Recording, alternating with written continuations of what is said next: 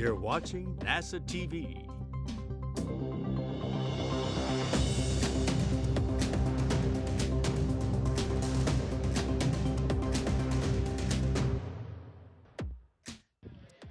Good morning and welcome to the International Space Station Flight Control Room here at Johnson Space Center in Houston, Texas. I'm Leah Cheshire and we are live today to bring you coverage of US EVA 86.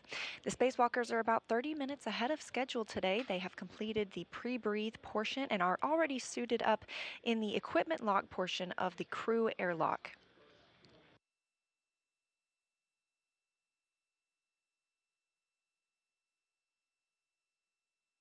Today is the 261st spacewalk in the history of station assembly and maintenance, and it's scheduled to last approximately 6.5 hours once the spacewalkers switch their spacesuits to battery power. Today's spacewalkers are NASA astronaut Steve Bowen and UAE astronaut Sultan Al Nayati. It's Bowen's 8th spacewalk, and he'll be EV1, wearing red stripes around the legs on his spacesuit. It's also the first ever spacewalk for an astronaut from the United Arab Emirates. Sultan Al Nayati will be EV2 and he will wear an unmarked suit. Woody Hoberg is the suit IV, meaning he's the lead on station for getting the crew properly suited and ready to head out the hatch. Today, Bowen and Al Nayati will address two primary tasks. The duo will exit the station's Quest airlock to prepare for future installation of upgraded solar arrays on the starboard side of the station's truss this summer, which includes routing cables and covering modification kits with MLI or multi-layer insulation. The astronauts will then retrieve S-band antenna equipment and bring it inside the space station before it is eventually returned to Earth for refurbishment and relaunch. The crew on station consists of 3 NASA astronauts, 1 UAE astronaut, and 3 Roscosmos cosmonauts. Steve Bowen, Woody Hoberg, and Frank Rubio of NASA, Sultan Al Nayati of UAE, Andrei Fedyaev, and Dmitry Petelin, and Sergei Prokopyev of Roscosmos make up the 7 crew members currently on board the International Space Station. Today, the astronauts inside the station are still supporting the spacewalk and will have a live video feed of the 2 astronauts working outside.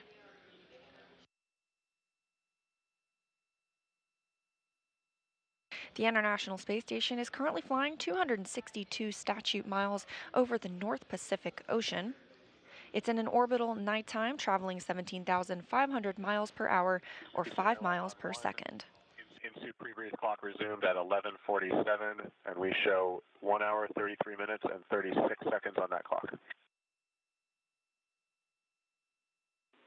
Houston copies.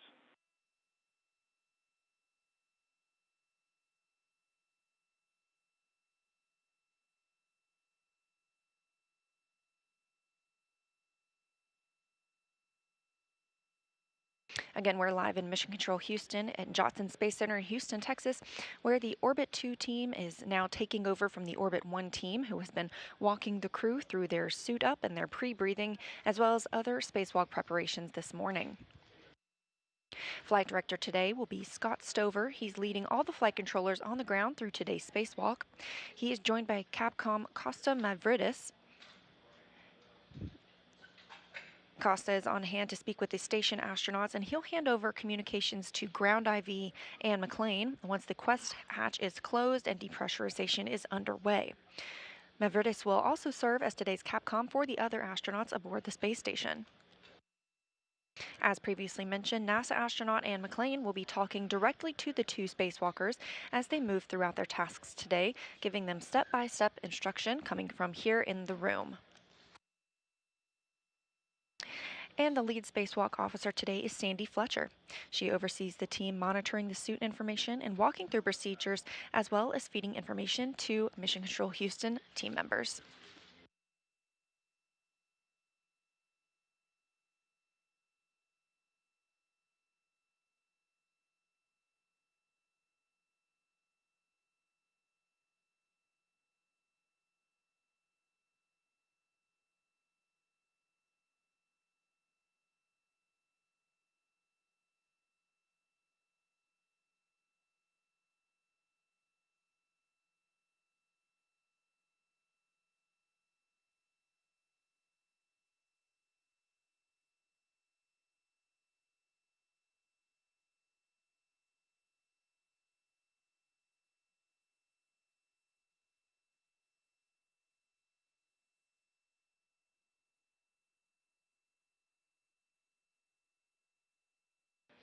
Right now, the crew members are in the equipment lock portion of the Quest airlock. This is where they have been this morning as they donned their suits, continued their pre-breathing exercises, and they will eventually attach the SAFER, or the aid for EVA rescue, in the equipment lock.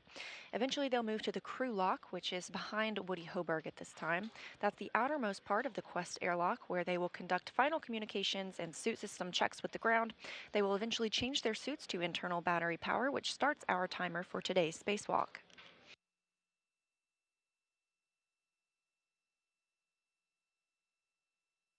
Up until now, the spacewalkers were conducting the in-suit light exercise protocol, also known as ISLE. This helps acclimate their bodies to lower pressure inside the suit and helps astronauts avoid what we call the bends by purging the nitrogen in their blood slowly.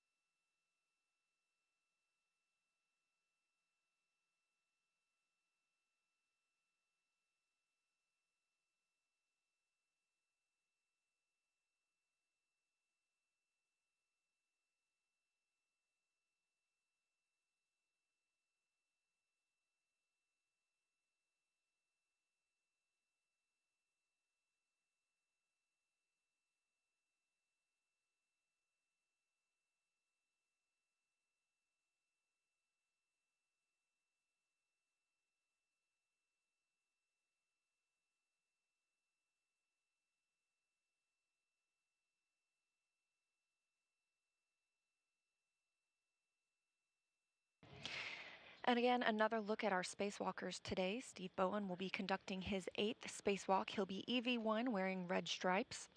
So far, he's conducted 7 spacewalks, totaling 47 hours and 18 minutes.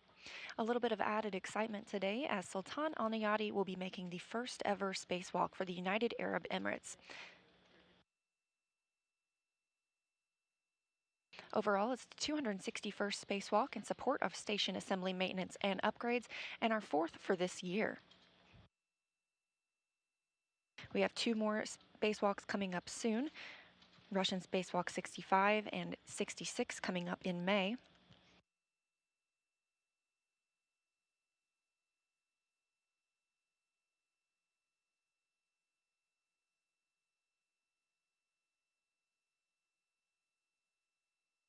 Again, this look inside Mission Control Houston as we are in a satellite handover with the International Space Station. Teams here are also conducting their handover as Orbit 1 hands over to Orbit 2 this morning, preparing them for today's spacewalk.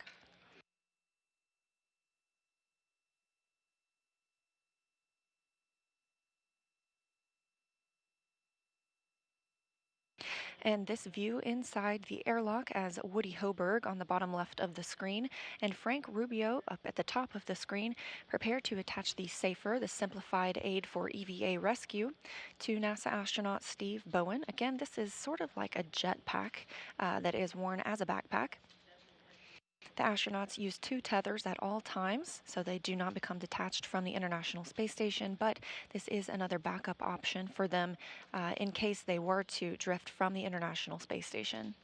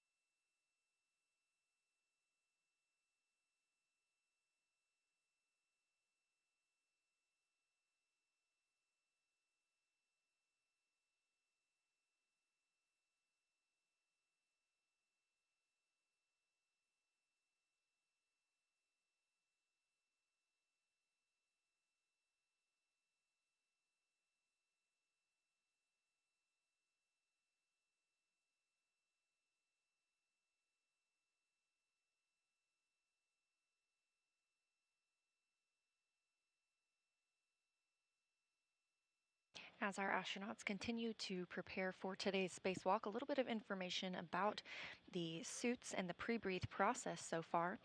At nominal pressure, the suit is about 4.3 psi, or pounds per square inch of pressure. And to put that into context, the atmospheric pressure we're used to on Earth is about 14.7 psi, which is approximately the same as the inside of the space station, with a mixed oxygen and nitrogen environment similar to what we have here on Earth.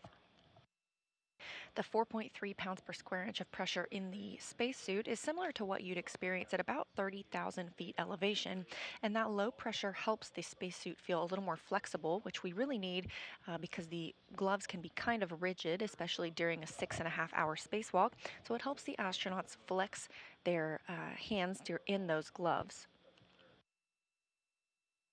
We discussed the pre-breathe process earlier. That includes about 50 minutes of cycles where we spend 4 minutes exercising and 1 minute resting.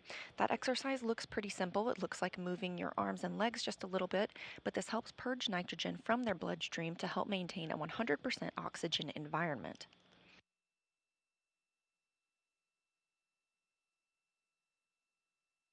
Pre-breathing consists of two phases. In the first, the crew breathes 100% oxygen through a mask to begin purging that nitrogen. And in the second, the crew gets into their spacesuits and conducts ISLE, the in-suit light exercise, again moving their arms and legs, raising their metabolic rate, and it helps speed up getting rid of the excess nitrogen.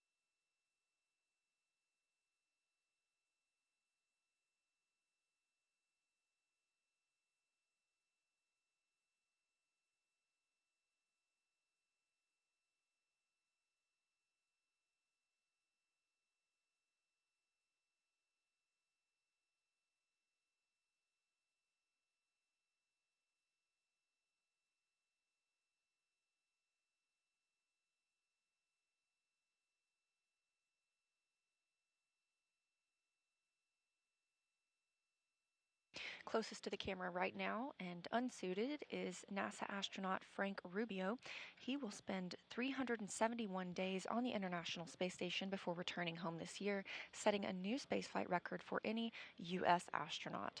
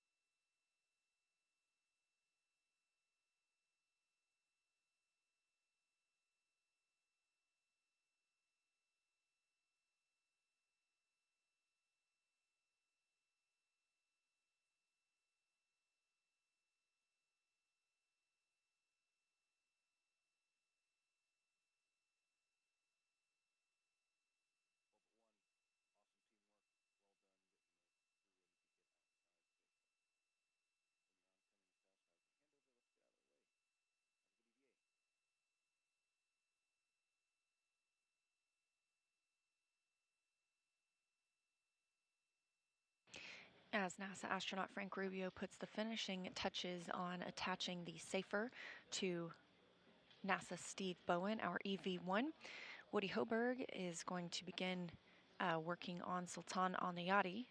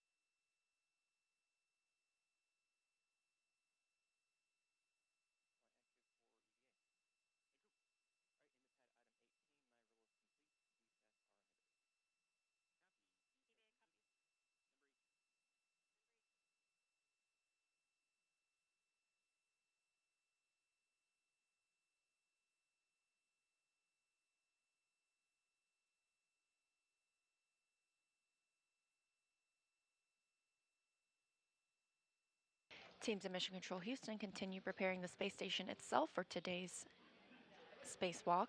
That includes inhibiting some of the thrusters on the outside of the International Space Station so there isn't any interference. Additionally, it can include closing some of the shutters over the windows. And eventually, the crew members may be asked to not exercise at certain parts during today's spacewalk. Specifically, that no exercise request comes whenever the SSRMS, or the Canadarm2, as it is more commonly known, is in use. This just helps ensure there are no additional loads being imparted on the Canadarm2, especially when we're moving a crew member from one place to another.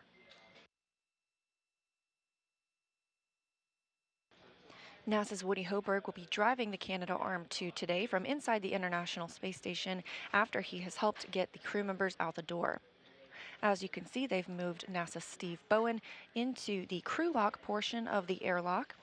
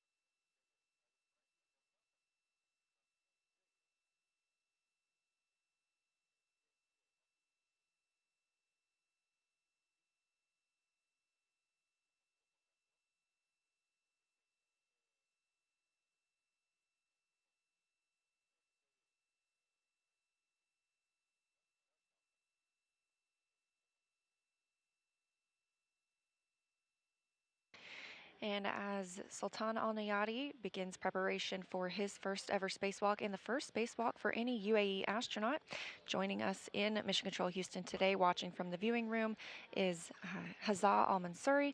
He was the first United Arab Emirates astronaut to visit the International Space Station. So, a very proud day for our friends in UAE.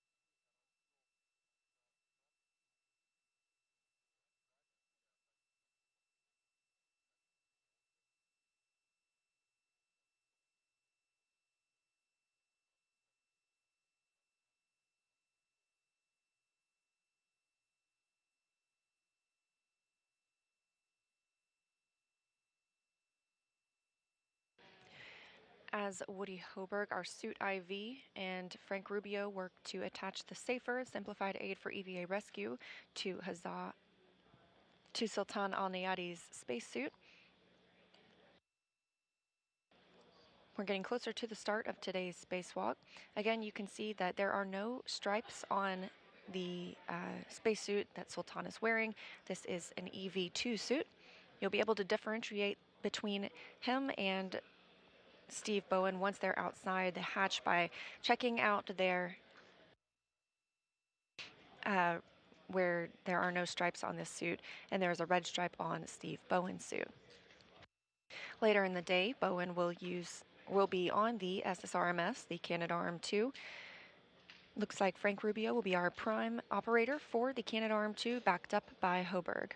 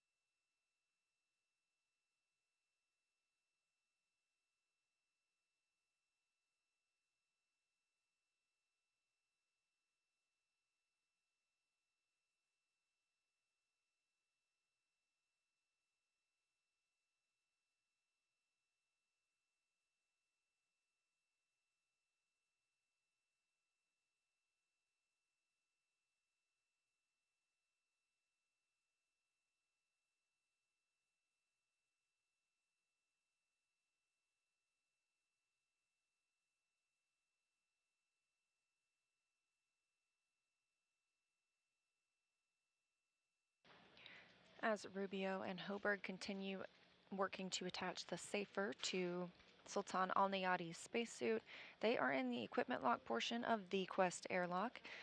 You can't see him, but Steve Bowen is already in the crew lock portion. Once this Attachment of Safer is complete. Hoberg and Rubio will move Al-Nayati into the crew lock portion of the airlock. They'll then close the hatch and begin depressurization of that airlock, eventually preparing for the external hatch to be opened and our spacewalkers to head outside.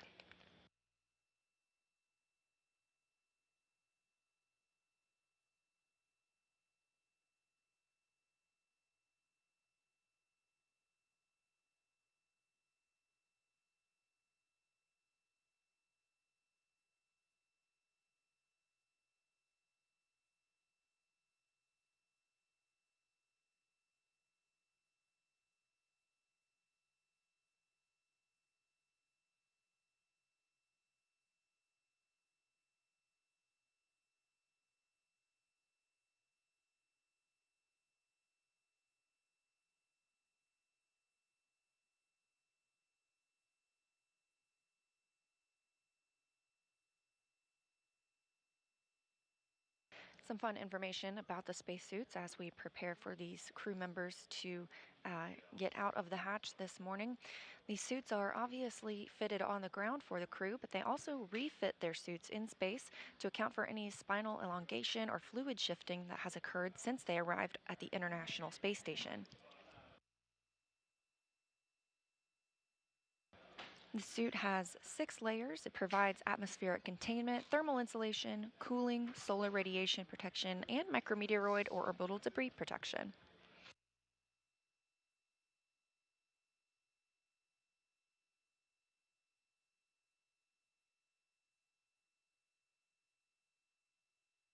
Engineers on the ground take about 80 measurements to ensure each spacewalker has the best fitting spacesuit, which includes about 16 major elements that compose the suit itself. This includes 3 different sizes of torsos, 8 sizes of elbow joint pieces, 2 sizes of adjustable waists, 5 sizes of knee joint pieces, and 65 sizes of gloves or custom fitted gloves.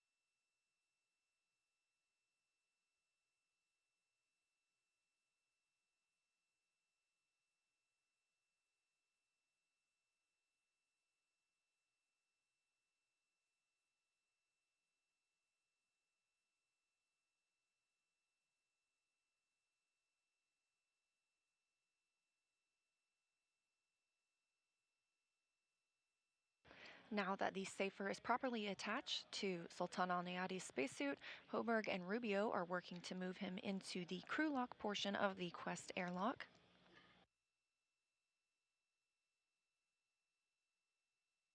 Once our 2 spacewalkers are situated, Rubio will exit that portion of the airlock and rejoin Hoberg in the equipment lock section. They'll then close the hatch and begin depressurization of the crew lock area.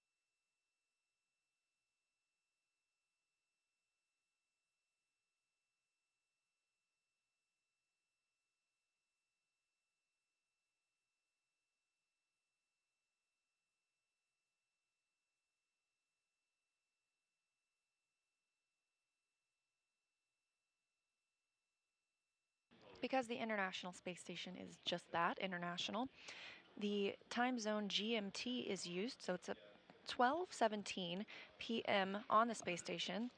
These crew members are essentially in the middle of their day. Again, we're looking for about a 6.5-hour spacewalk. That spacewalk clock will begin when their suits are turned on to battery power.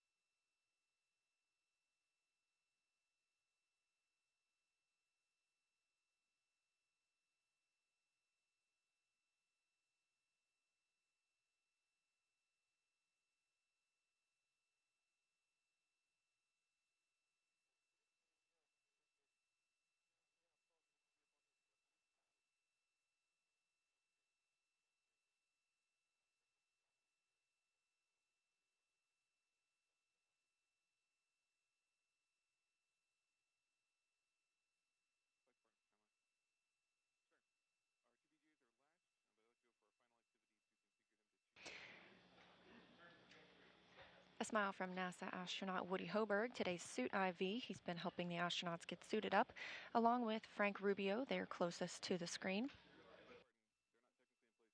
They're both in the equipment portion of the Quest airlock. Now both crew members are in the crew lock portion, and the next steps will be to close the hatch between the two and prepare for depressurization.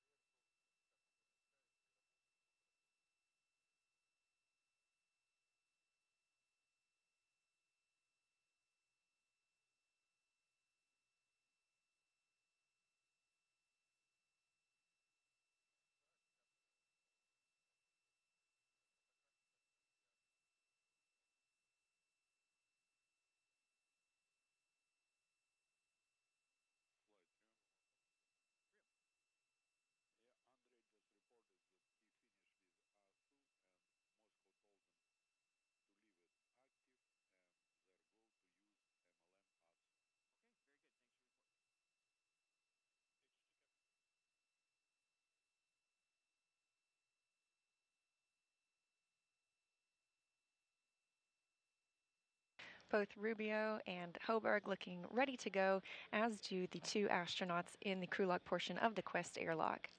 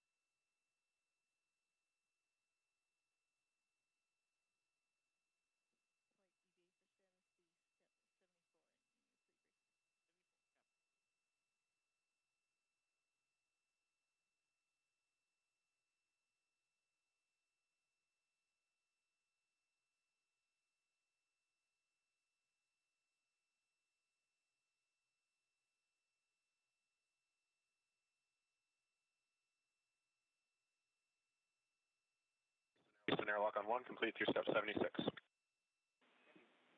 Good morning, Woody, and we copy step 76. We will put step 78 and 79 in work from the ground.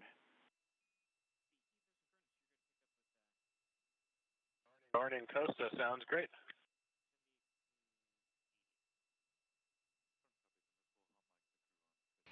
The voices you hear right now, obviously Woody Hoberg using that tablet to step through the next steps ahead of today's spacewalk. He's speaking on the ground with Costa Mavridis, who is the Capcom. Once the astronauts switch their suits to battery power and get outside the hatch, they will hand over communications to NASA astronaut Anne McClain here in the room. She's known as the ground IV and will be relaying steps to the astronauts from here in Mission Control Houston. Mavridis will remain on console to work with the astronauts that are on board the station, but not outside on the spacewalk.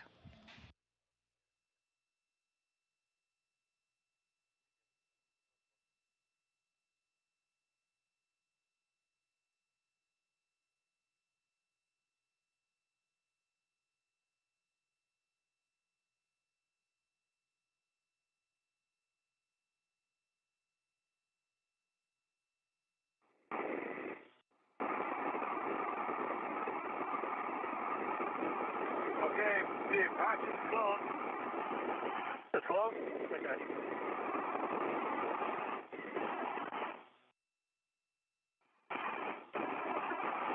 Let me see how far back I can get.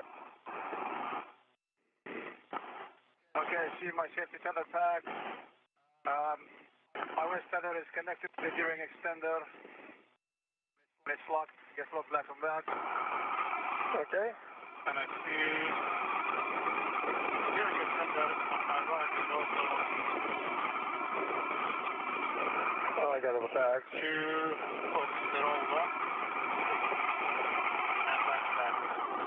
So make sure you have my ankle hook and it's locked. And Steve and Sultan, good morning.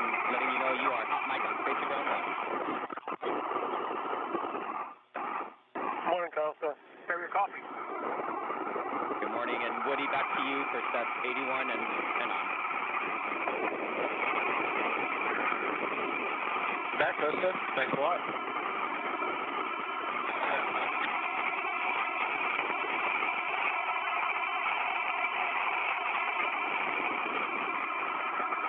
Yeah, so I've got my waist tether, gate close slide lock.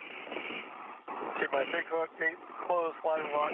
Your green wheel, gate close slide lock. Green wheel is unlocked. The yellow hook is take Guys, close just, flight. we'll do the tunnel config in just a minute. I'm going to have Sultan check that the depress pump power is off, OFF. Okay, depress pump is off. And depress pump enable LED. The enable LED is on. Copy that. And of course, you're hearing some new voices added to the mix now. That it is of Steve Bowen and Sultan Al Nayati preparing for depress. And Costa, we're in step 84, awaiting your go. And Woody, we are go for depress. You have a go in step 84. Do that. All right, Sultan on the UIA. Switch depress pump power to on, ON. Okay, depress pump is coming to on. Switch on.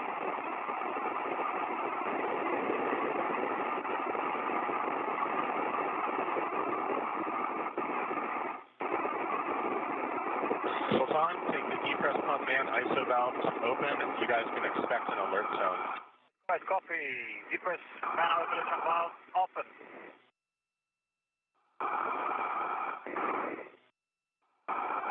Okay, and as the crew lock depresses, you'll monitor your suit pressure gauge and make sure it remains less than 5.5. All right, copy. Everyone go.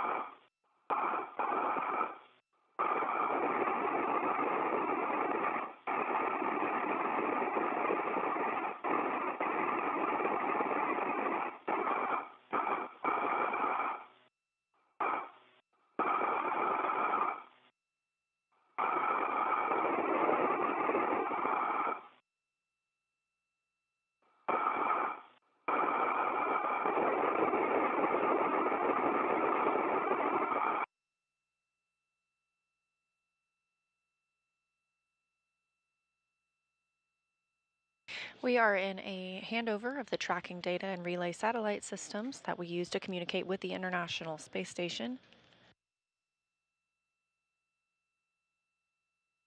Teams have given a go for depressurization of the crew lock portion of the Quest airlock, where our two spacewalkers, NASA's Steve Bowen and Sultan Al Nayati of the United Arab Emirates, are inside and preparing for their spacewalk. We started with pressure in the airlock at about 14.7 psi, or pounds per square inch. It continues to drop, now at about 11.6 pounds per square inch.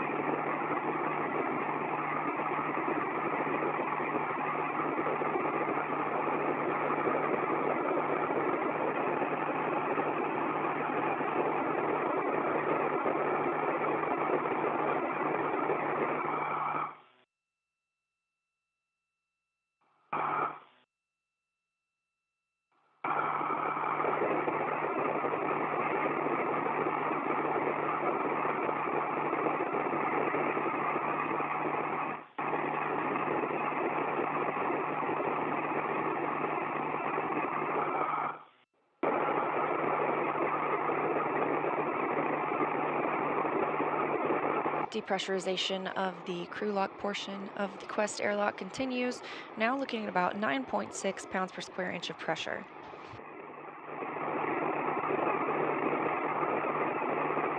They'll have a built-in hold shortly where they wait to check out and make sure that the readings are accurate coming from inside the Quest airlock and that temperature fluctuation isn't causing the pressure readings to change.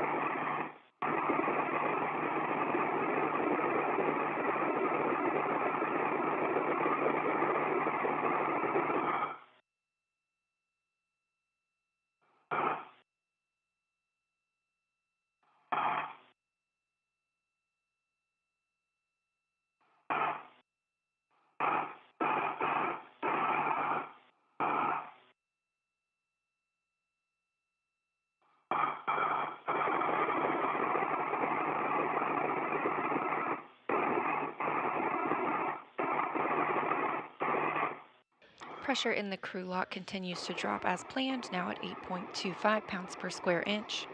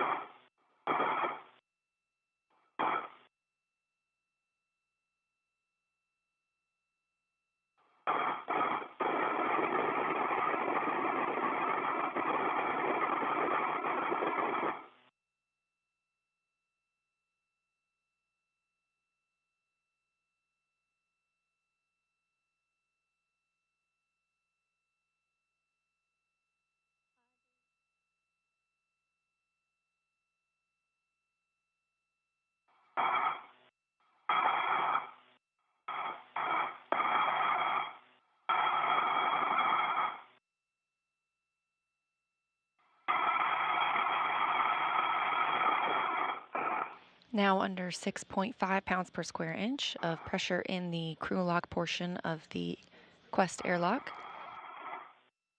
That depressurization continuing to be monitored by NASA astronaut Woody Hoberg, the ground IV in the picture now, as well as team members here in Mission Control Houston.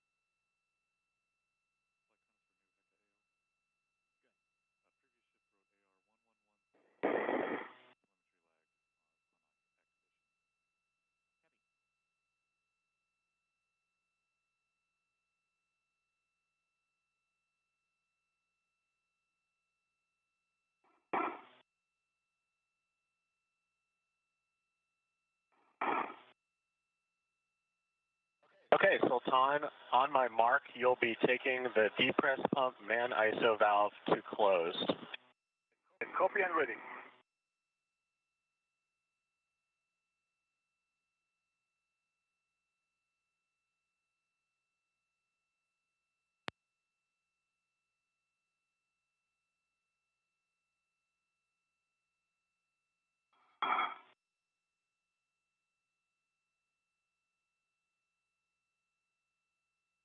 Mark, depress pump man ISO valve closed, expect an alert tone. Man ISO valve closed.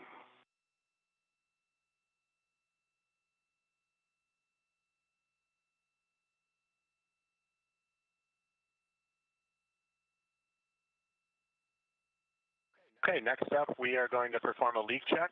You'll use your display switch to scroll until leak check question mark is displayed. Hold yes 2 seconds and follow displayed instructions. Copy. As expected, pressure inside the airlock now paused at 5 psi while the crew conducts leak checks.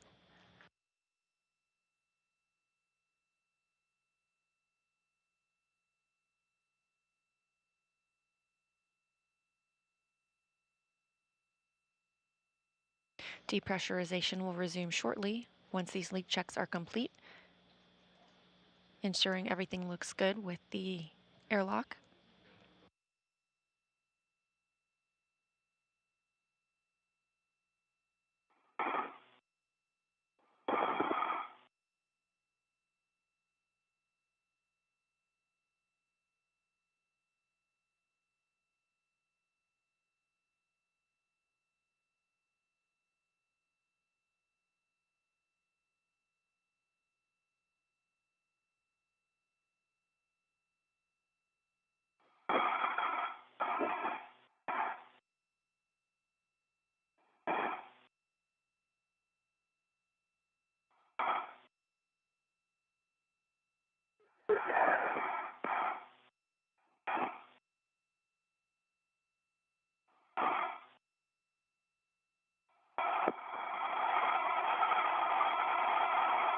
EV2, leak check complete. E1 leak check complete, getting to EVA. Looking for EVA. Okay, check O2 actuators, both EVA. Not yet. Take a look.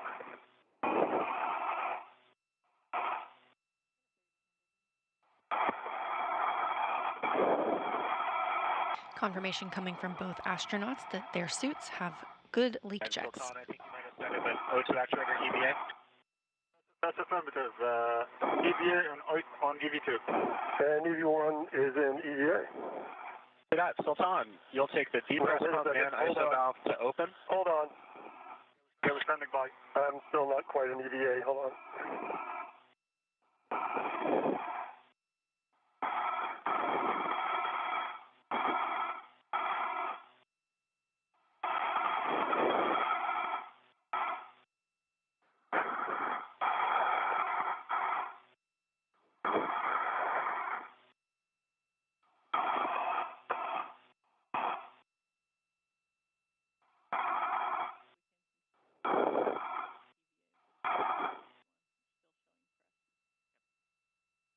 Okay, O2 position EVA, EV1. All right, thanks, Steve. Sultan, you can now take the depress pump man ISO valve to open, and you guys should expect an alert tone. Copy. Valve open. And Steve, you'll take the EV hatch MPEV to open. EV hatch MTAV coming to open.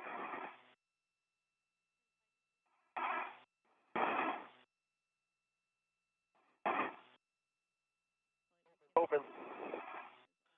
Copy, open. Depressurization of the crew lock portion of the Quest airlock has resumed. And we are handing over satellite communications with the International Space Station. We expect to regain that communications very shortly. Things continue to move smoothly this morning as we prepare for our astronauts to exit the hatch and conduct an approximately 6.5-hour spacewalk.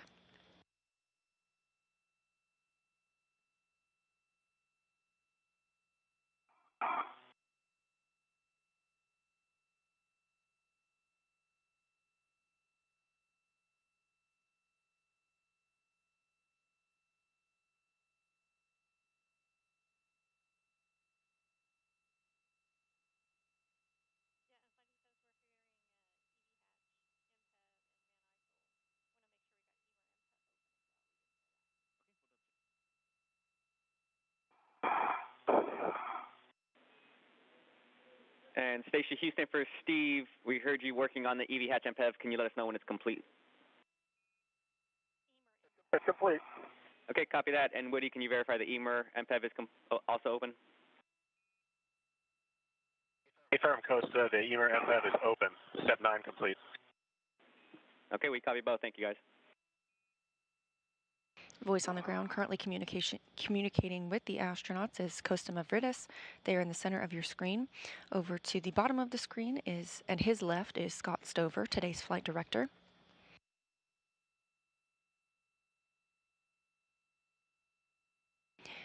The pressure in the crew lock portion of the Quest airlock is now under 3 psi.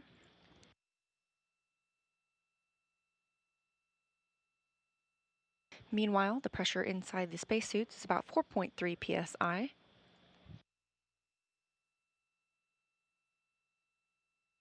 And this view of Sandy Fletcher, today's lead spacewalk officer, working through the tasks and relaying them to teams on the ground.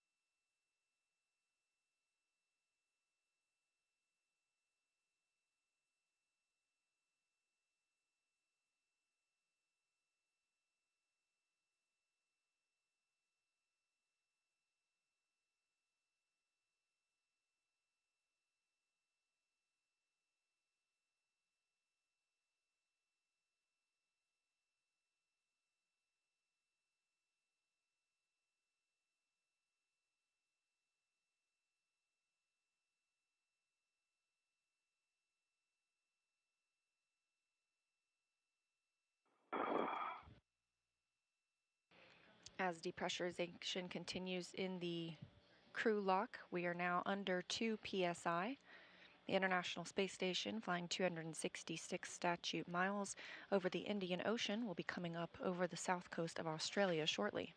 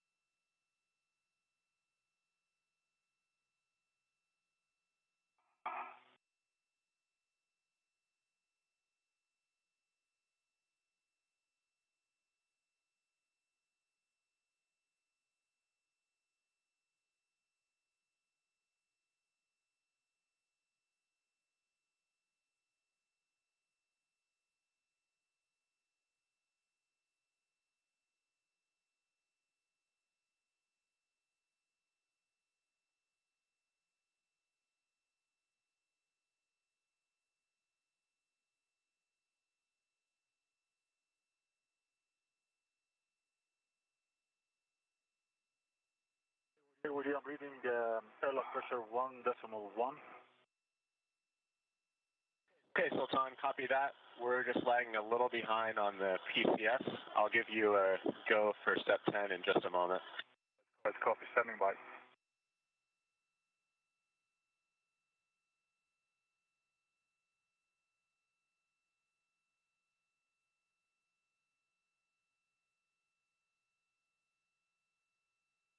Sultan, I'm guessing we're 30 seconds to a minute out from that action. Copy.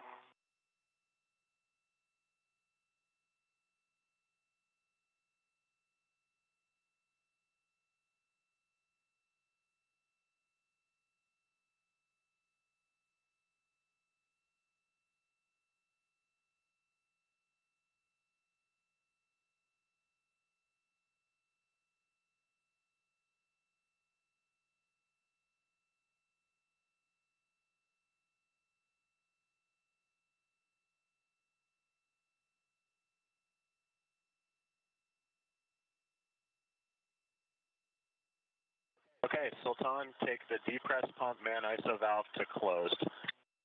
Copy. ISO valve closed. Copy that. Sultan, on the UAA, switch depress pump power off, OFF. The press pump is off. All right, and with that, you guys can report your initial tether config to Ann for egress. Okay, we'll start with my left side. On my left side, I have my left waist tether to my mini workstation, then to the D-ring extender, gate closed, slider locked. I have my tether pack, red hook, gate closed, slider locked, and the red reel is unlocked. Yellow hook is gate closed, slider locked. The green reel is to my mini workstation. On my right-hand side, I have my light waist tether, gate closed, slider locked, to Sultan's blank hook. Like I see that, Steve, my anchor hook is connected to your waist tether, and anchor hook is get closed locked, black on black. My green reel is unlocked, and the green hook from the green reel is connected to my red reel. That hook is get closed locked, black on black. Red reel is unlocked, and from the red reel I have my my yellow hook is connected to the green reel, and it's get closed locked, black on black. And the red hook from the red reel is connected to my right gearing extender, and that hook is get closed locked, black on black. The same gearing extender on the right.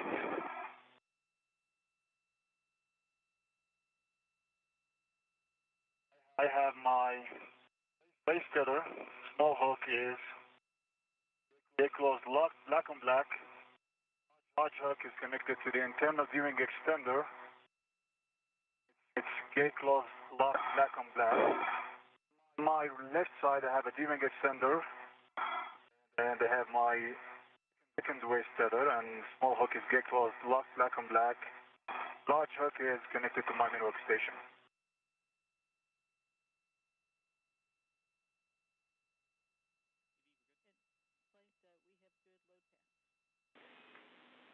And Stephen Sultan, that's a good load path, good config.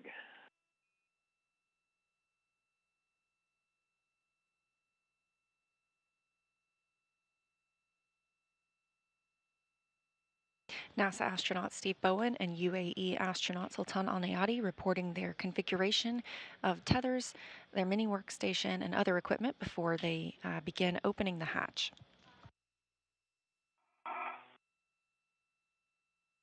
Okay, and Stephen Sultan, just a reminder, once the DPT gets near 0, you can expect an alert tone. Copy. Copy that.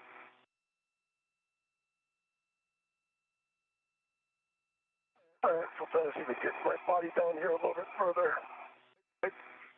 Bring it to the handle at some point. Report and forward. Alright.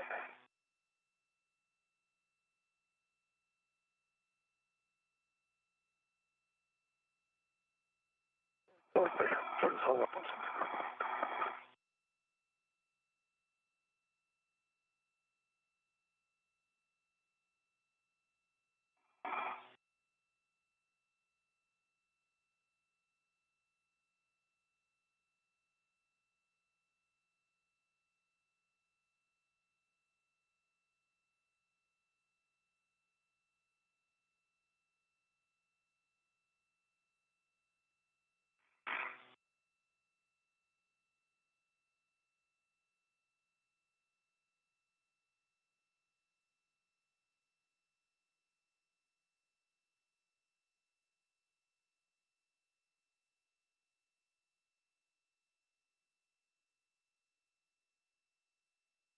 Now less than 0.9 psi in the crew lock.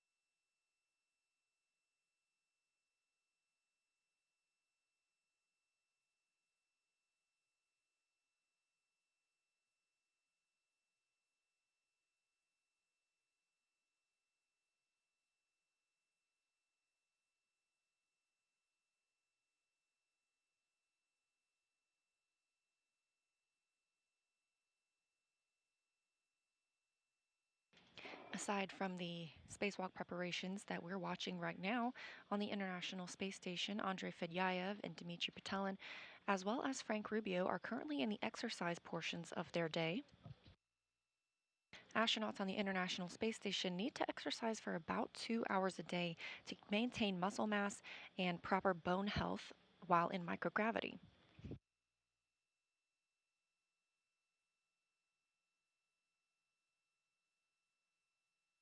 That exercise will be limited and actually restricted while the Canadarm2 is in use today.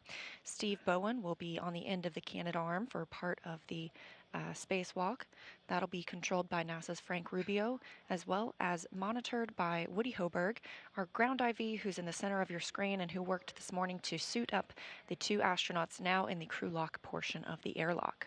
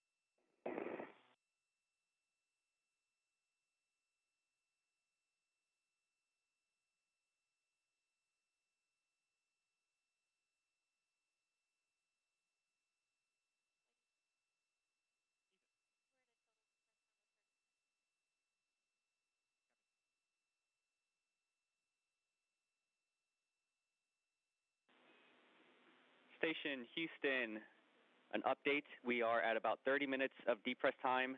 Looking at our predictions, we are expecting to need the entire 45 minutes before we take action. So you can expect another 15 minutes of depress before we take action. 81 copy. 82 copy.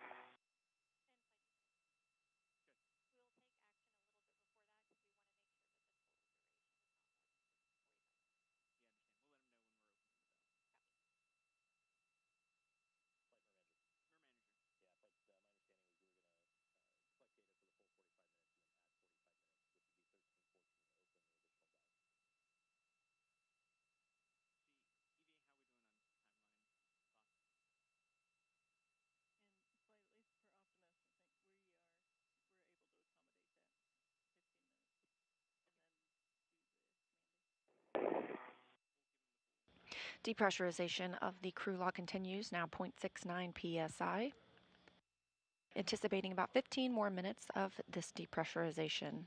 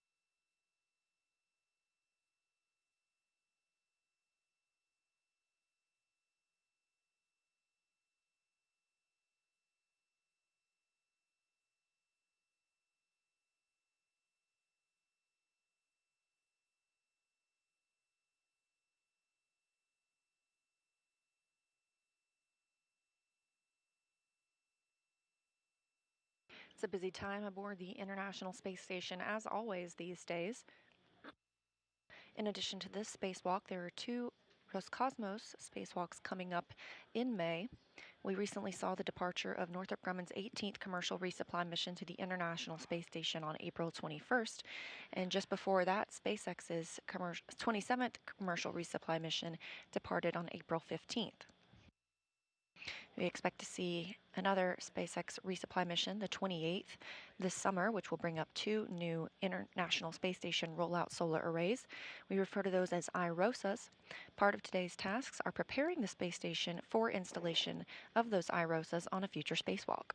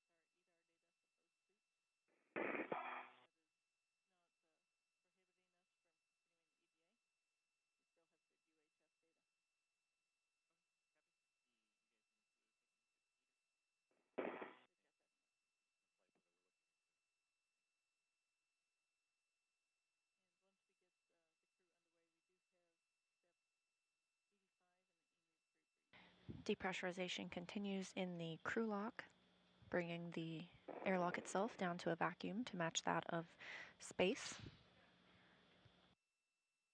This is about a 45-minute process. We have about 10 minutes left.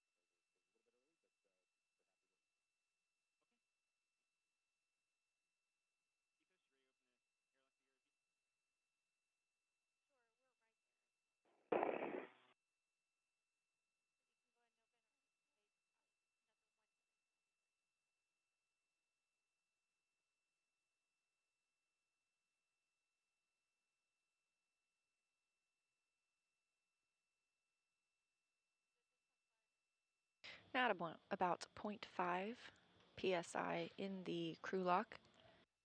Again, this is down from 14.7 psi where we started today and what the rest of the space station is at, as well as what's very similar to what we experience here on Earth.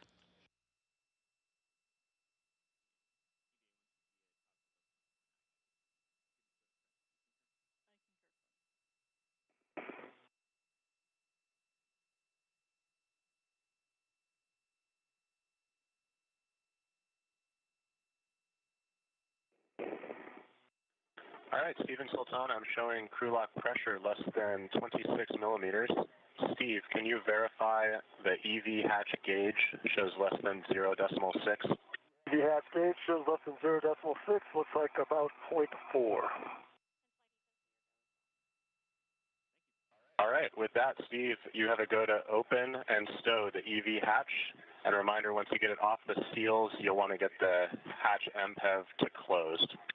All right, I am opening the hatch and I will get the impact to close. Work.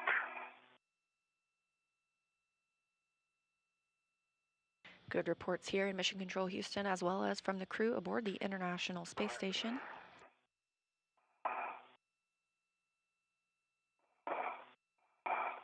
The hatch is now open and the crew lock itself is at a vacuum. Again, we will start our timer for today's spacewalk once the spacesuits themselves are on battery power. And the hatch is open. The impact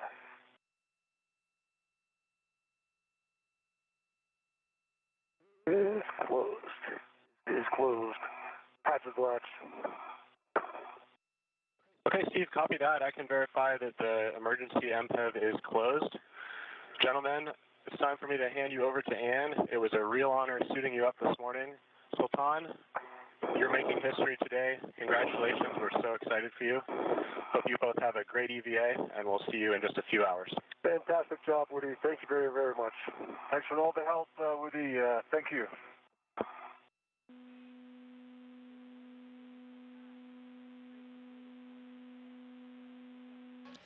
And now that Woody Hoberg's job as suit IV is complete. Sultan, Hetty here. And I have you loud and clear. And I got you loud and clear. Fantastic. So with that, we can start our post-depress.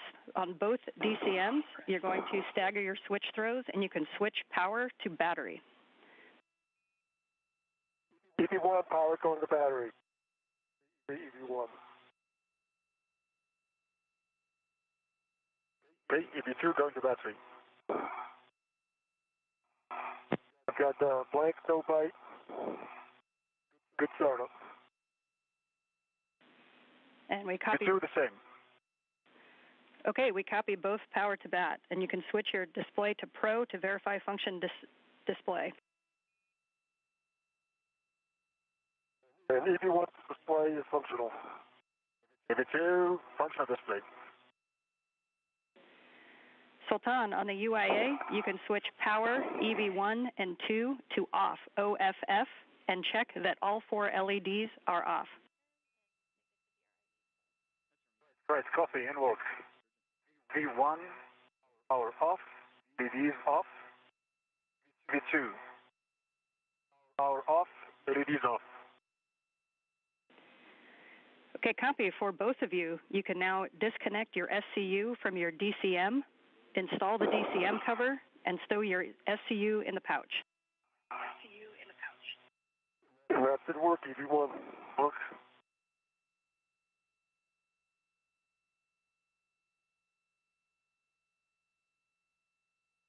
In the center of your screen is NASA astronaut Anne McClain. She's going to be the primary communicator with the astronauts while they are on today's spacewalk.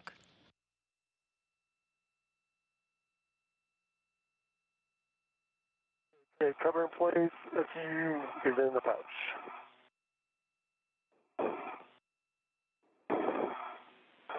Then cover installed for the pouch.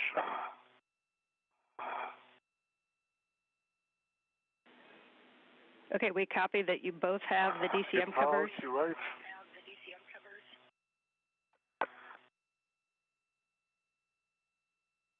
It's affirmative, and I'm just looking for the pouch. It's right here, I'm going to give it to you. Here it is. Well, let's make sure it's on the right side there. So you see it, Sultan?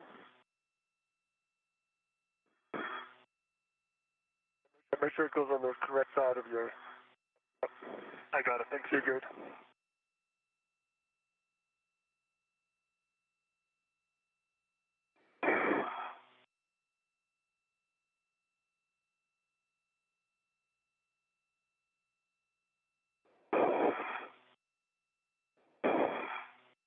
Okay, DCM, correction, SCU is in the pouch now. Copy, both SCUs are in the pouches. At this time, you can check that the depress pump man ISO valve is closed. That's affirmative. ISO valve closed. Copy, for both crew on your DCMs, you can take your temperature control valve to max hot. Control valve coming to max hot, EV1. Control valve, max hot, EV1. Copy? EV2, max hot. Copy. You may now both switch water to on, ON. EV1, water on. Water's on, EV1. EV2, water is on. Copy both. Now on your DCMs, check blank bite off. Blank bite off, EV1. EV2, blank bite off. Copy. You can now set your temperature control valve as desired and let us know what that setting is. And just a reminder throughout the EVA today to please report your changes and try not to do any changes that are larger than 2.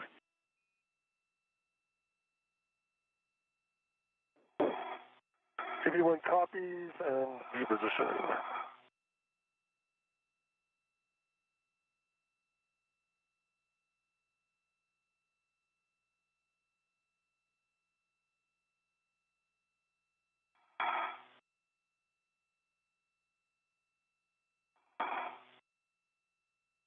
Okay, EV2 TV setting is 5. EV1's initial setting is 4 when I get there.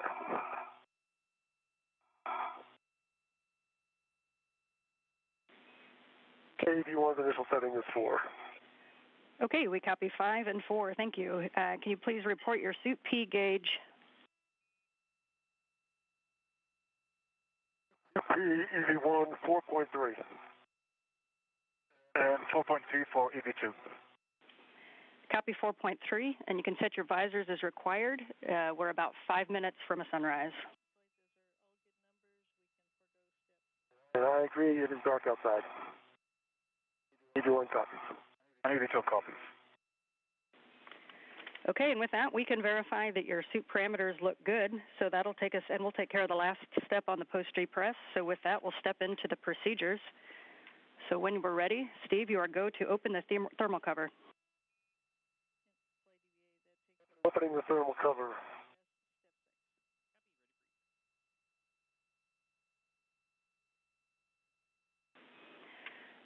And Steve, reminder to release the hook from the magnetic plate D-ring and attach the hook to the stowage tether point and cinch the strap until snug. And that's in work.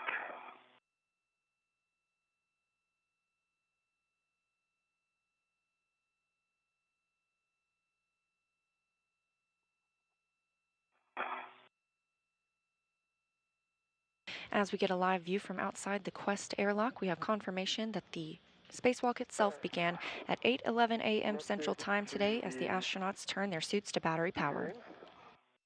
And making snug. All right, and that's complete. Thermal hatch is open. Copy. You are now go to egress the airlock. Keep on egress in the airlock. Busted.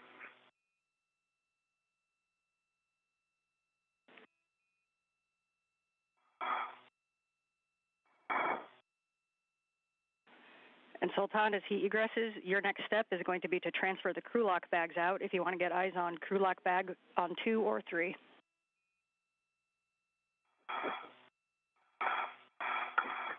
Okay, I was expecting the IDA bag. No, IDA is 3rd. All right, copy. Yes, you can pass those bags in any order. Okay. All right, copy. And by Sultan, I want to make sure I'm in a good orientation here and get my... And Steve, as you get set, please also turn on your HECA. All right, let me get myself in a good config here. My waist tether. First out of the hatch this morning is NASA astronaut Steve Bowen. He is EV1. You can differentiate between he and Sultan Al-Nayati by the red stripe that is on Bowen's spacesuit. And HECA.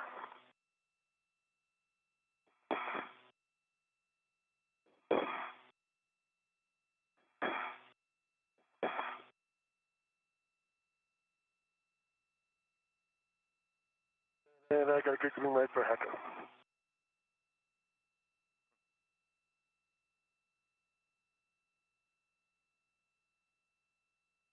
Okay, Sultan, I'm ready for a bag. Okay, I'm sending bag number 3 first. Bag number 3.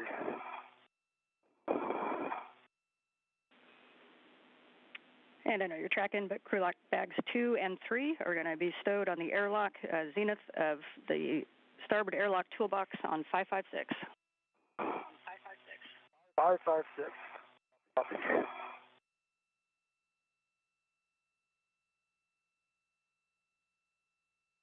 The crew members start their day with Sultan Al-Nayati passing out some of the passing out some of the bags that will be used to Steve Bowen. He will then stow those on a handrail for use later. Airlock that. Got it. It's coming back. Got it. Okay, here it goes.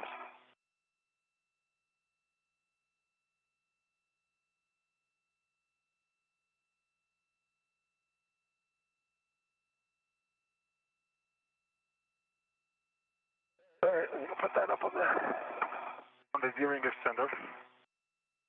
Thank you.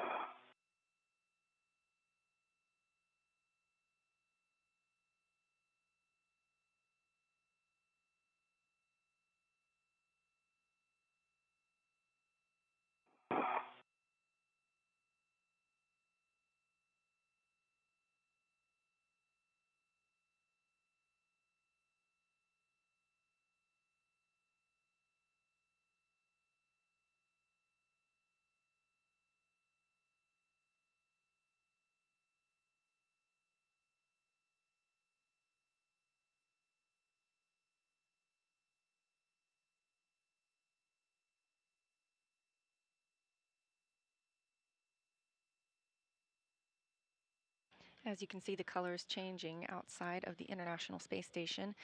We will be entering an orbital sunrise, orbital daylight, very soon.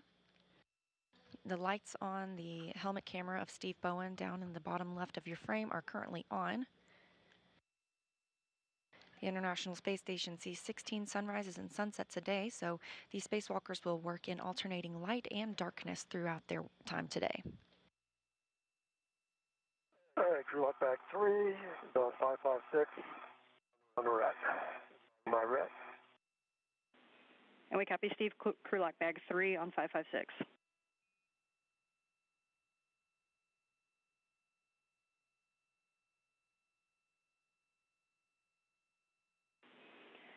And Sultan, just a reminder, the large small rets from these crew lock bags are going to get stowed on the airlock D-ring extender. Yeah, copy, and the first bag, number 3, small red, is already on the D-ring extender. Copy.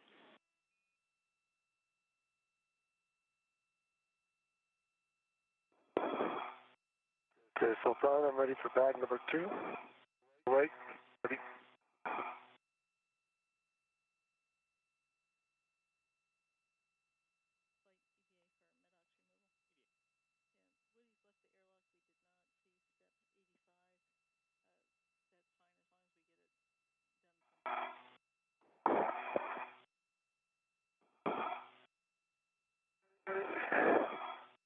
All right, I see bag number 2.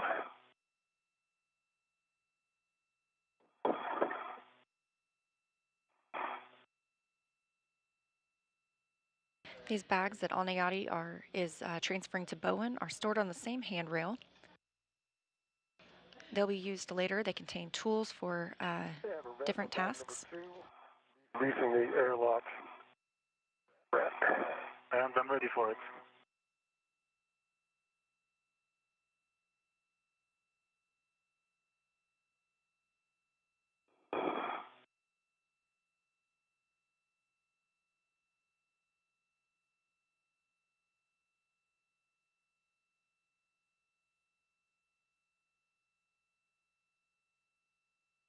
Here it comes. Thanks. Bag number 2, heading up.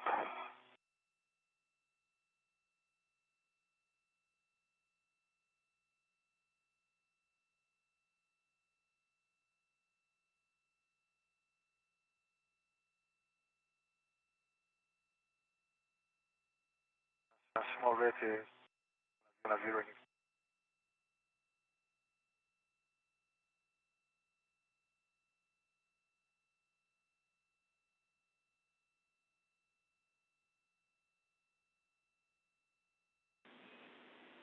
And that crew lock bag also goes to 556.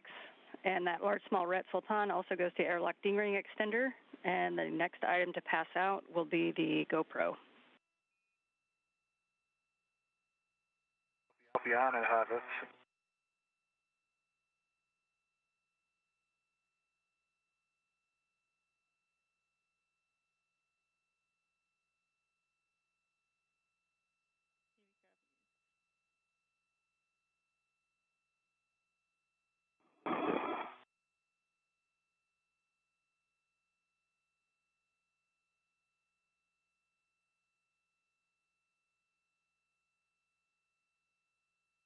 All right. Bag number 2 is attached to 556 with the integral tether. The bag 3 is on with the ret. Bag 2 is on with the integral tether. Okay, we copy both crew locks on 556. Nicely done. And the next thing is to retrieve and install the GoPro. All right. That's ready for your seat. Yep. All right, that is wrapped around the handle now. I gotta take that off first.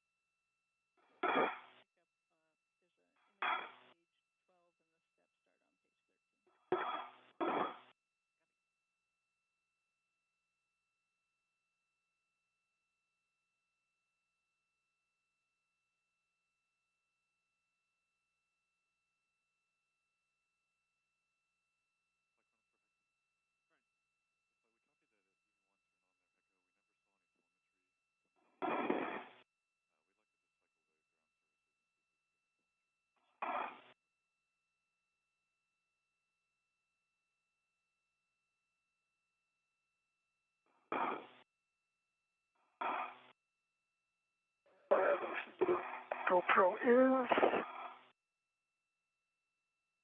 All right, we have.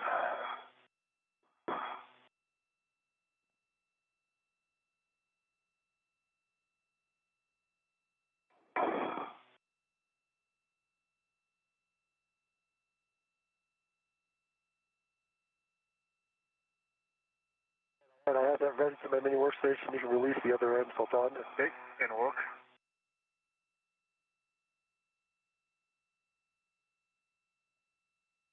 When you're ready. All right. Then let the hook go. Thank you.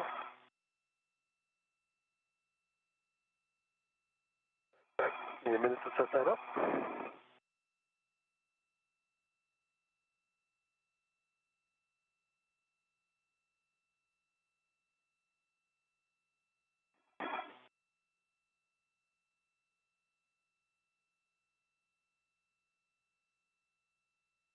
Another short handover with the tracking data and relay satellite systems that help us communicate with the International Space Station. The crew members continue to prepare the crew lock bags that they will use later on in the spacewalk.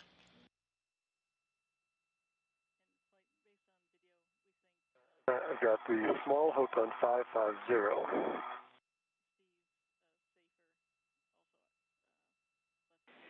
We copy small hook on 550. And Sultan, while you wait for him to come back to the IDA bag, we'd like you to check your safer handles and ensure that they are both full down. Copy.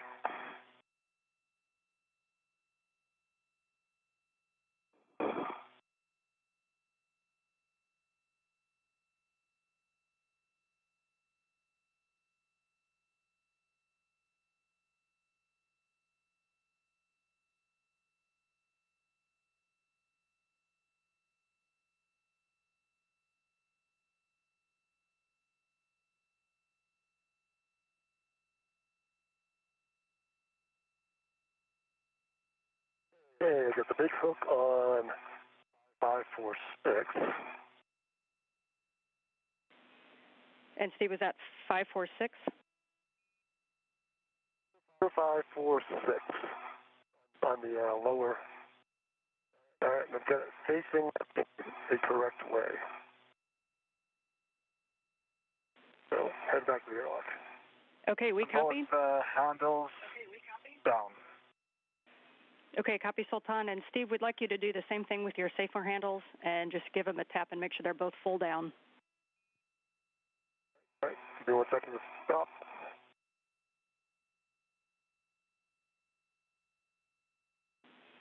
And Sultan, the next bag will be the IDA bag, and this large small ret will also go to the airlock D-ring extender. Yeah.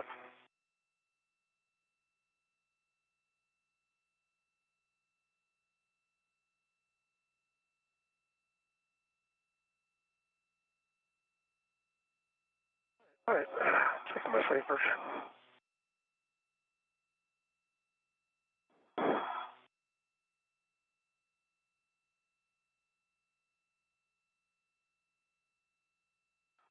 Right handle is down.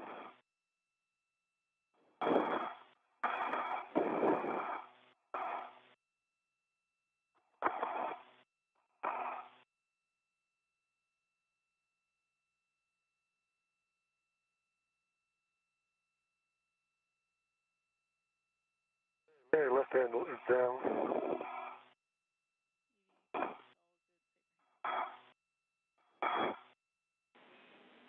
And we copy Steve, so you can get the IDA bag from Sultan and stow it on your BRT. Okay.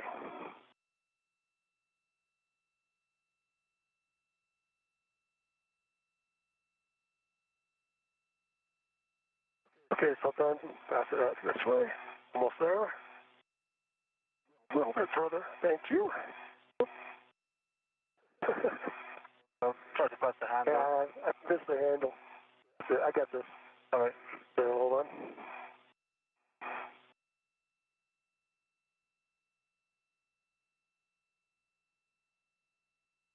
NASA's Anne McClain, our ground IV today. She lived aboard the International Space Station during expeditions 58 and 59 and was a lead spacewalker on 2 spacewalks herself. Yeah, hold on. I want to get it, make sure it's on there. Take your time. I'm trying to tuck the wire ties in.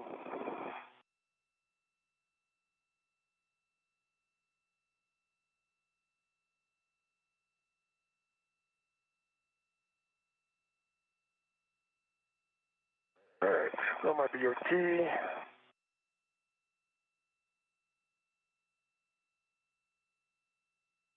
Your key red is attached. The lock rat. Coming back to you. Ready? Yep.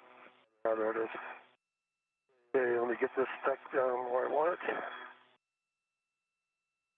And those wire ties don't do a thing where I want them to, but it's okay.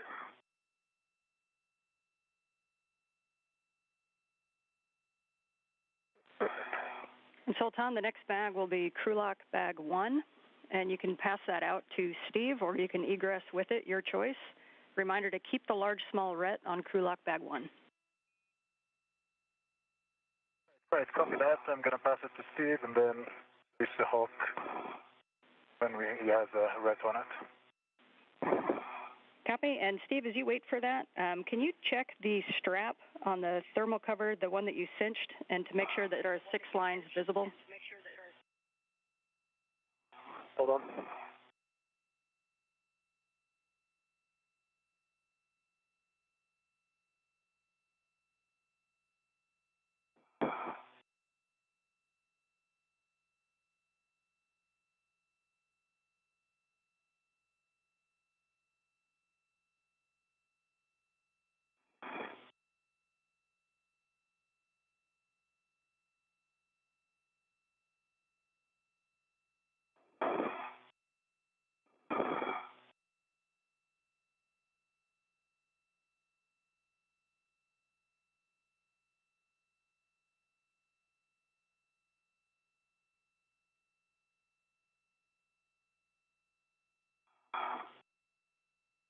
I've got 1, 2, 3, 4. 1, 2, 3, 4, 5, 6. I see 6 lines visible. Copy. Thanks for the check. All right. So I'm unfamiliar. Zach is up, and I'm unfamiliar with what that shows exactly for right above eye. So give me an idea at some point. Appreciate that. If it's well above my head. Copy. Will do. Thank you. All right, Sultan, I'm ready for your bag. Coming your way. All right. Not quite.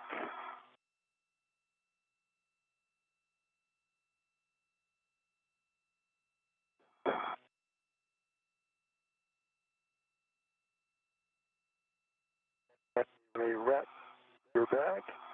They release the lock rat. Hold on. Here it comes. No, Steve, actually, this stays with the... Oh, that's right. Yeah. Here, bring it back I'm out. going to pass it back. Thank you. Actually, you can just hook it back up. I'll put it right here. Give a reminder. No problem. Can you release your end now and I'll hold on to it? You have a right on it? I got a hand on it, I got a right on it. So you release the brake hook and then I'll put it on. All right, and work.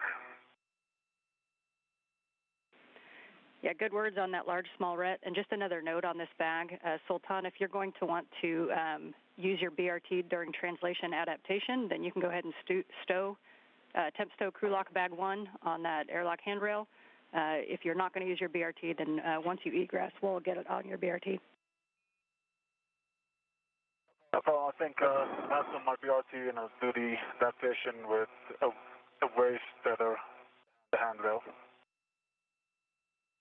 You can just hook it to the handrail right now. And then you can grab it on the way out. You can do that, yeah. Okay. All right, I have the crew lock bag by the big hook on the airlock handrail to release my ret.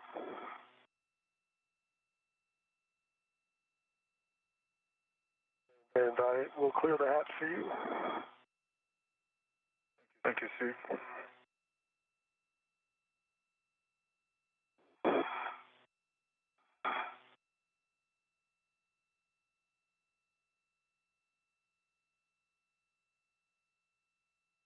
Then I'm ready to egress. Sultan, you are go to egress.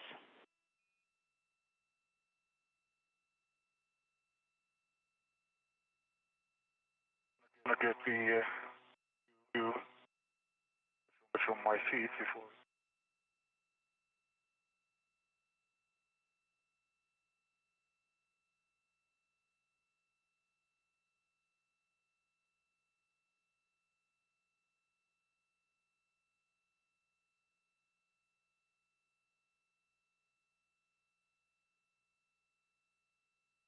The astronauts have been working through preparation of their tool bags, as well as ensuring their tethers are in the proper configuration.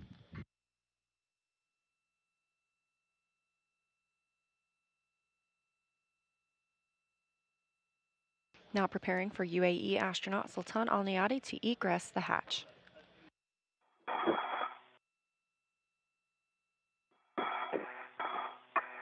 See him coming out? Yep.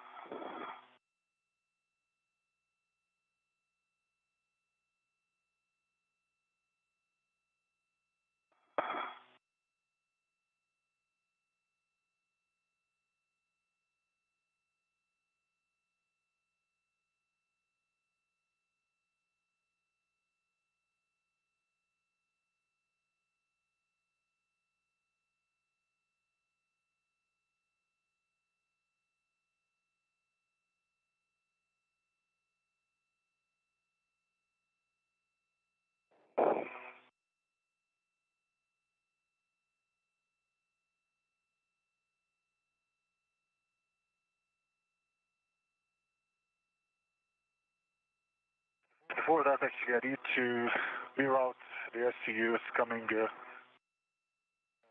between my safety tether. Okay. Take your time. Make sure it's right. So.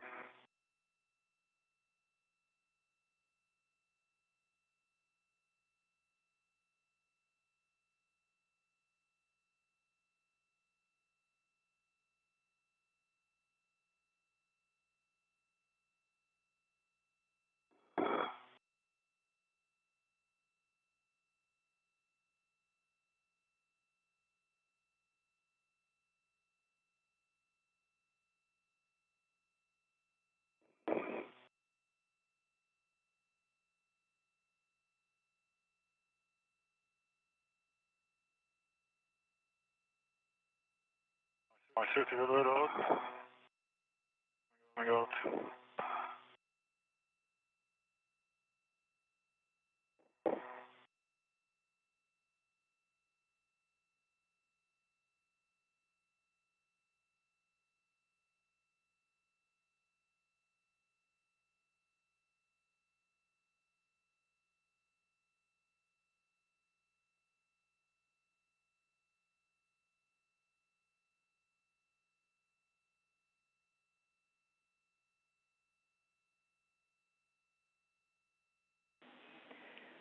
And Sultan, once you get out and set, your next step is to receive crew lock bag 1 and stow it if you want to do that right now. Otherwise, you can leave it temp stowed for translation adaptation.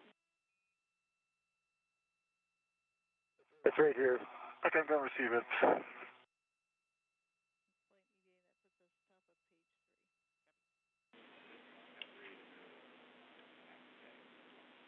At 30 minutes into today's spacewalk, UAE astronaut Sultan Al Nayati has egressed the hatch, the first ever spacewalk for an astronaut from the United Arab Emirates.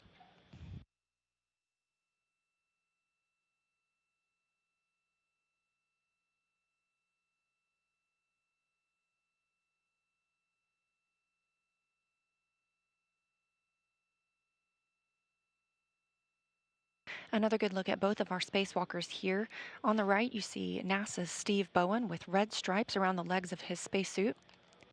That'll help you tell the difference from him and Sultan Al Nayati, who's on the left side in an unmarked suit.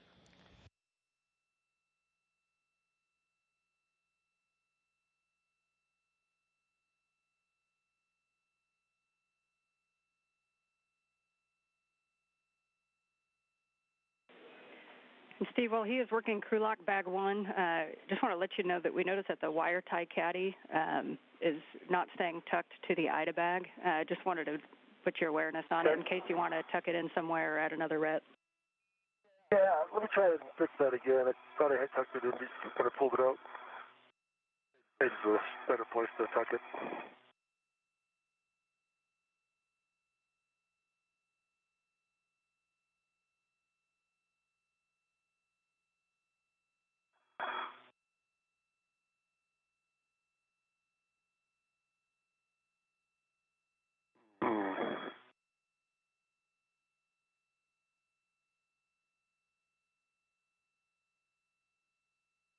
Yeah, stow it back, stow it to my BRT.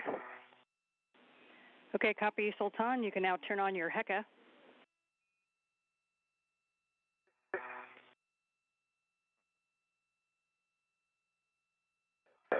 That should be better.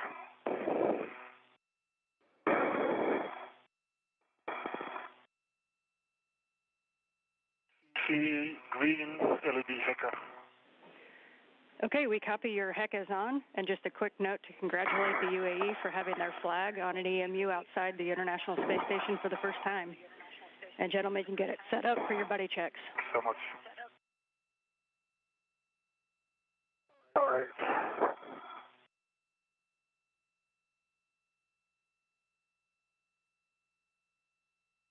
Okay, so I see 2 green lights. I see 2 latches up. The 3 latches up, 1 is taped. Yep, that should be RT. And I see your right each other. And going to the unlock. That one goes back to the unlock, the gate closed slide lock on the small hook. On your red hook, the gate closed slide locked. See the red reel, which is unlocked, and the yellow hook, which is locked. Gate closed slide locked on the green reel, which is unlocked. To my right wave feather, which is gate closed slide locked on me. So I see us in a good config. I see safer handles. Check your safer handles again. To your left safer handle down. To your right safer handle down. My hand is right. Good All right. checks on Sultan. Secures. See. It'll be HECA. WSE.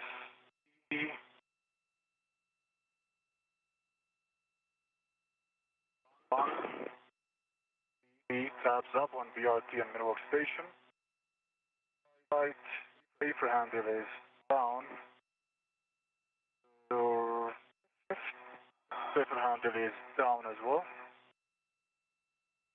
Right, have your other gas closed, locked black on black. It is connected to my anchor hook, both hooks. I get closed black, locked black on black.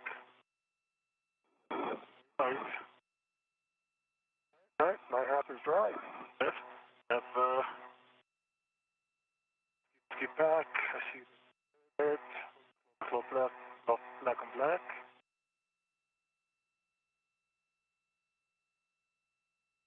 Okay. I'll check those when I drop them. Okay, cool. I think you're in a good config. Thank you. If your hat is dry? My hat is dry. All right, nicely done. My gloves are nominal. Steve, your next step is going to be to translate out to the anchor hook location, up the Cedar Spur and out phase 1, and you're looking for mile marker 5760. Sultan, you're going to hang out right there. Once Steve is clear, you can tend the thermal cover hatch closed as much as you can. Obviously won't go all the way, and you can perform translation adaptation as needed. Right, copy that. All right, heading out to mile marker 5760. Steve, a reminder as you go along phase 1, we have those tough cables out, so just avoid inadvertent contact on the zenith and nadir cedar rails. Understand, avoid the tough cables. I'll be looking for them. The astronauts have completed their buddy checks. Along the way, we heard a handful of acronyms that we'll continue to hear throughout the spacewalk. One of those is the HECA. That's the high-def EMU camera assembly, as well as the WVS, the wireless video system. Those will help us get views from the helmet cameras on the astronauts. Additionally, we heard the MWS, that's the mini workstation that's attached to the astronauts themselves, as well as the BRT, the body restraint tether. The top of the CETA, and then use the CETA cards. And we copy, Steve. We see you out there. Just for your awareness, we have all the external cameras. We do not have your helmet cams yet. We're working the issue. Oh, okay. Right now, Steve Bowen has moved to the CETA cart. That's the crew equipment translation aid. Meanwhile, on screen here is Sultan Al Nayati. He's working to close the thermal cover.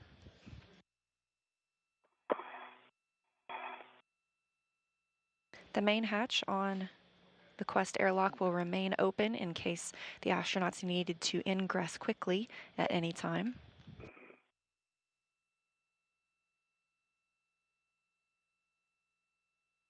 As this is his first spacewalk, he also has a little bit of extra time to get used to maneuvering outside in the vacuum of space.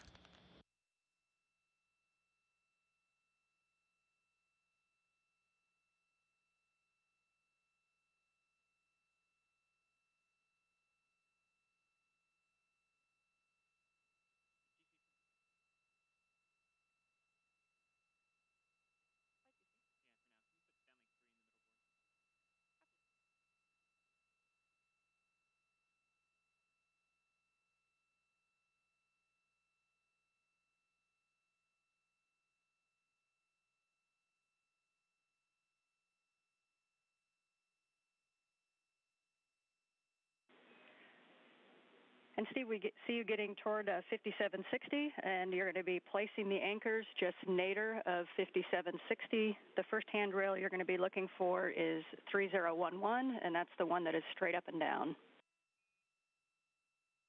Okay, 5760, I'm at that mile marker.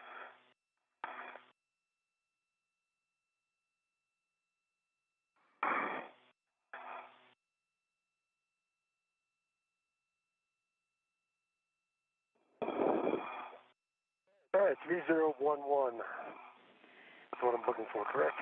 Affirmative. On 3011, you're going to drop your anchor hook, EV1 anchor hook, ensuring the gate closed and hook locked. Stand by.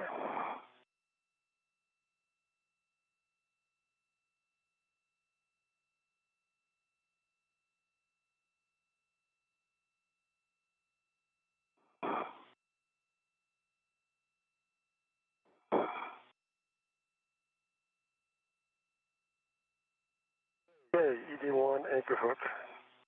E011. It is closed. Black on black. It's locked. It's green wheel is unlocked. Okay, good word, Steve. You're now going to go just inboard to the diagonal handrail 3217, and you're going to put Sultan's EV2 anchor on handrail 3217. Okay, handrail 3217, B1 anchor hook. An 82 anchor hook.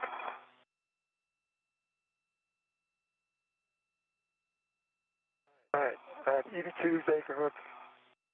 May close final locks on 3217. And feed pending back to the airlock. Okay, we concur you guys are in a good safety tether config, so with that, you can give Sultan a go to release his weight tether from the airlock D-ring extender. Sultan, you have a go to release your waist tether from the airlock D-ring extender. Alright, copy that. Releasing my waist tether from the D-ring extender. Steve, you can continue outboard toward S6. Reminder to give us a gauntlet call prior to crossing the Sarge. And your next step is going to be to drop your green hook at out on S5. And reminder that at the Sarge, you're going to translate zenith. Sultan, once you have your waist tether... Sultan, once you have your waist tether off, you can close the thermal cover. Okay, copy that.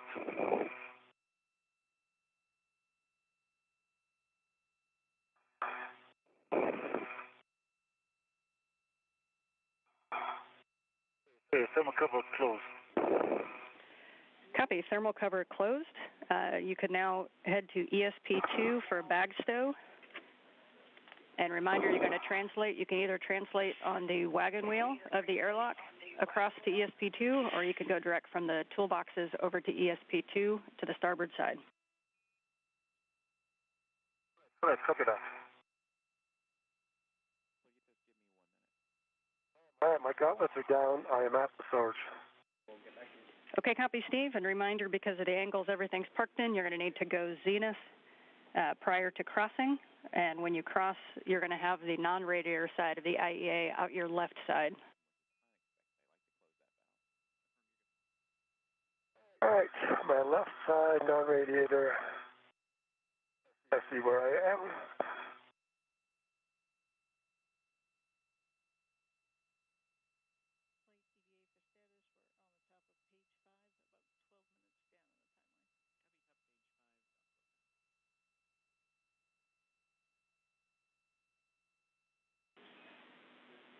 And Steve, as a check, once you cross the struts, you're going to, the first whiff, you're going to see our whiff 2 and 6 and handrail 2203, and then you know you're on the right path.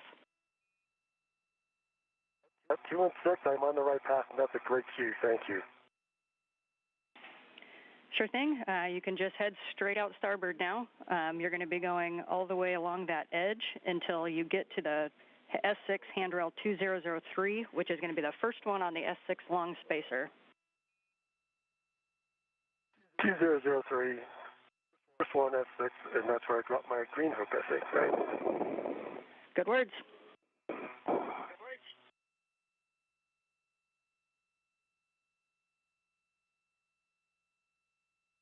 This view coming from the helmet camera of Sultan Al Nayati, the International Space Station currently flying. ESP2, you're going to be going to the starboard side, just forward of that trunnion pin. The good news out there is that there's no NBL structure to get in your way, so you should make that corner nice and easy. And you're going to be looking for handrail 8007. Copy that, 8007, and I did notice that NBL structure here. Thanks. All right, I'm at 2003, stopping to drop my green hook. Copy. Green hook to 2003, and just note the barber pole on the one side.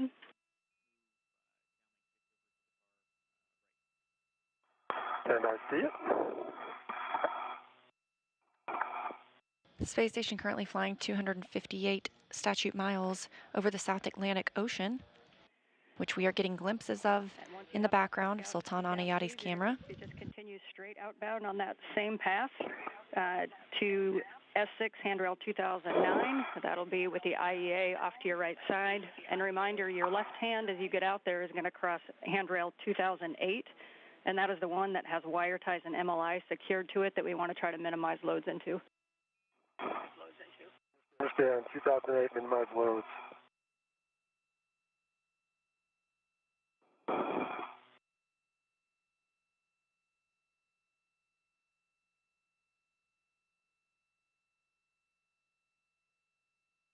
Okay, green hook.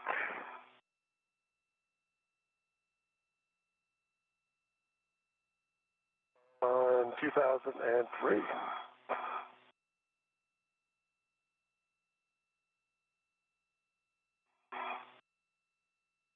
It is gate closed, fire lock. Not that that matters on that hook, but it is.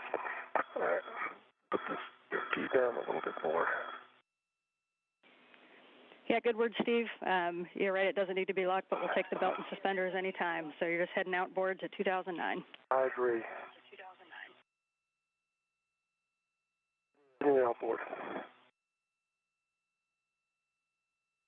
And this video coming from Steve Bowen's helmet camera.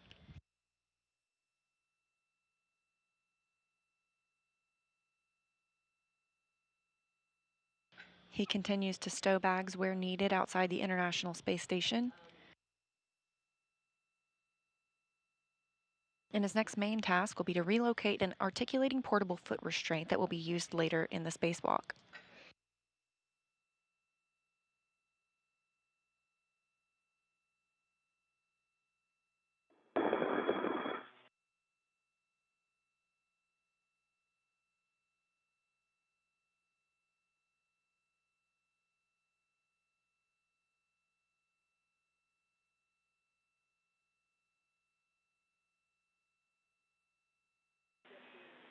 And Steve, that's you're passing that BCDU MLI right now on 2008, and that's what we want to try to not put loads in. I think you saw it as you went by. I did. I slowed down, made sure I reached across it. And I'm at C032 in 2009 now, so I'm at my next work site. Copy. Yes, you are. You can stow the IDA cable bag right in front of you, and there's going to be an integral tether to 2010 on your left and another to 2032 on your right. All right. I'll get that in work. And then reminder, we are going to have another large, small adjustable from the lid of the bag over to 2032 as well. So there will be 2 connections on 2032. Copy.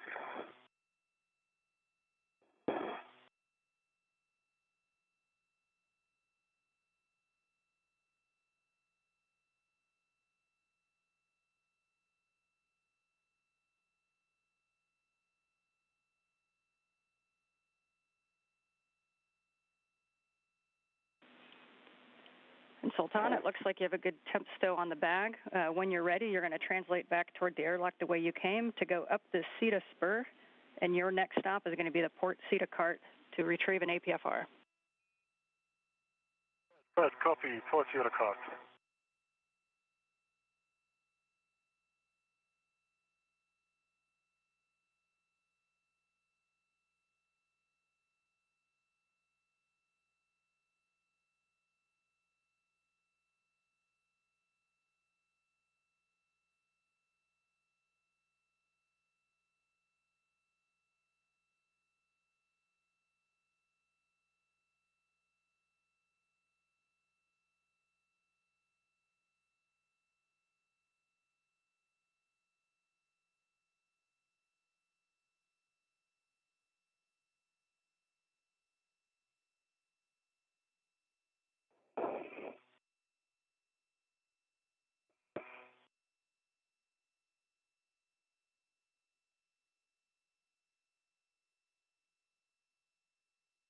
And is it the inboard or outboard handrail expansion on 2010?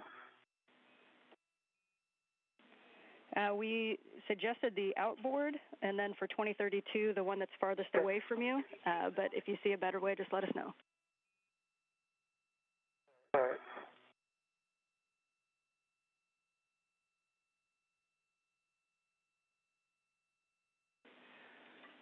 And actually, Steve, I had that backwards. On 2010, we suggest the inboard, but again, whatever you need to get it tacked down tightly. All right. Have it down on the inboard.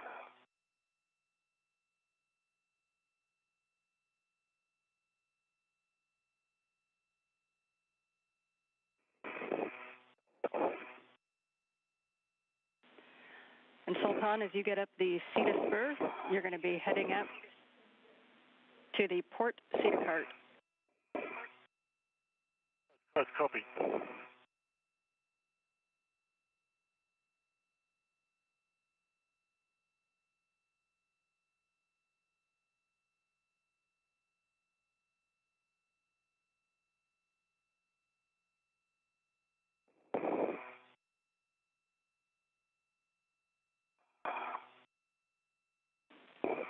And as you get up on phase 1 Sultan, that port CETA cart will be off to your right side. And a reminder for you as well of not touching the test cables. Right, I got it.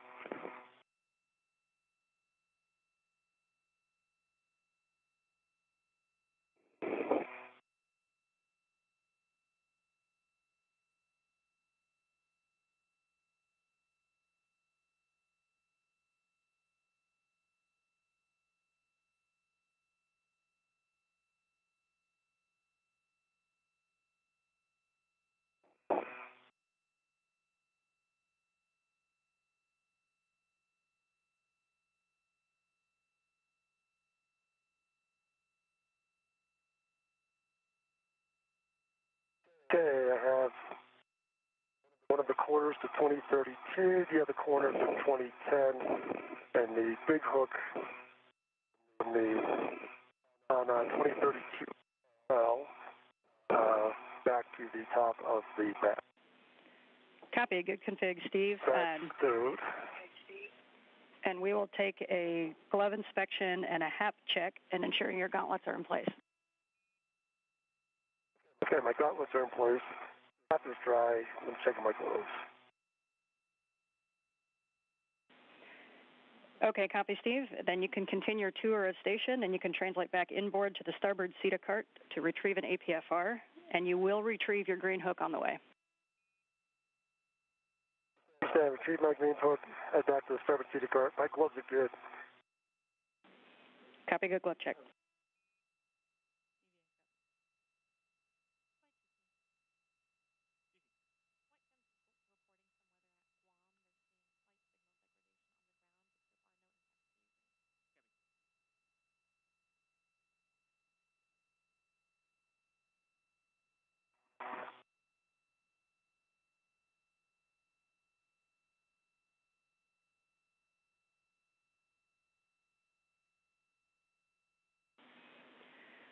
And nice work, Sultan.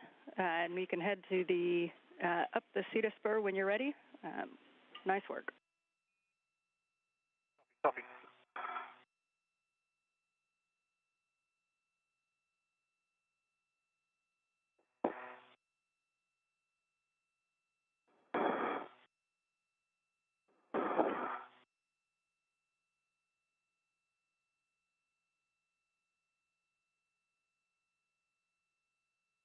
Okay, stop and retrieve my green hook.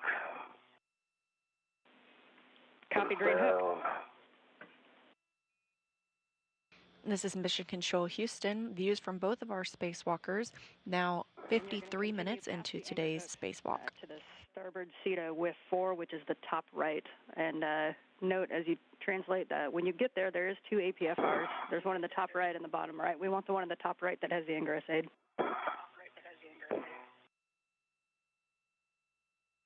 All right, I understand.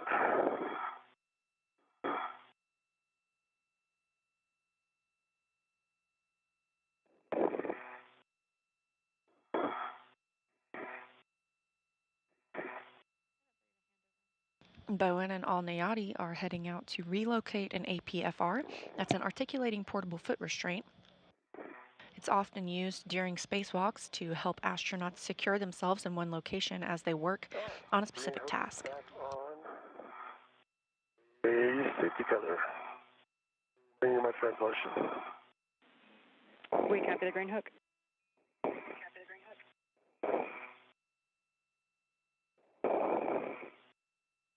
And translating under the empty. Copy, Sultan.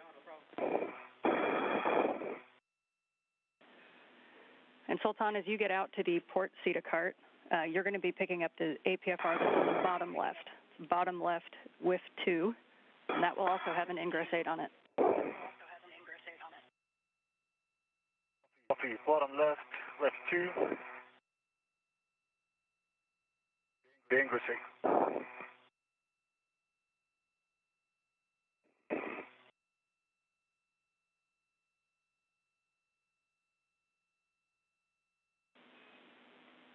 10 seconds to a handover.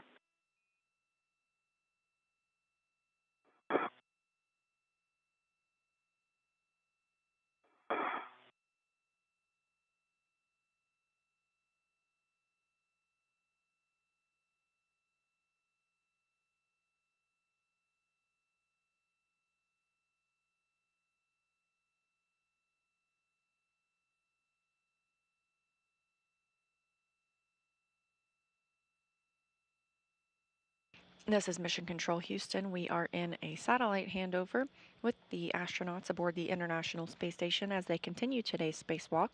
Again, they are heading out to relocate an articulating portable foot restraint.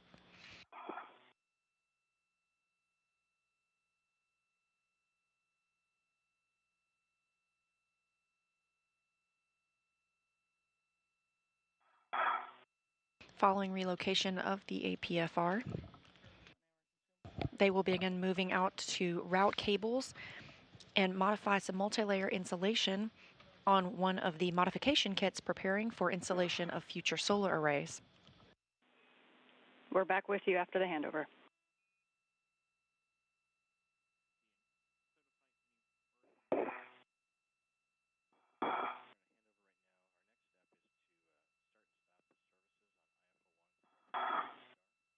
All right, passing the anchor hooks.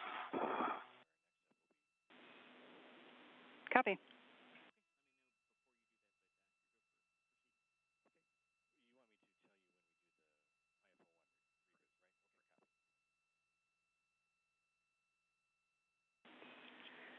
And Sultan, we see you at the APFR. When you have a second, we'd like you to double check that the pitch setting is Papa Papa, and then we want you to not change the pitch setting when you translate.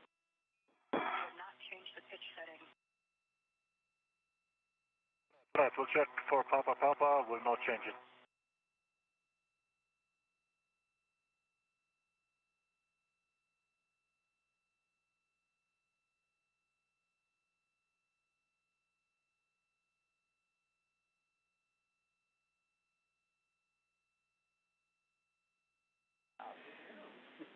Sultan, that was an impressive fix. You have surgeon's hands.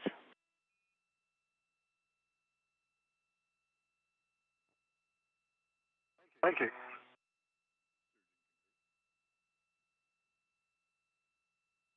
All right, I am at the starboard CETA cart. Get up on it. Okay, copy, Steve. And you're looking for the top right with 4. And we are going to have you keep that APFR in the width and adjust the pitch knob when you get there. Understand. Top right with 4. Adjust the pitch knob while it's still in the width. Yep, and first. And I see Foxtrot on this APFR. And Sultan, understand that you see Foxtrot.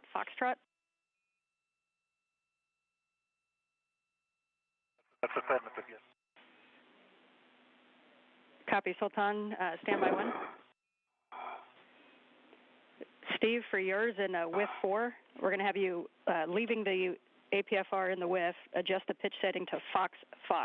And Sultan, we were expecting Papa on yours, so we're talking about it for a second.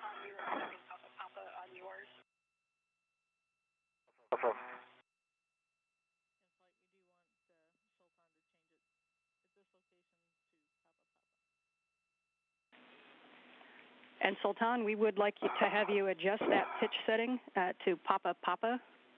So just the pitch setting, and you can leave it in the width if you'd like. And so Steve, Fox, Sultan, Papa.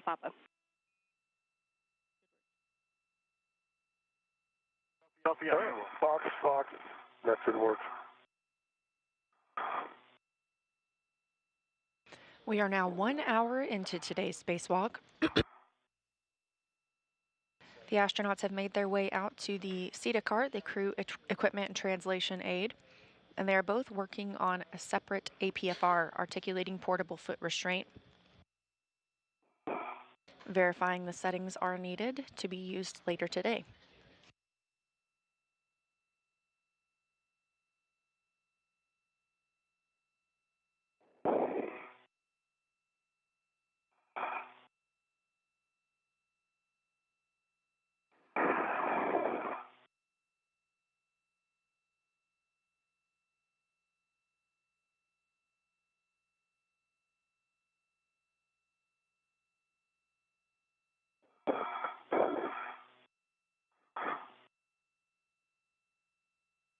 Okay.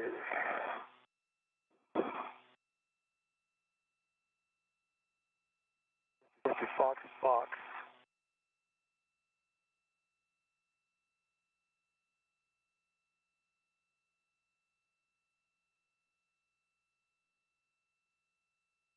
All right, I have the APFR and Fox, Fox, and the pitch knob is locked and able to be depressed.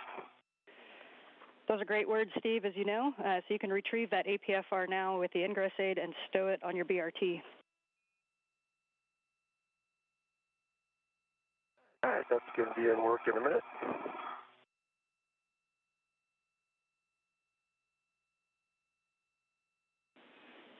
Okay, I have Papa, and this APFR, and pitch knob is locked and can be depressed. Okay, good word, Sultan. You are now going to pick up that APFR with the ingress aid and stow it on your BRT.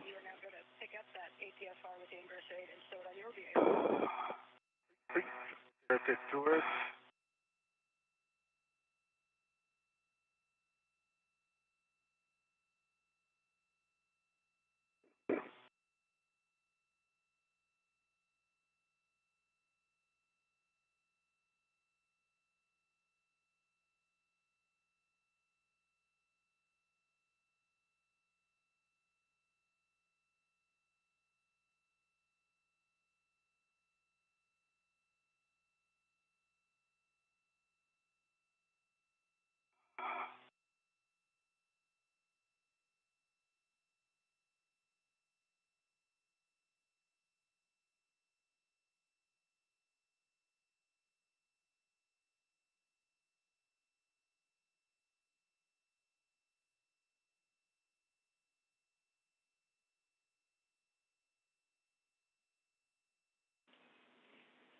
As you both work those APFRs onto your BRT, big picture, you're going to be pretty synced up now. You're going to be heading out to S6. Just note we're about 5 minutes to a sunset if you want to set your visors accordingly.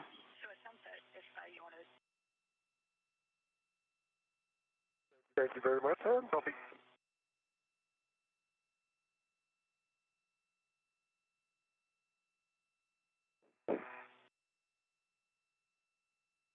Again,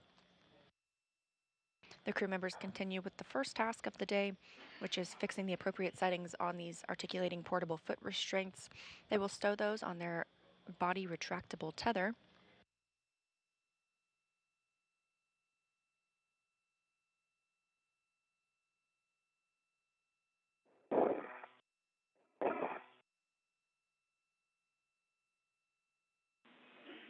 The APFR will be used later in the spacewalk. Same as before. Copy.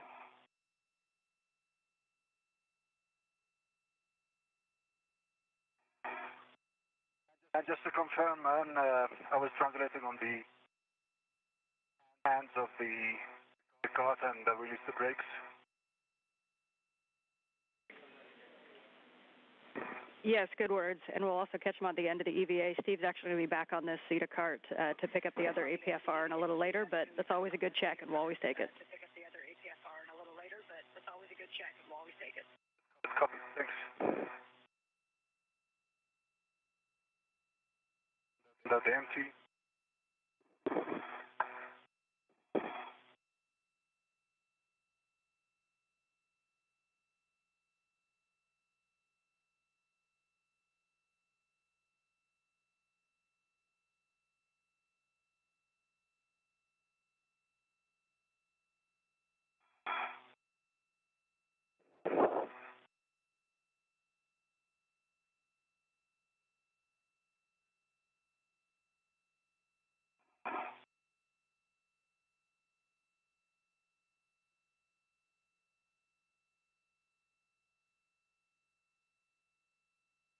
Hey, I have a rep the APFR. APFR is in my jaws of my DRT.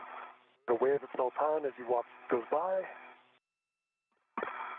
Hey Sultan, how are you? Good.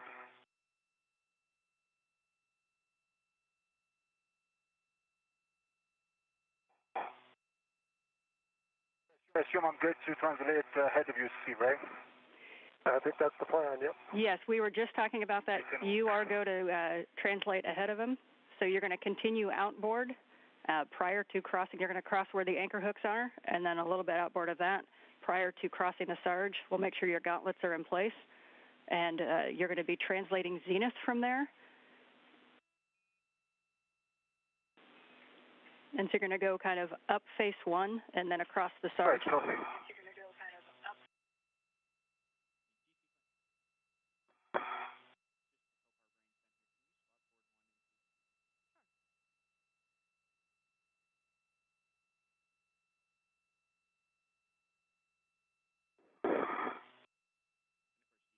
All right, keep an eye on my tether there as you go by it there, Sultan. Thank you, Steve. I see it, and I see our anchor hooks.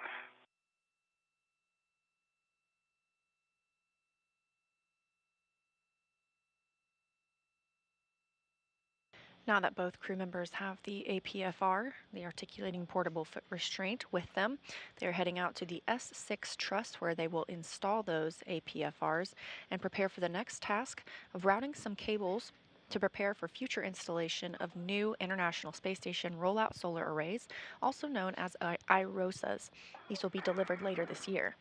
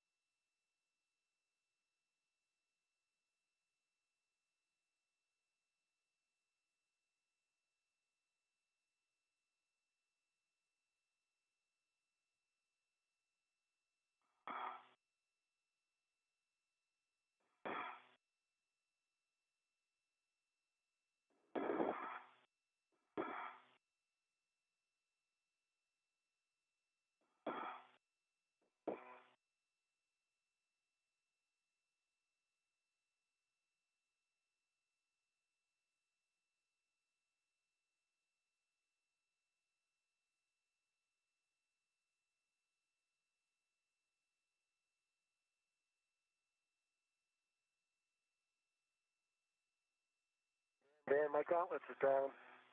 I'm ready to cross the Sarge. Copy. And for both of you, it's the same translation path as Steve took out the first time. So as you cross the Sarge, you're going to come zenith and then cross onto S4.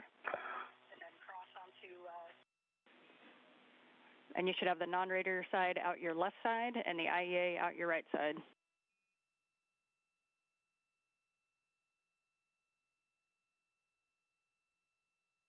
And I copy, thank you. Good night, Tom.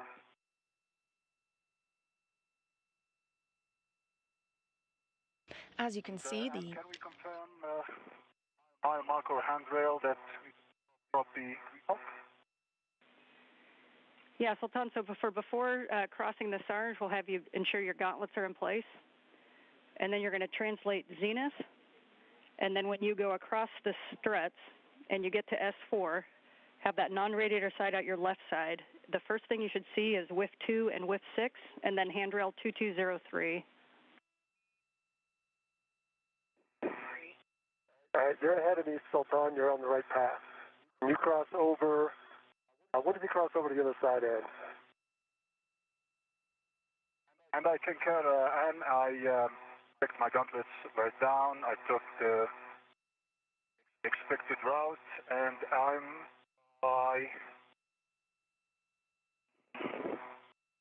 the handrail 2103, heading outboard. Okay, we copied 2103 and heading outboard. As you can see, the Sultan, when you get out there. Our handrails for anchor hook, I see 2003. Yeah, so you're going to hook to your grain hook to 2004, which is one handrail outboard of 2003, and then 2 handrails outboard of that is where you're going to actually cross on the inboard side of the BCDU that's open. So the first thing you want to do, though, is get your green hook on 2004. Right, copy. Green hook on 00. Can work.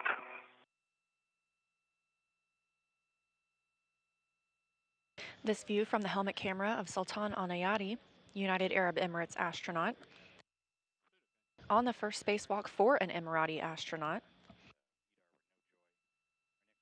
Lighting looks a little different outside the International Space Station right now, as the station itself is in an orbital nighttime. Again, we'll see several changes in, we'll see several sunrises and sunsets today during the spacewalk, as it currently flies 265 statute miles over the Indian Ocean.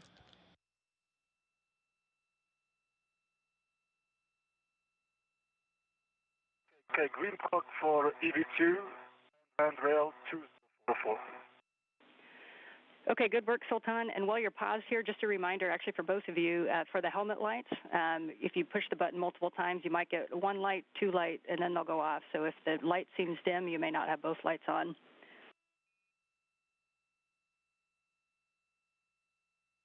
Thank you, Ed. Copy. And Sultan, you're going to continue out along S6. When you see whiff 9, you're going to take a right, and you're going to see handrail 2024, and that's going to be just on the inboard side of the BCDU. So you're just going to head straight across. Just on the inboard side of the BCDU. Copy that, then. And Steve, you're just heading out to where you were before to drop your green hook on 2003, and then head straight all the way outboard. And then head straight all the way outboard. And I'm working on that now.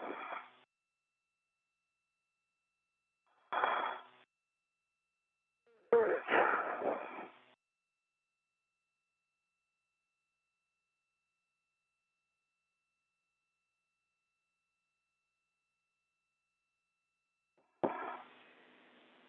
Yeah, and that short handrail there, Sultan, is 2025, and then it'll be a kind of a reach around to the other side, and then you can go outboard, and you're going to be looking for your S6 with 15.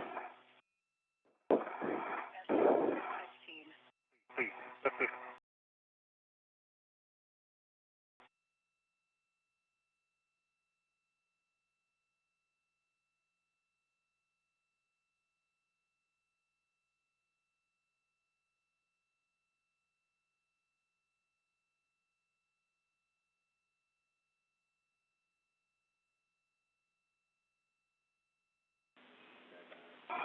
And Sultan, one more body orientation reminder. When you get out to S6 and you find WIF 15, we'd like you to position your body over the IEA and ensure that your safety tether is on the IEA side of that WIF.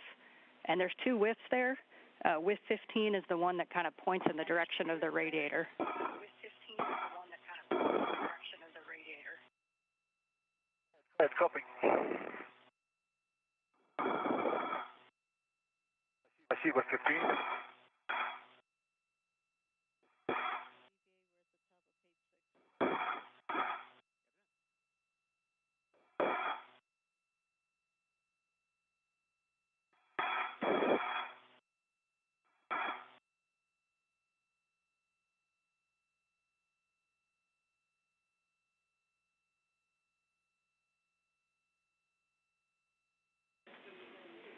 And Sultan, because that APFR was in a different configuration than we expected when you picked it up, we're going to have you verify the settings.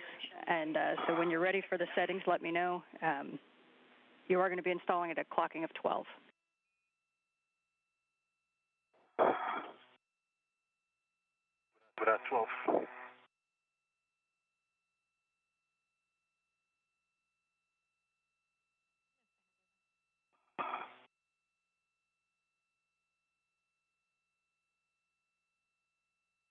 All right, green hook on 2003. I Heather gets snarled in my APFR. Interesting. All right, good word, Steve. I understand you got your green hook down. You're going to head all the way outboard so you can't go anymore and take a right after the IEA, and you're heading around to S6 with 31. 31 S6 on my way.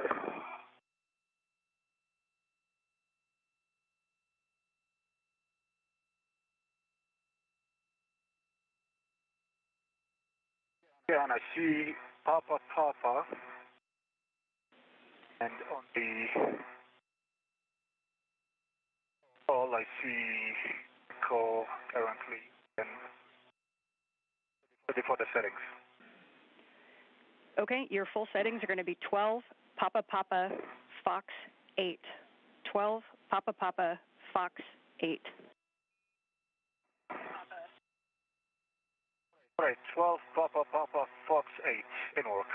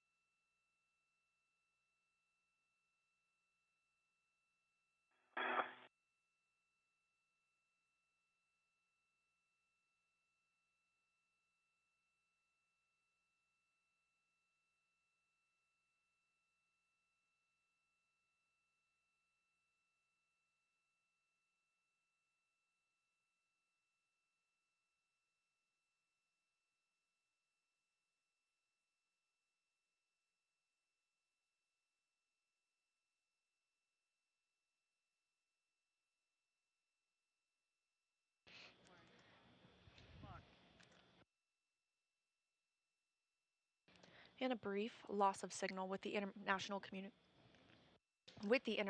Space Station as our spacewalkers continue today's spacewalk, now 1 hour and 18 minutes since they switched their suits to battery power.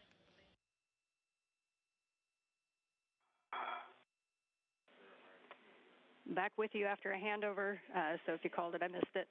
We've got Sultan working 12 Papa Papa Fox 8 and WIF 15, and Steve, you're heading to WIF 31.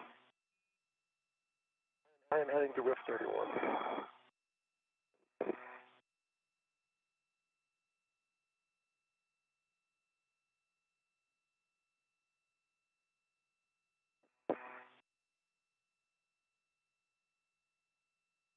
All right, WIF 31 is here.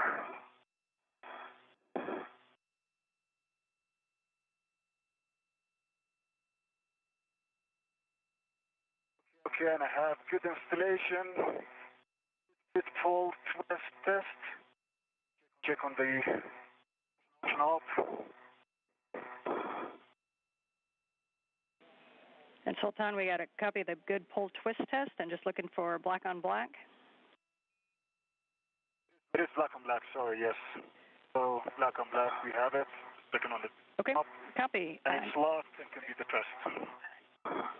Good check, thank you. And can you confirm 12 Papa Papa Fox 8? It's affirmative. 12 Papa Papa Fox 8. Copy, good work. You can hang out and take a couple pictures while Steve gets his APFR installed. Steve, you've got settings of 6 Fox Fox Fox 2. Fox, Fox, Fox 2. Okay.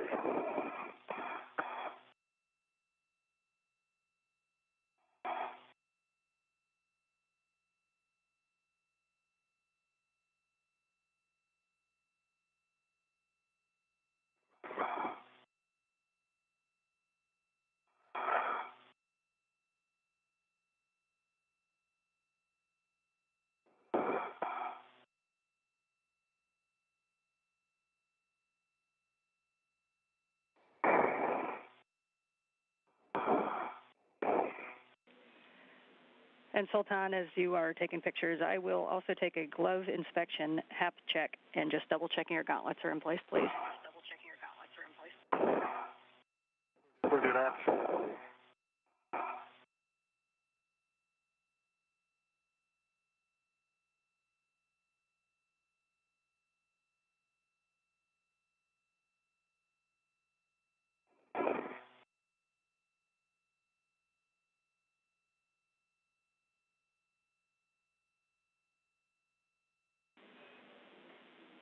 And again, for Steve, your settings are 6, Fox, Fox, Fox 2.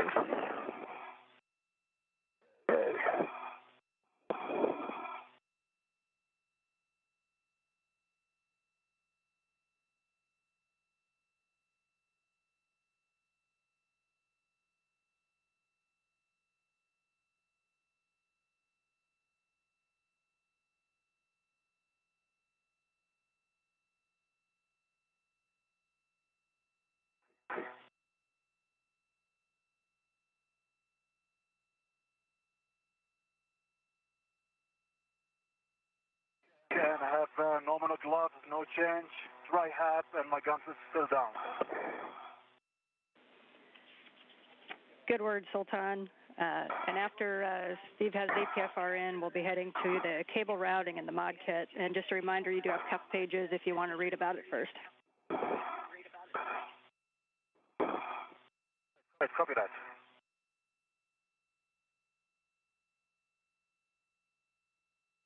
As the astronauts install their articulating portable foot restraints, they will then begin moving on to the next task, one of the major tasks today, which is routing cables in preparation for future installation of International Space Station rollout solar arrays.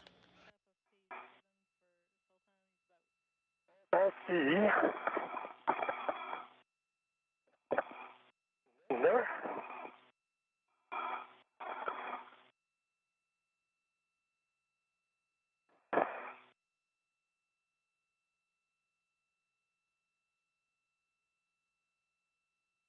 Okay.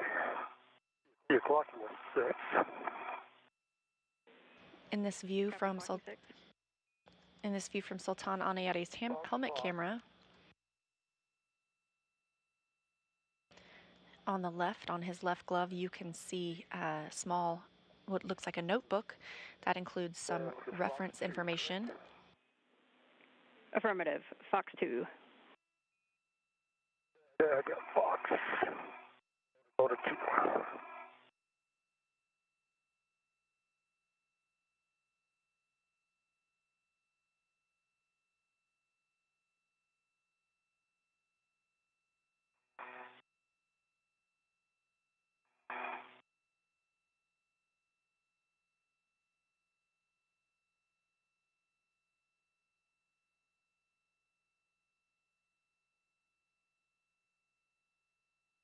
Okay, 6 Fox, Fox, Fox 2. Copy, Steve. And we get a full twist and black on black. Twist, pull, black on black. That's it. Copy and verify the pitch knob is locked and can be depressed. All right, hold on, I'll get on the other side.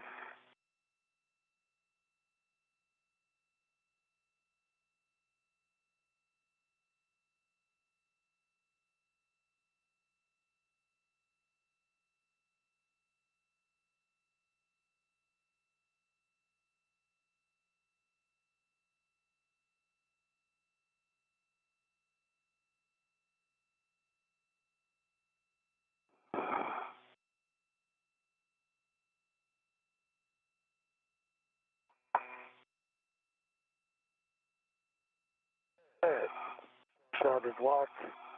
It can be depressed. Copy. Good word, Steve. That completes the installation, and so we'll take a glove inspection, HAP check, and gauntlets, please.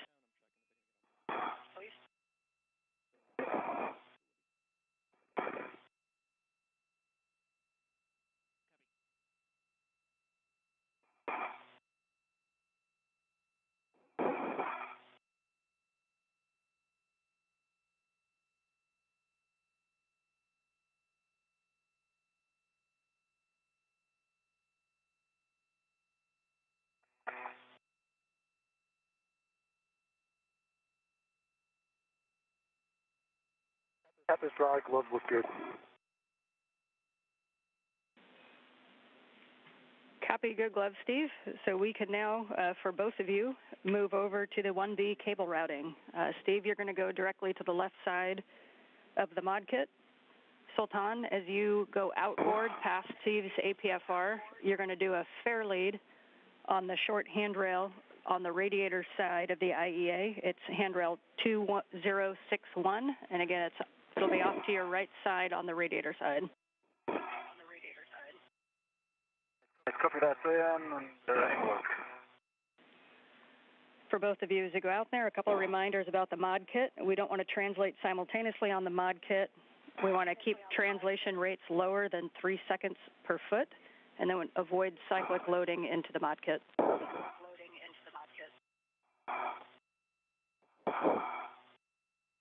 Copy. Copy that now.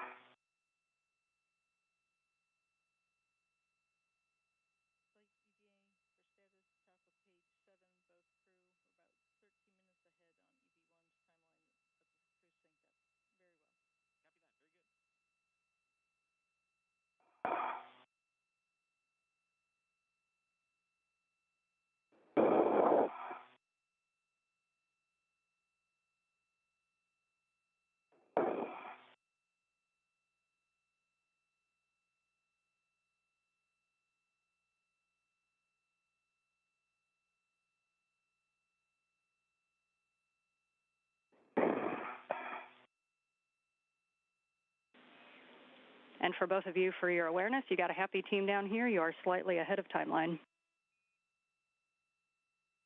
Oh, it's good to know. Thank you. Great, thanks. Okay, Sultan, I am trying to track my tethers.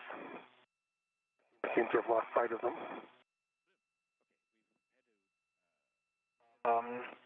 See it, and it's clear up to the anchor hook. I don't see the anchor hook, obviously, but it's heading that way, and it's clear for my tether.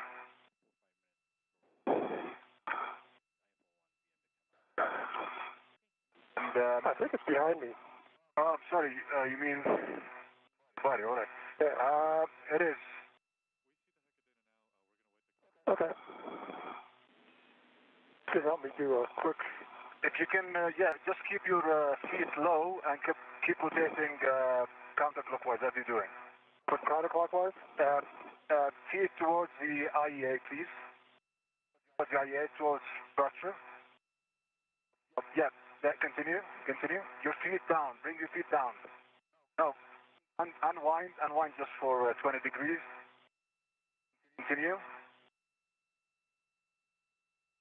And try to lift them a little bit, lift your feet. Okay, now bring them down. And then do counterclockwise rotation. Yes.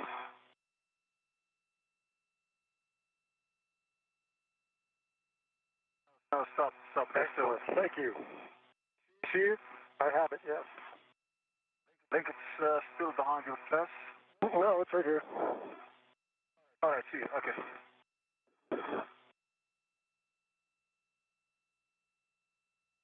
And am I translating inboard of that APFR or outboard towards the radiators?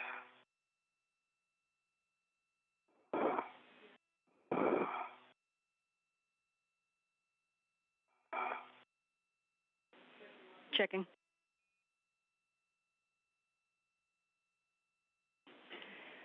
And Sultan, you want to stay on the IEA side of Steve's APFR, and then just past the APFR is where you're going to kind of drop and look down on the radiator side, and that's where you'll see the short handrail 2061, and it should be up and down, so kind of perpendicular to the radiator orientation. Thank you, and I was just checking to avoid some cables on the APFR. So I don't want to shoot. Copy. And Steve, as you get out there, your first location target is going to be the left lower strut and the cable routing. Left lower strut cable routing. Thing over there. And if you see an all-white cable, then you're in the right place.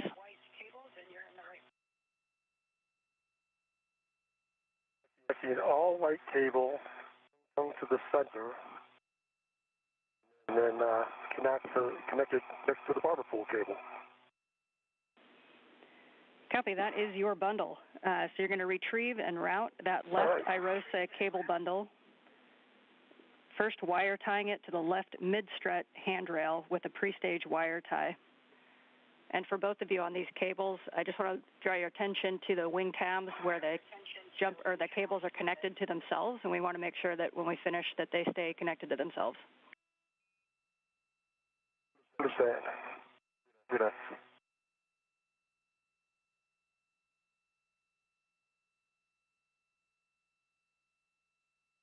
This is Mission Control Houston coming up on 1 hour and 32 minutes into today's spacewalk. And Sultan, the idea with that fair lead is just to keep the tether off to the right side. If you see a better place to fair lead that tether, you can. We think that 2061 is a good spot, but if it's hard to get to, then you can look for another location. Copy that, Tom. Yeah.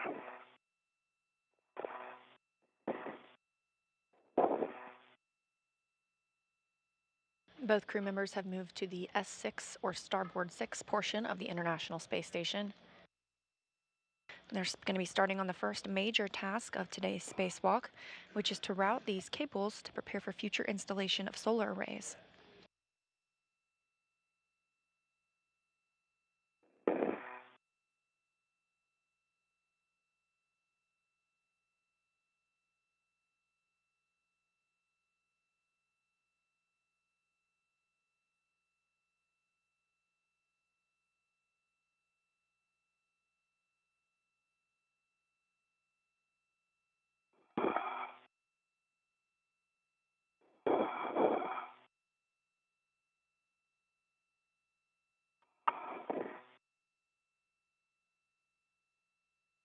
Hey, Sultan.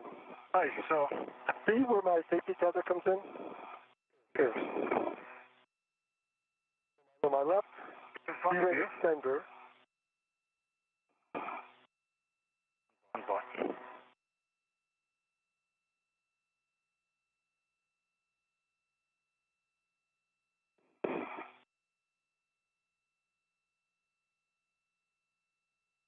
Can you see it? It's clear, Steve, right? Okay, well, no. Now watch. So my left waist, there's my left D-ring extender. All right, yeah. It's, What's the angled on? you can swap your waist tethers and release the one you're hooked in now. Okay. Swap with another local and then, yeah, release that one. Okay, then this one, Okay. that one's clear. And your session end effector is also catching that tether.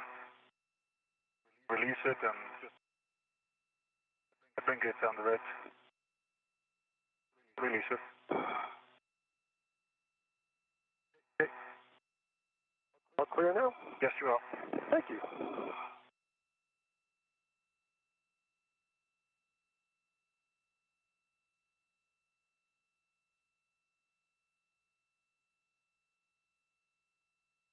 The left side cables.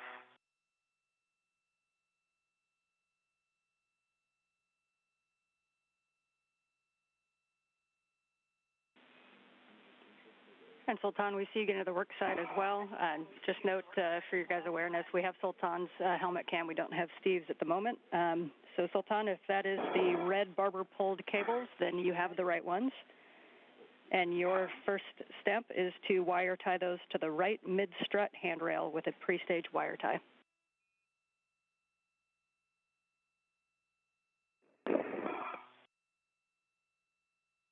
Right, I see the right cable and I see it's one Bravo with a Sharpie line.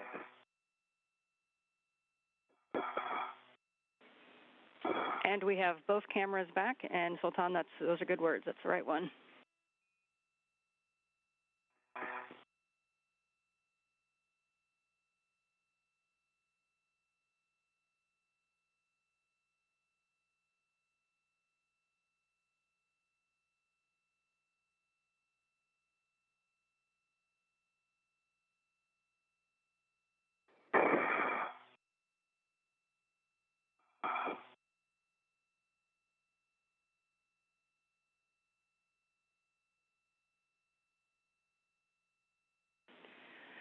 And just a reminder, as you're routing these, the wire ties will go to the mid-strut handrails that are pre-stage, and then all of the slack will be back toward the mass canister on the long handrail. Good. Copy.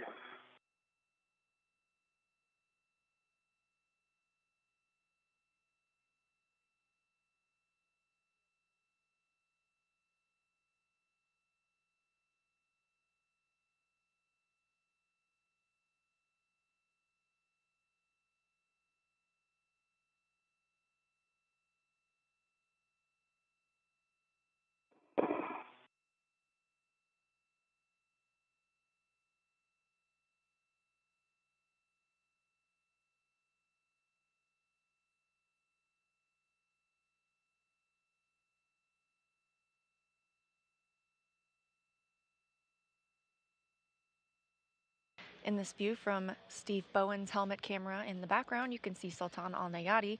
Both astronauts now at the S6 truss working to route cables that will be used upon installation of future IROSAs. Those are International Space Station rollout solar arrays. The modification kits that they're working on were installed on a previous spacewalk.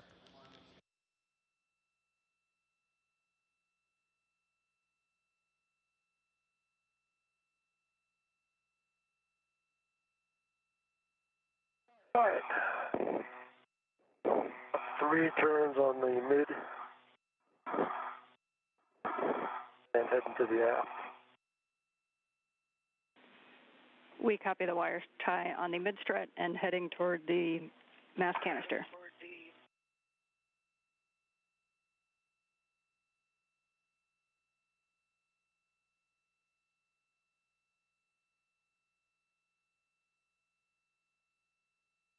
Okay, and I have the same on the mid-strut and the pre-stage wire tie. I've got 3 twists into the long handrail. Copy 3 twists on the mid-strut handrail, and you two are heading slack outboard to the mass canister long handrail with long wire ties. All right. Long wire ties all the way out.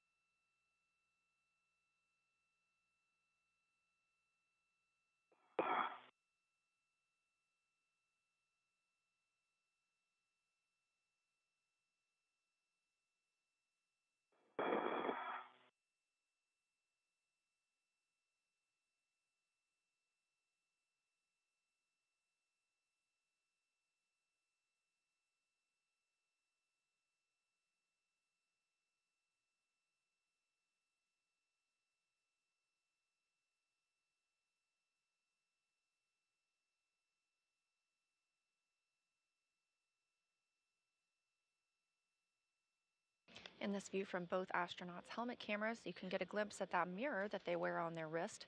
The panel on the astronaut's spacesuit. It's on the front of their spacesuit, and all of the dials. Integrated wire tie, or we use something from RT Caddy? And Sultan, you could use the long wire tie that's there integrated on the cable. Oh, thanks. And that's 3 turns. In the aft, try to make it look pretty.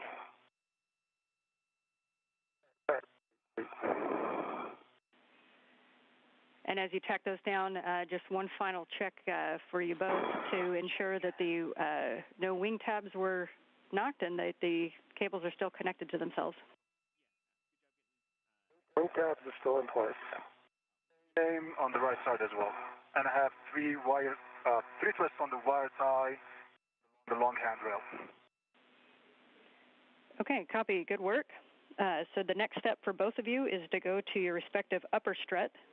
So Steve, on the left upper strut, and you're going to be right toward the center pad, so just up from where you are, and Sultan to the right upper strut to the MLI gap near the center pad.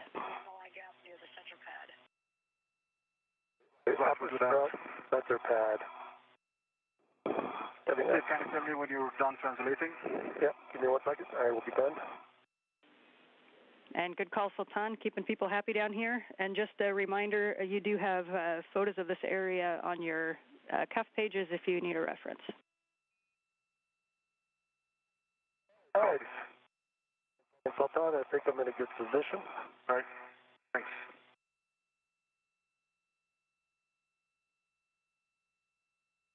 In the background of this view from Steve Bowen's helmet camera, you can see the curvature of the Earth as we prepare for an orbital sunrise on the International Space Station. All right, Steve, you're going to be closing the MLI gap that's near the center pad. You can use integral MLI wire ties or wire ties from your BRT as needed.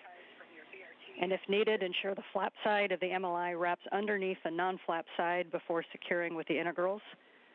And we want to just ensure that there's no metal showing. Okay, I understand. And if you look just past your work site, you will see a beautiful sunrise about to happen if you need to adjust visors accordingly. I do. I do see a beautiful sunrise.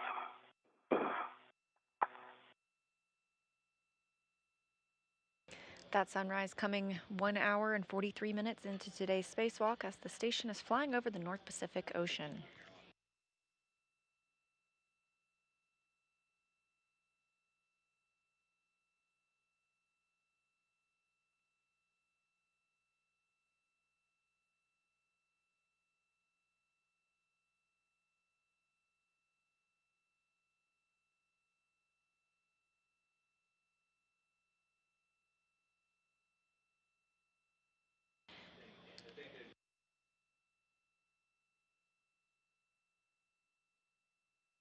And I'm back with the right mid-strut to mountain bracket. That is okay.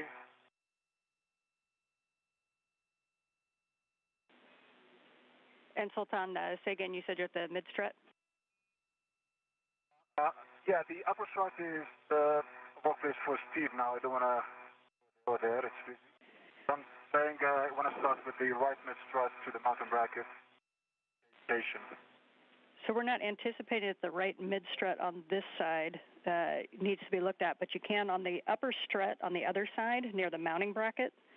You can go toward where the M14 bolts are. So it's just on the left side of the upper bolt. So if you pull the square MLI with the two bolt holes over the M14 bolt boss. Okay, copy that. And I think I'm complete with this MLI if you all want to take a quick look. I see no metal showing. And Steve, we're taking a look at that right now. We'll also take your call. The right upper strut is kind of right in front of you. If you're in a good position to get both of them, you can. Yeah, let me get that one too.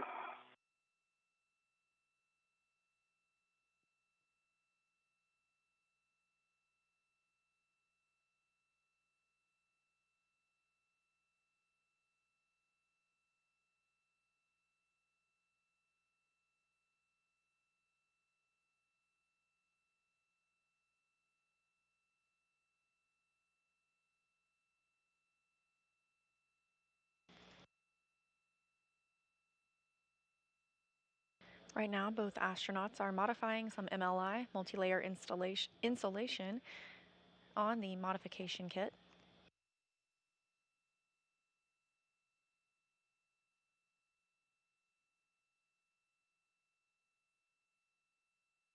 This view in Steve Bowen's helmet camera, and to the right of your screen you can see Emirati astronaut Sultan Al-Nayati.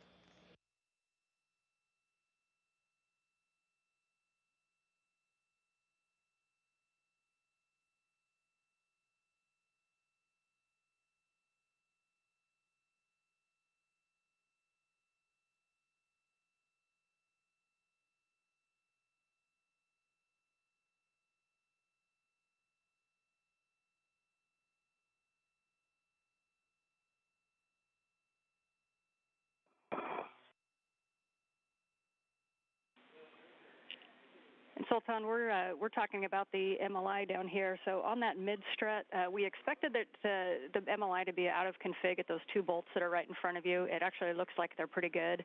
But right by your right hand, it looks like there's an MLI flap sticking up on that strut. So we're just wondering if you could maybe adjust those wire ties and get that flap more securely down on the whole mid strut.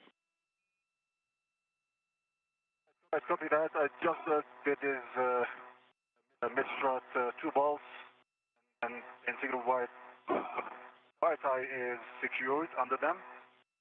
You're saying there is a flap on my right-hand side that you need to be secured?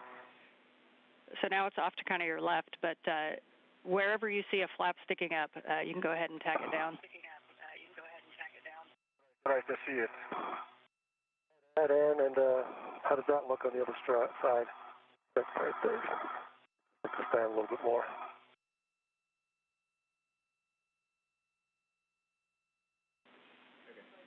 And Steve, those look pretty good. If you can just kind of back up a little bit and give us a good HECA scan, and then we'll move on to the left mid strut. All right, sounds good.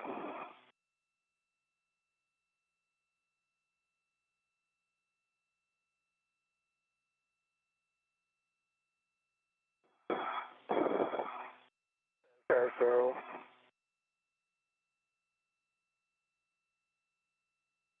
that looks metal exposed.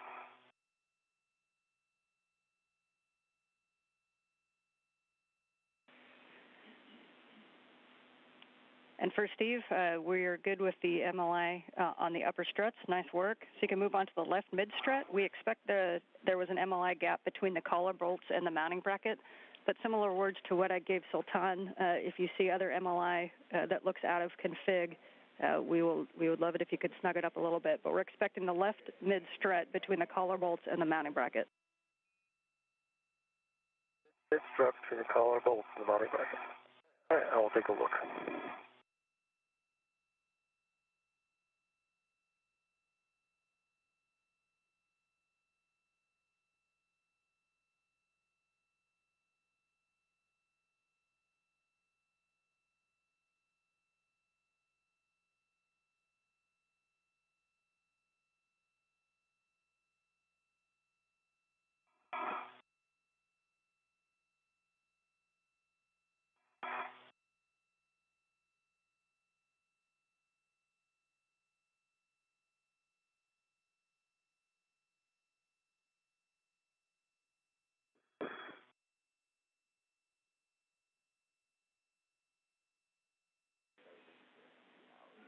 And Sultan, I see you kind of working the collar bolts on that strut. That's definitely a little bit out of config, especially on the mass canister side. So we'll definitely take a good cinch up on that one. And for both of you, if it's possible after we fix the MLI to not translate on it, that would be preferable. Thanks. Yeah, trying to work on that.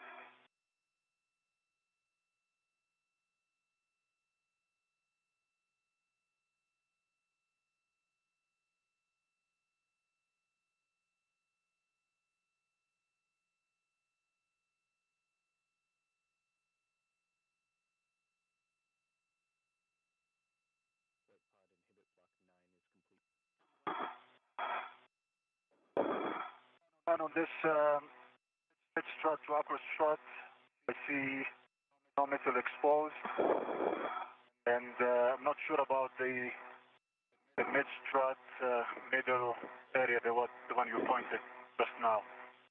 To me, from this side is covered. Do you have a view on it, Steve, from this side? There's a gap on this side. Okay. You may have to come inside to look at that. How does mine look, by the way, since you were looking across at me? Yours is covered. I didn't see any that point, but between the two wire ties, the metal is exposed from here. Okay.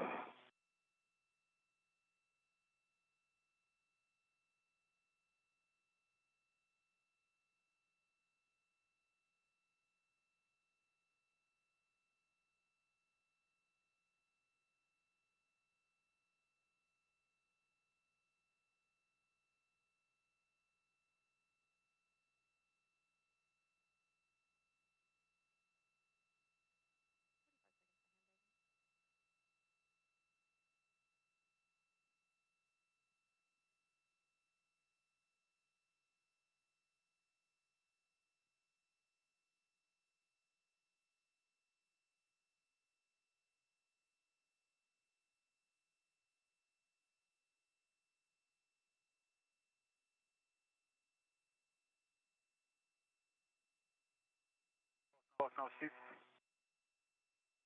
Hold on, I'm not in a good spot. A second.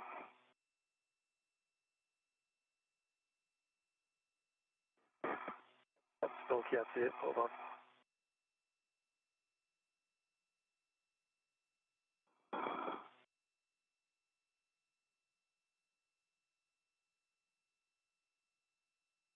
This is Mission Control Houston, 1 hour 52 minutes into today's spacewalk. The fourth spacewalk of the year, 8th for Steve Bowen and the first for Sultan Al Nayati. We are in a satellite handover with the International Space Station. Expect to regain communications shortly. The astronauts are now working on routing.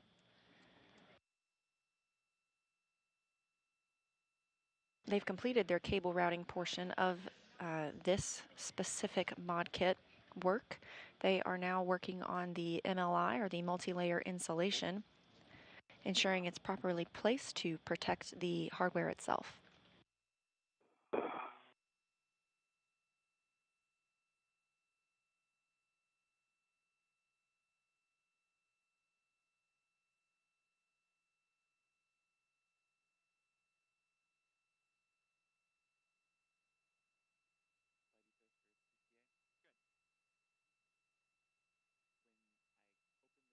After the astronauts complete the work on the 1B MLI, they will move over to the 1A mod kit and continue the same type of multi-layer insulation work. There won't be any cable routing necessary at that mod kit, but at the completion of this work, the astronauts will have prepared these areas for future solar array installation later this summer. Mine looks so done. Is that covered? I'm going to take a look at yours. Yours is covered, but still between these wire ties, only I think you can add a long wire tie in there to hold this down. I can give you. I got one. I'll get it. Don't worry. Take a look at yours. Yours looks like it's covered now. And Sultan, we're back with you after the handover. And Sultan, we appreciate the good, thorough inspection on the right mid-strut. So as Steve, as you continue to work that left mid-strut, Sultan, you can move to the mounting bracket to cycle the soft capture features. Right. I have one on my side, right? There is one on your side. There's kind of one in the center, one on the left, and one on the right. So the expected config when you get there is that they're going to be pulled down and in the little J hook. We just want you to pull it out, release the soft capture, and then re-engage the soft capture.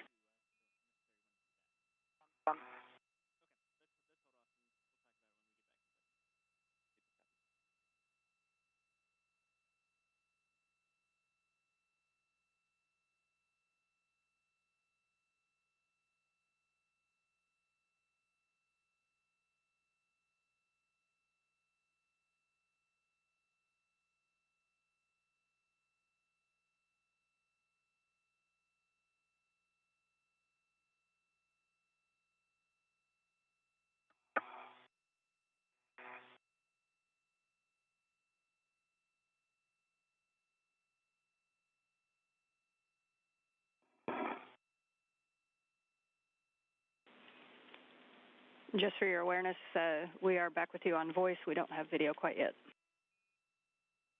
Okay.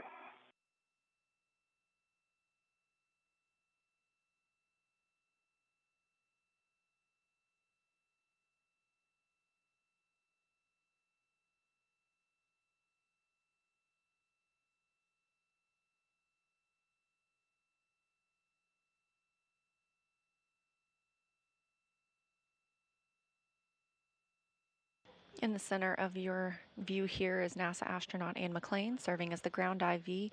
She's the one you hear speaking directly with the astronauts on the International Space Station on the spacewalk. They communicate with McClain alone to ensure streamlined communication, not too many voices coming from the room. To her left is Costa Madrivis. He is communicating with the astronauts inside the International Space Station, who are continuing to go through their workday.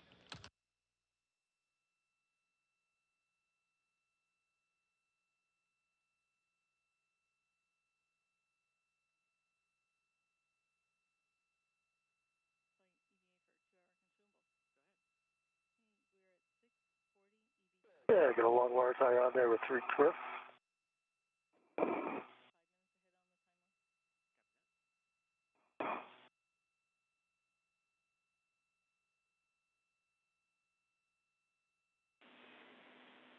For both of you, just a status. You're at 2 hours, or just about at 2 hours PET, and you're still slightly ahead of timeline. Thank you.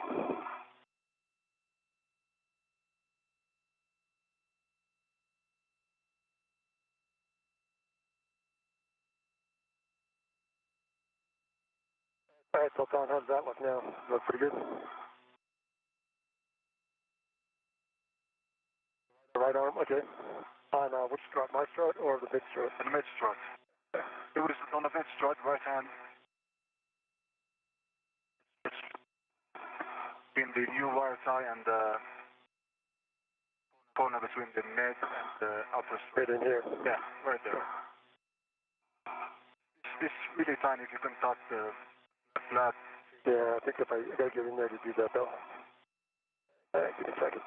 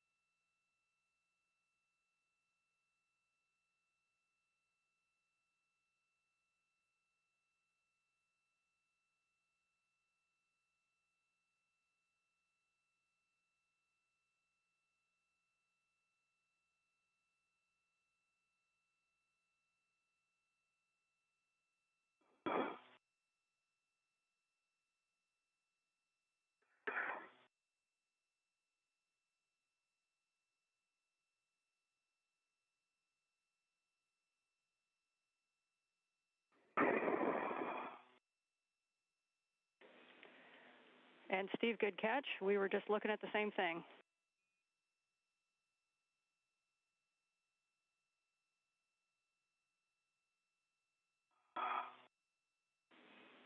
And Sultan? That one might benefit from it. So Sultan, from your angle, does that close up that gap? Absolutely, yes. Okay, so I should put another wire tie there. All right, that'll take a second.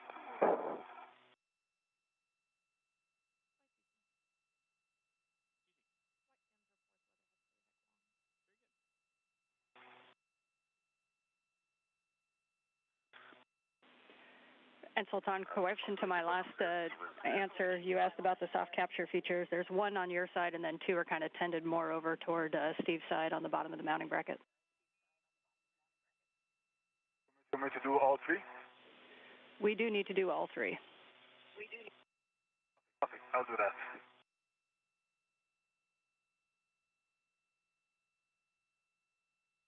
that. Astronauts continue working on the multi-layer insulation.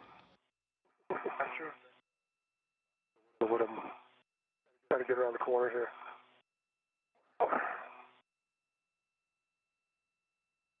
This multi-layer insulation protects the modification kits where future solar arrays will be installed.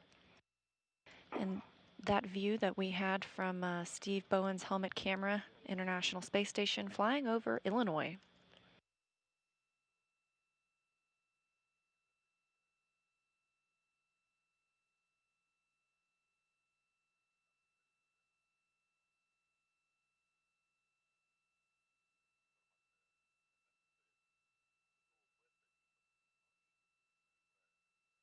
Okay, all 3 soft capture handles are recycled. Copy, thank you. Thank you, Sultan. And Sultan, so the last thing we'll take from you is a HECA scan of all MLI. Anything you could see on the right side and on Steve's side. We just want to make sure there's no gaps in the mid and upper struts and that the mounting bracket is clear of MLI. Okay, I'm scanning the upper strut now. Then the other side that I can't see covered.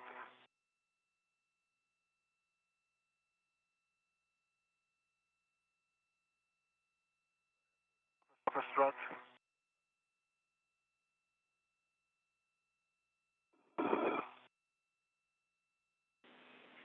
And Steve, as you finish up, same thing. Same thing from you, Steve. Just a good HECA scan of any of the MLI pieces that you can see, and a verification that there's no MLI on the mounting bracket. There you go. All right, let's see what we got here.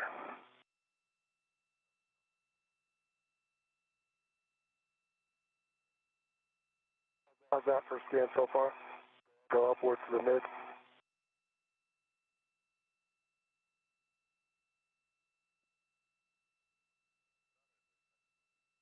Lift this one up. We appreciate the views. We are talking about it. All right, gentlemen, good news. You did so good on this one that we're going to head to 1A and do the same thing. All right. Good copy. And before translating, please a glove inspection, HAP check, and a gauntlet check from both.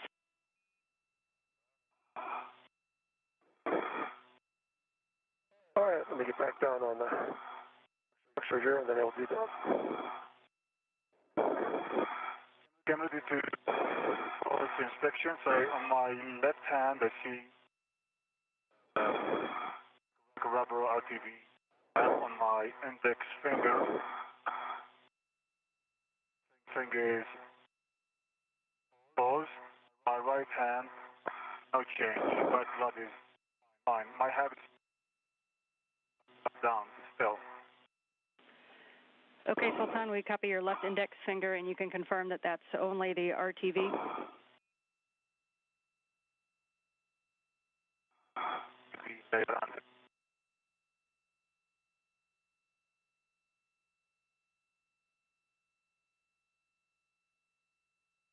All right, my gloves.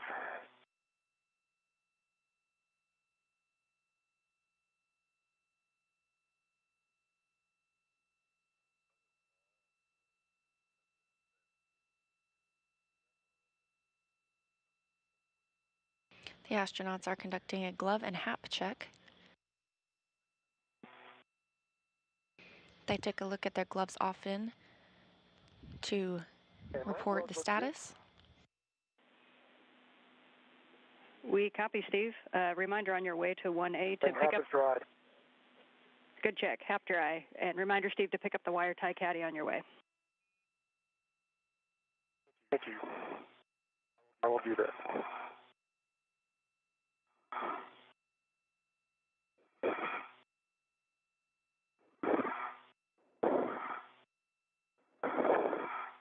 Again, we just saw those glove checks. The astronauts. I do. It's clear? It's clear. Thanks. You can come back this way and follow me. Is it already over the box? Okay. It's already over the box. Okay. So wait for me to grab before we can move on.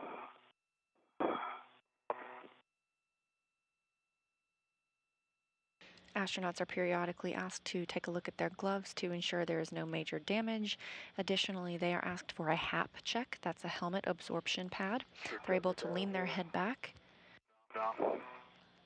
and feel that helmet absorption pad to ensure there is no liquid in the helmet.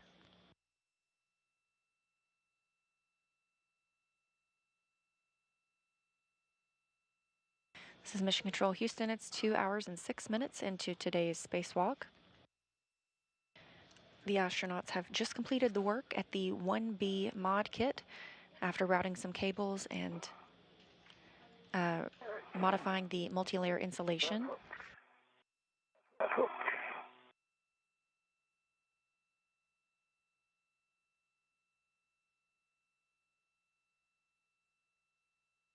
They'll now head over to the 1A mod kit where they will do the same installation work as previously.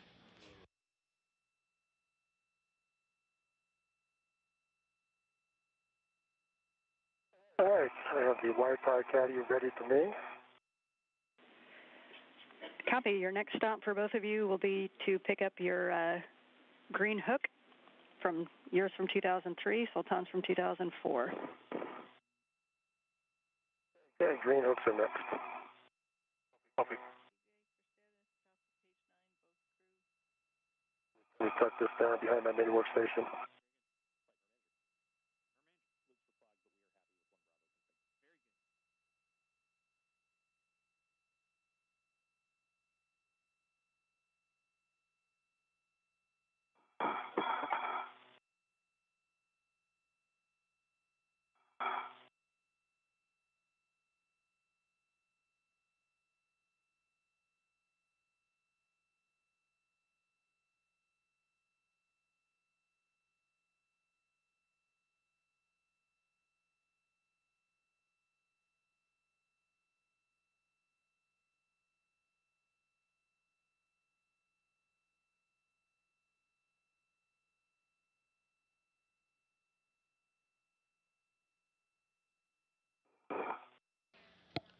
These beautiful views coming from NASA astronaut Steve Bowen's helmet camera.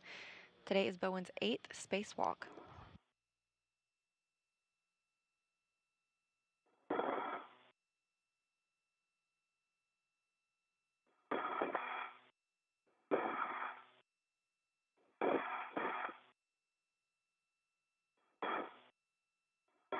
Looking down below, the International Space Station just flew over Puerto Rico.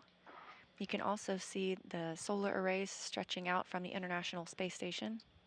So as you come up to your green hooks, after you pick them up, you're going to be moving nadir, kind of down towards your feet, the way you're oriented right now, next to the A-frame to get over to the 1A side. Okay. This side of the A-frame? Yeah, okay. Yes, we recommend outboard of the A-frame.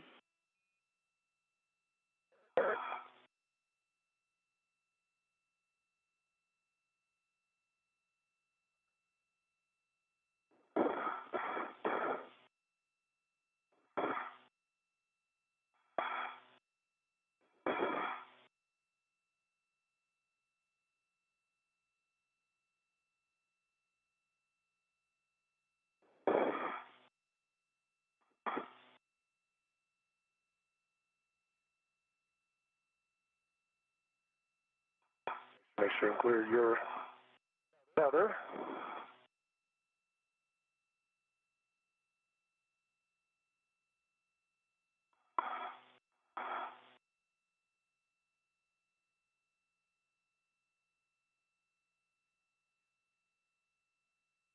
Okay, green hook back on. We copy Steve's green hook. And for E2 as well, green hook back on the wheel.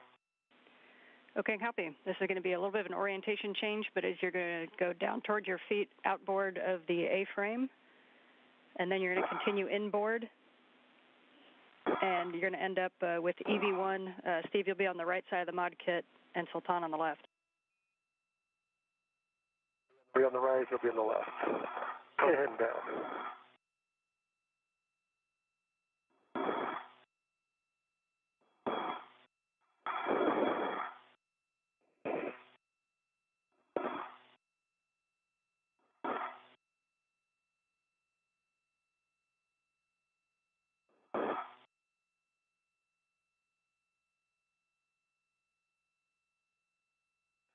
Okay, so I am on the right side.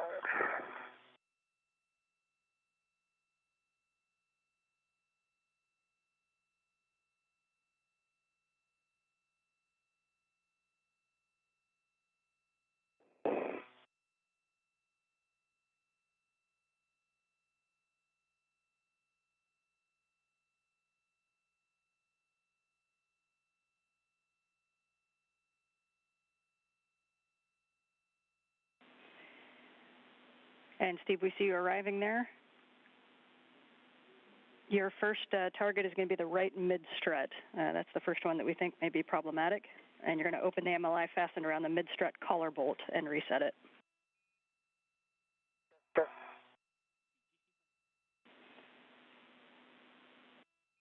The astronauts have now arrived at their next work site. They will begin securing the multi-layer insulation around the 1A mod kit.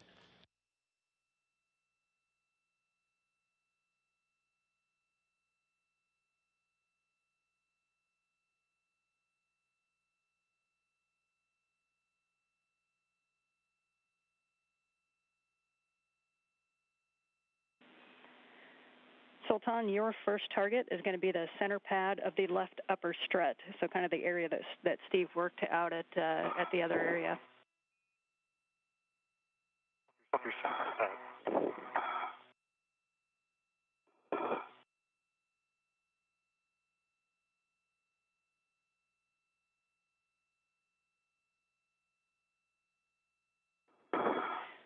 And Steve, on that right mid strut, there's both the collar bolts we think are problematic, and then the area between the collar bolts and the mounting bracket.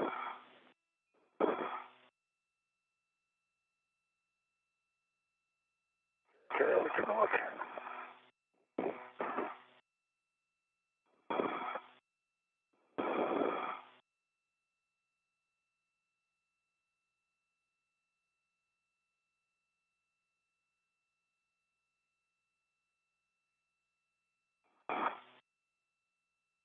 In this view, you can see NASA astronaut Steve Bowen on the left, easy to identify thanks to the red stripes on his spacesuit. On the right is UAE astronaut Sultan Al Nayati. He's wearing an unmarked suit, but if you look closely, you can also see the Emirati flag on his left shoulder.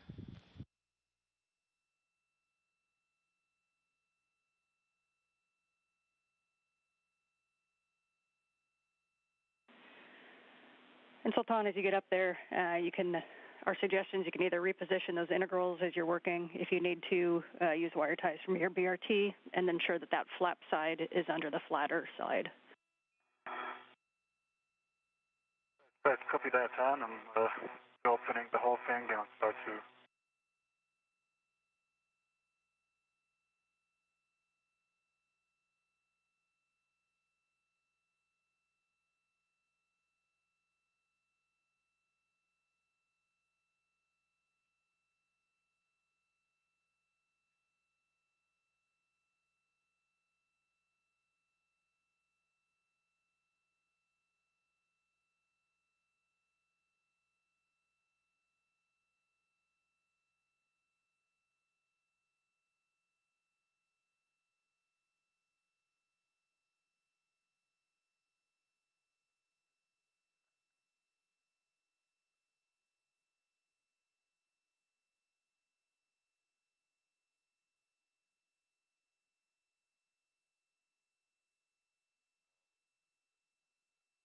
The multi-layer insulation that these astronauts are securing today helps protect the structures that are on the International Space Station. They are exposed to extreme varying heat and cold while outside in the vacuum of space.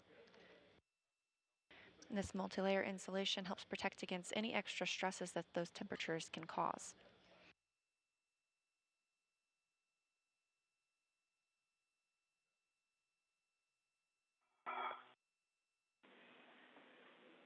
Sultan, we're taking a look at the MLI. The MLI that's on the back of your right hand right now, that flap, we think that that needs to be laid down first, so it needs to be underneath.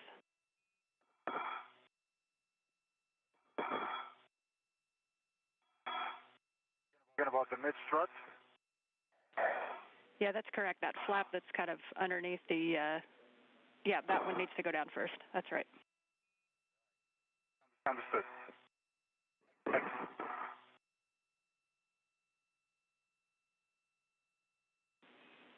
And you may be able to kind of pull those integral ties around the strut, and then before laying down the second one.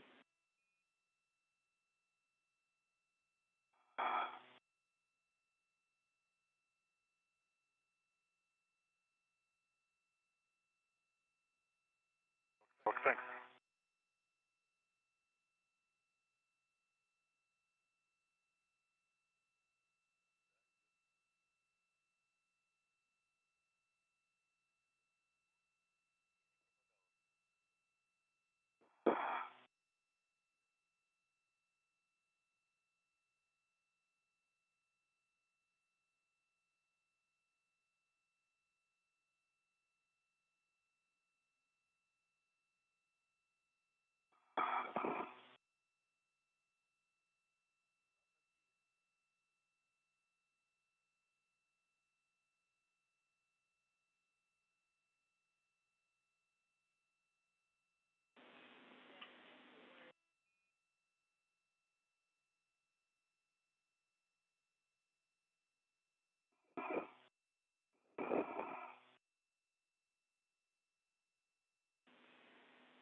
And Sultan, we know that one's a little bit challenging, and that there may be some metal exposed. You may need to use a wire tie. If you do, just a reminder not to put the wire tie over the actual collar bolt, but or over the actual bolt, but put it on one side or the other. Copy.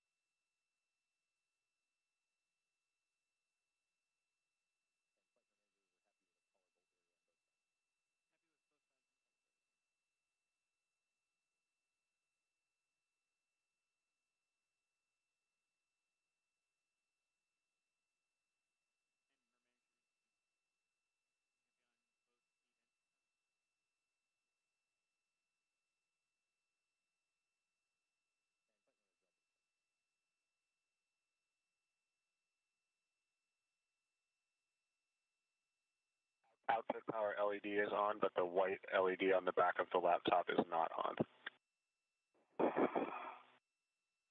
Okay, and how does that look? And Steve, that is buttoned up nicely.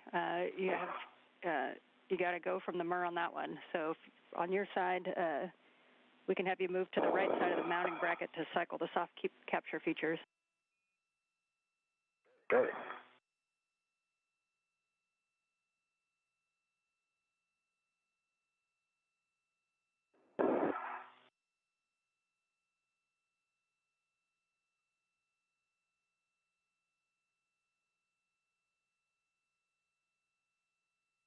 Yeah. Yeah, Stephen, I think you saw it as you went by on that mid strut by the mounting bracket side. It looks like the inside of that MLI is open. Yep.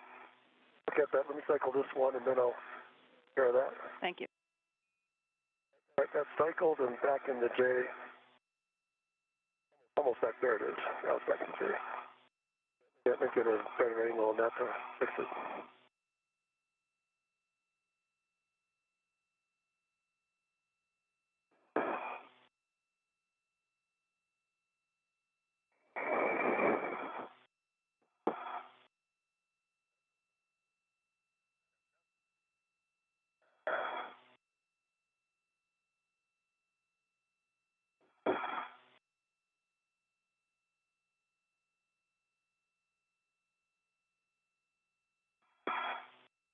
Let's come up with it.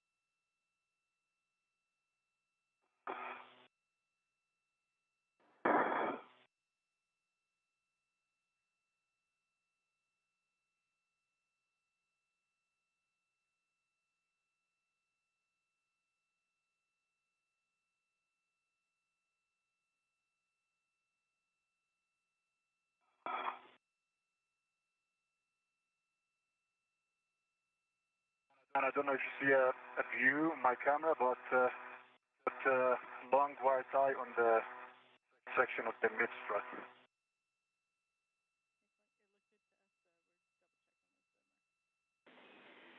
And Sultan, that looks good to us right now. I appreciate that.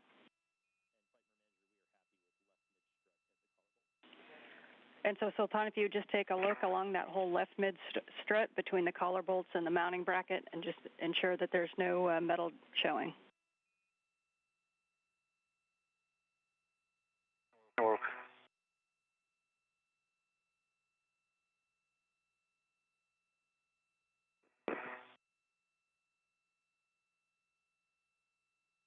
Let's see if this looks better.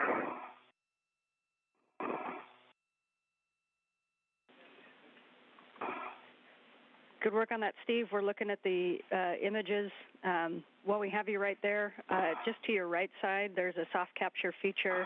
So we saw you grab the middle one, and I think you're going for it. That we'll need to grab that soft capture feature on the right side and make sure it's in the J-hook.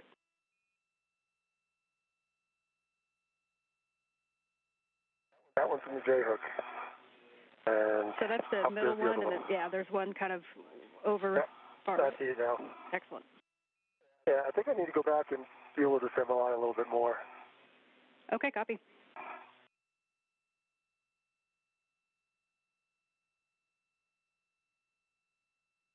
I want to stay in the J here. I pulled it down. I had to cycle it in. Got it that time. I think I have to go back and take a little look at this thing. Okay, copy. Thanks. And Sultan, as you move off So of that there, one's cycled. oh, you got all three of them. Okay, thank you.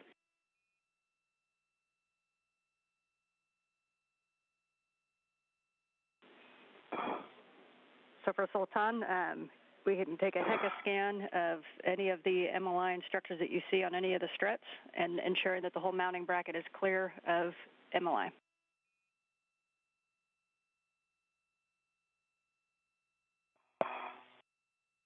But it didn't work. But the keeping part between the mid strut and the strut are covered now. No metal exposed.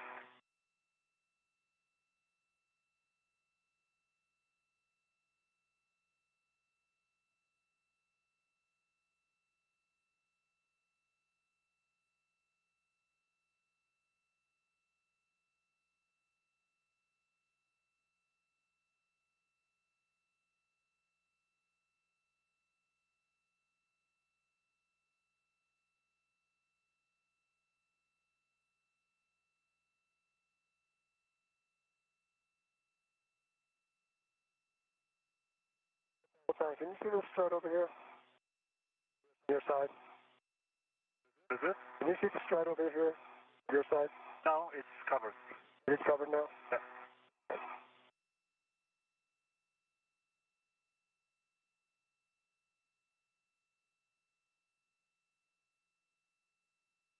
And on the upper strut, I see good MLI. I don't see any exposed metal except for the screw. Covered, but I can that tighter, but I don't see any metal exposed. Okay, we copy. So as we await the that's not good. As we await the final. Yeah, we copy. We're waiting. Yeah. Looking at the cables that they've got here, I think I need to go back and redo that whole section.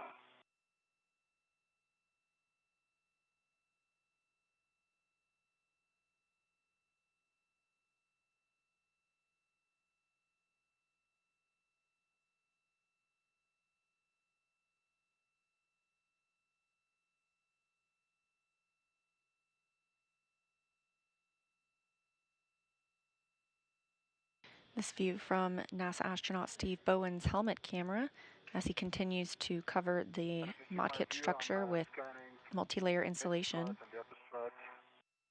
Left side. It's a good view. Exposed. Good view. We're going to keep looking. His view to the left side.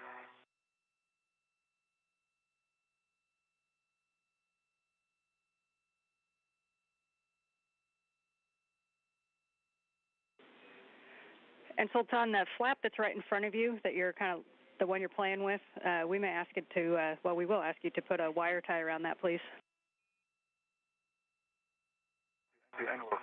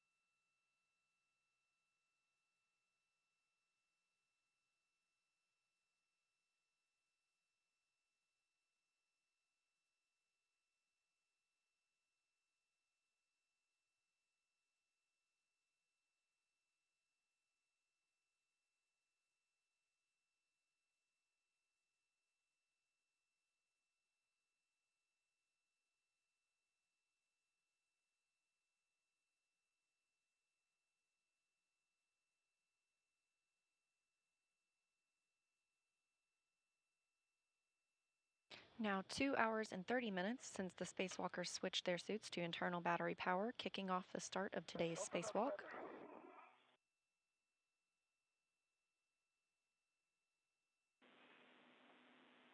Yeah, we're looking at the views now. That was Steve, a lot better. Steve, while you're paused right there, the next thing we'll need is a wire tie count on the caddy. Yep, hold on. I'm going to pull this one piece that's hold it down here now. Okay.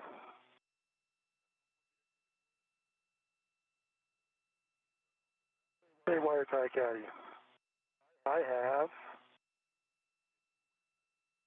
let's see, 1, 2, 3,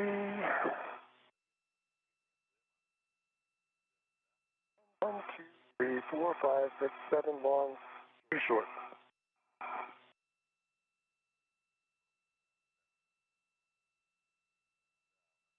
And I used the long and the short from my BOT.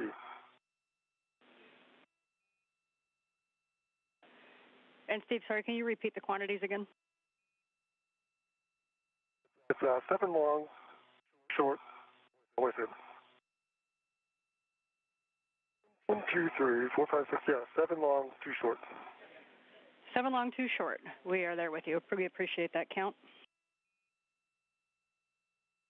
And like I said, I used 2, 1 long, 1 short from my BOT. Okay, we copy.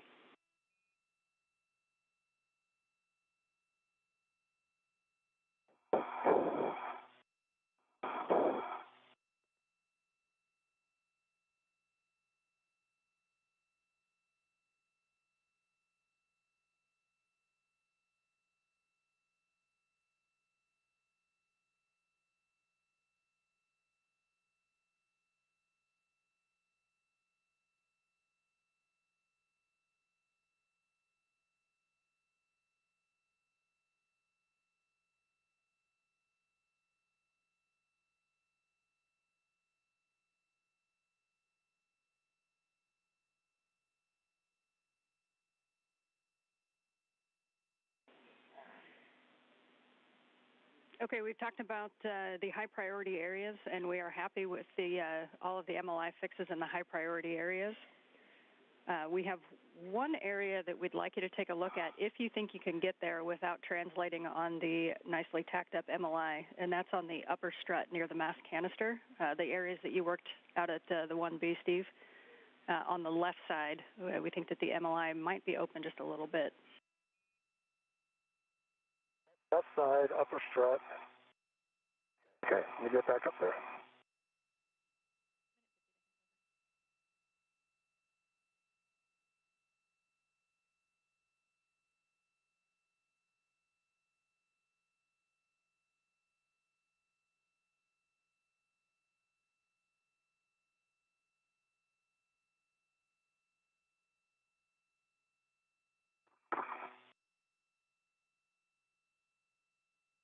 Up here, actually looks pretty good. Look around.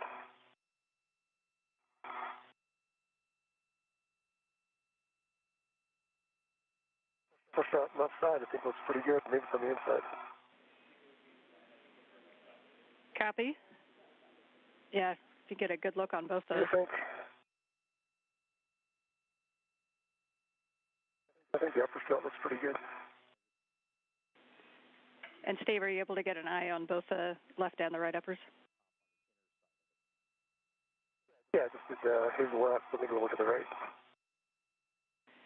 And I'll tell you the kind of problematic area that that we're looking at is the left upper strut, but kind of on the back side from where you're looking at, so on the mass canister side, and just if you can try to get eyes on it. It's kind of the area that you worked out at the 1B. Okay, let me take another look out here.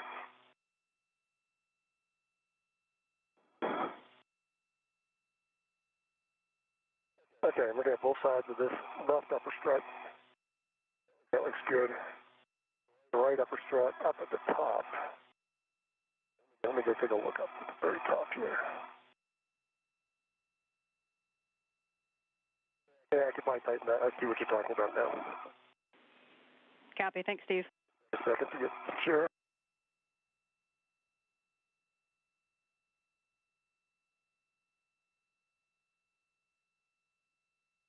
2 hours, 35 minutes into the spacewalk, and we are in a handover of satellites that allow us to communicate with the International Space Station. The astronauts continue to work on securing MLI, multi-layer installation, on the modification kit. This comes after completing some cable routing as well as additional MLI installation. With you after the handover. We're about 5 minutes to a sunset, and Sultan, we just wanted to send you a quick note. We were looking at your helmet lights, and we think your left side helmet light may not have been on in the last eclipse if you want to use it. All right, copy.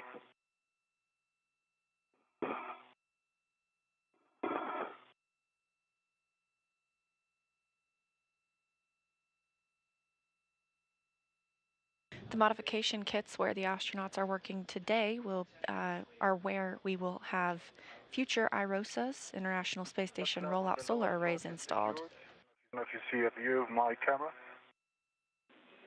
We see it now. That looks beautiful. Thank you.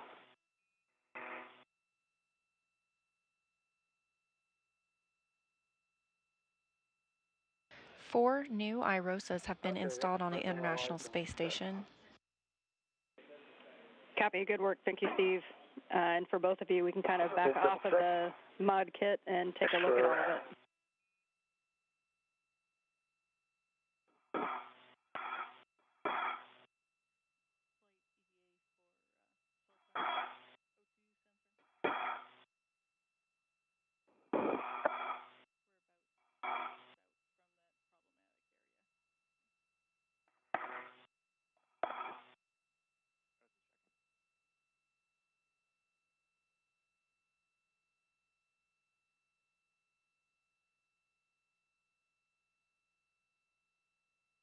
All right, quickly before the sun goes down, that's the upper struts.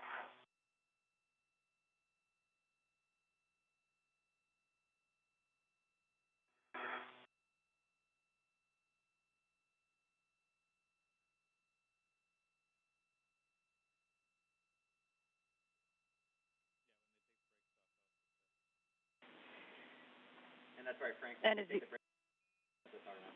as you guys get reset off of that work site, Sultan, just a couple systems notes for you. We're about 10 minutes from where the O2 sensor readings had been seen to be erratic before, so just for your awareness.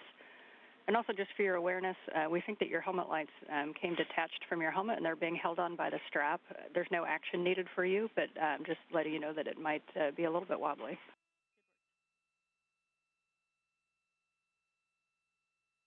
Okay, copy that.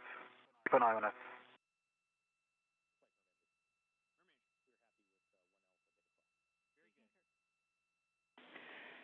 And Stephen Sultan, we just got word from the MER. They are happy with your MLI work on 1 Alpha, so that will complete this task.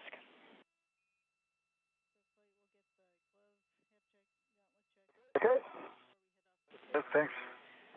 So to get done with this work site, Steve will have you hand the wire tie caddy to Sultan, and Sultan, you'll just carry it on your MWS, and that bayonet fitting might keep it a little bit tighter onto your MWS. And for both of you, a glove, hat, and gauntlets before translation, please.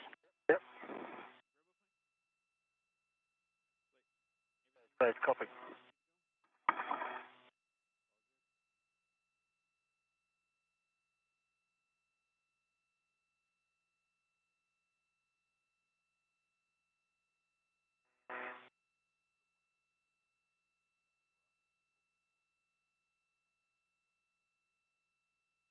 Nice.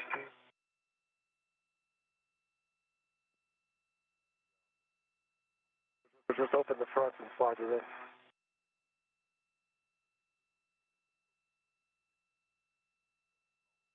Thank you, Rip. Want to drop it back? If I can get it.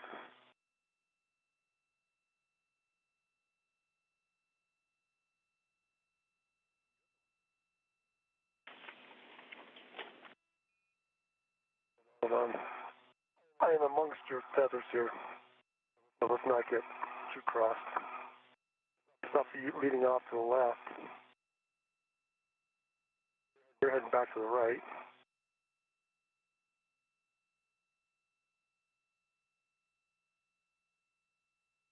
Do you want me to go ahead of you and then pose? Yeah, I'm trying to figure out how best to do that. I can do it. I'll just pick up my local and then I'll head. Let me double check where mine is. Okay. Let me get low so you can get by me. All right, go ahead, bye.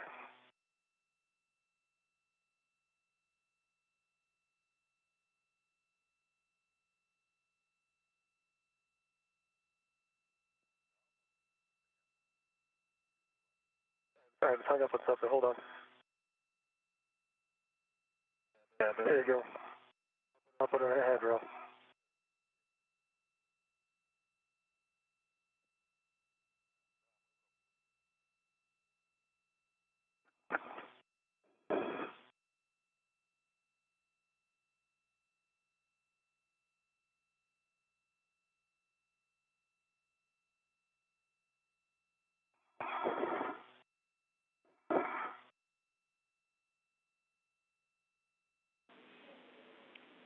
And for the translation, this is where you're kind of change positions as you get to where your green hooks were. So Sultan, our recommendation is that you lead back out to 2004, and then Steve follow him out to where your green hooks were, and then Steve will lead the translation back in. Big picture, Steve, your next task is arm setup, and Sultan, yours is ESP2 setup.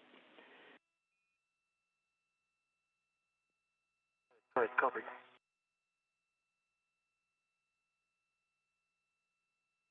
I'm at 2004. Okay, let me get up there and swap myself around.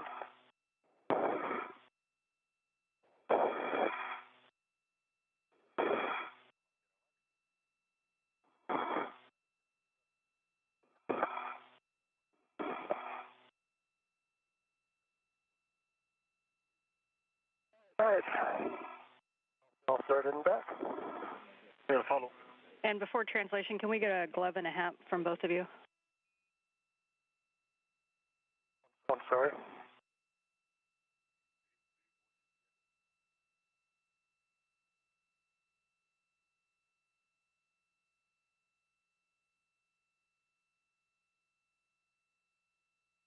Both gloves look good. Half is dry. Copy, thanks, Steve. And for EV2, no change on the gloves. For EV2, no change on the gloves, and half is dry. Okay, copy, thank you. So Steve, you'll lead the translation in. You're heading to the port CETA cart. And you will leave your anchors right where they are. So you're going to pass the anchors. And Sultan, you're going to be heading into the ESP2 work site. So you're going to follow Steve until you get to the CETA spur, and then you're going to go down the CETA spur. All right, so follow speed until the spread, then we'll head down to the ASB2. Good words, and you're actually going to go down the CETA spur, and we're going to have you fair lead near the port airlock toolbox when you get down there, and this would also be a good time to turn on the GoPro.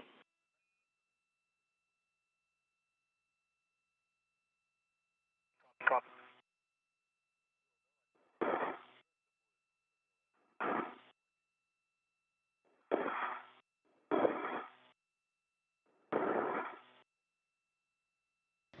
Coming up on 2 hours and 45 minutes into today's spacewalk. This view from NASA astronaut Steve Bowen's helmet camera. Both spacewalkers have accomplished the first major task of today, which is routing cables and modifying/securing MLI, multi-layer insulation, to the mod kits where future IROSA arrays will be installed.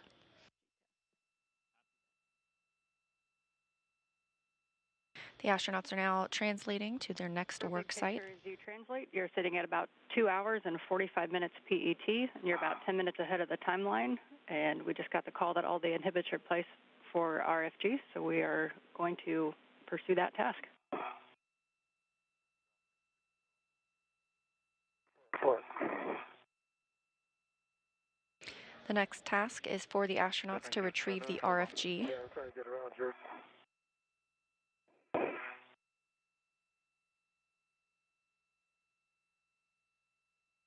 I think it's caught on the cables. Hold on.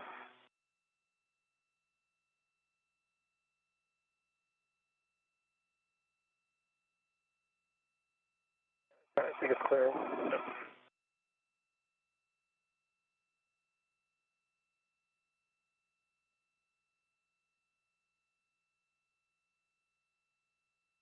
What that's going on? It's behind. Yep. Yeah, no. Okay.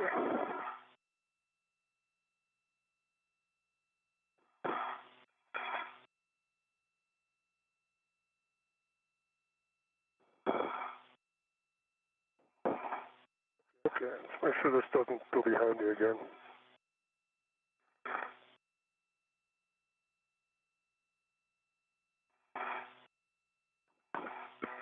Hey, hold on, Sultan. Let me get I know a spot here.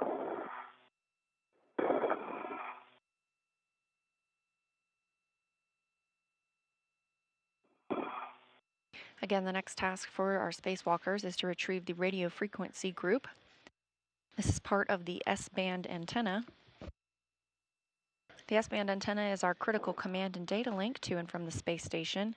Of course, we do have redundancy, but the RFG is the brains, essentially. Where are mine?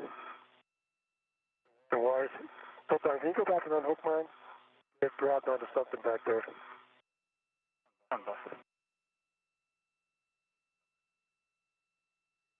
The radio frequency group houses the electronics, high gain and low gain antennas on the S-band system. Don't grab back. Can you follow that back a little bit?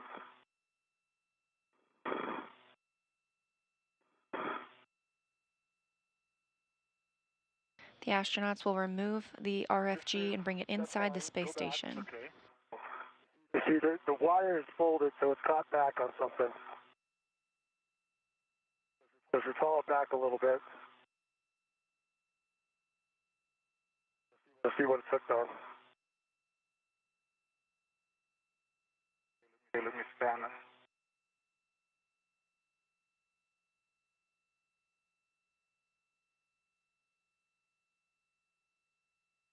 On the CN10.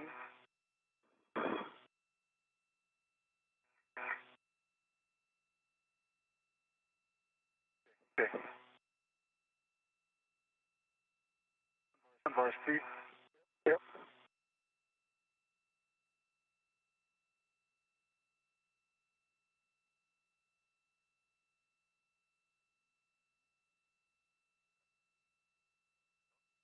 Okay, it's opinion 10, and it's coming good way.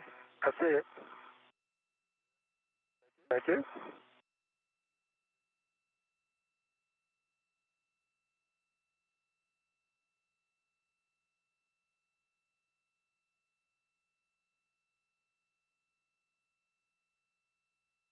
Thank you very much. Problem.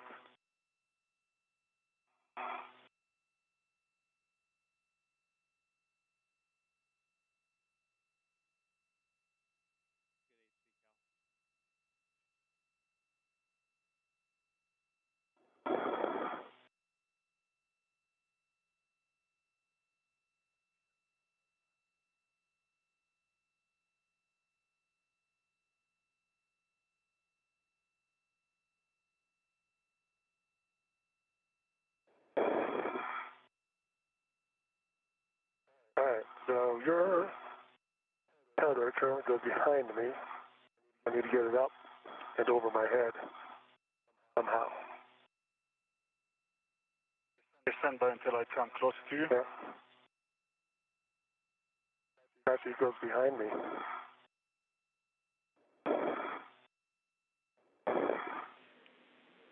So where we want it for the next setup for these tethers, just for awareness, is Sultan should go from the anchor down to a fair lead by the port airlock toolbox. And Steve, yours will go from the anchor to a fair lead that you're going to put on the lab strut. Yep. All right, so Sultan, the way to solve this problem, because your tether goes behind me, but it's underneath my safety tether.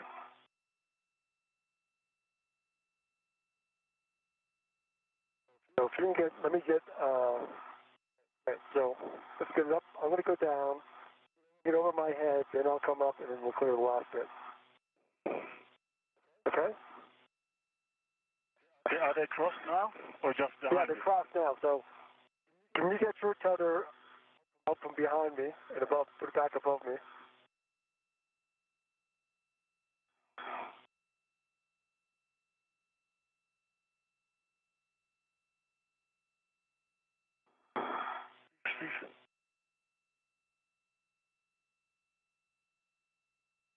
Can you go a little bit neither as well?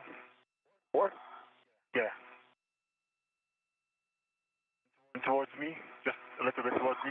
I don't know. Let me see.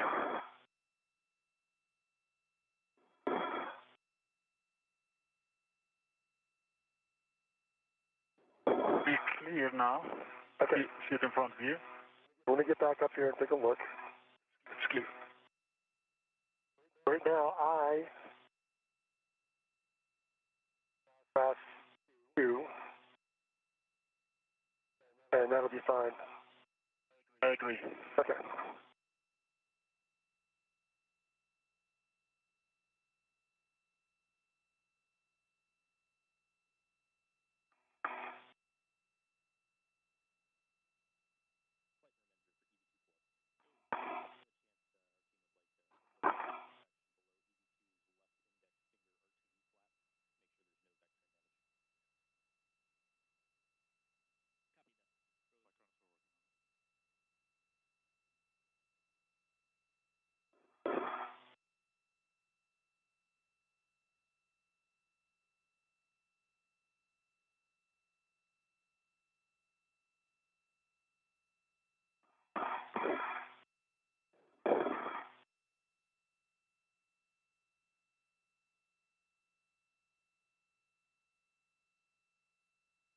As our astronauts continue to translate to the next work site, the International Space Station is flying 261 statute miles over the Indian Ocean west of Australia.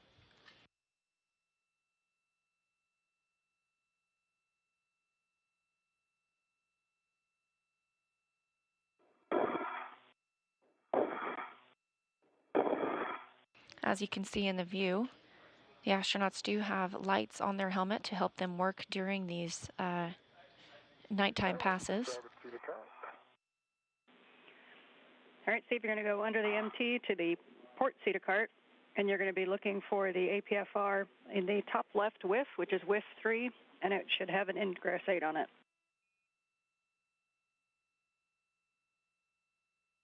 All right.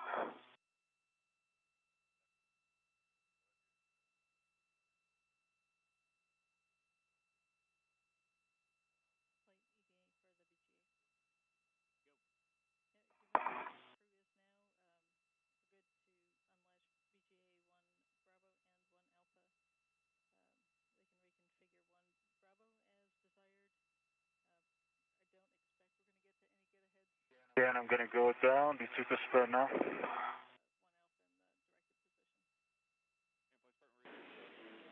And copy, Sultan. Yep, you're going to head down the CETA spur. And then you can turn on the GoPro, and you're going to fair lead on the port width near the port airlock toolbox. And when you pause, I have a couple words for you on your glove.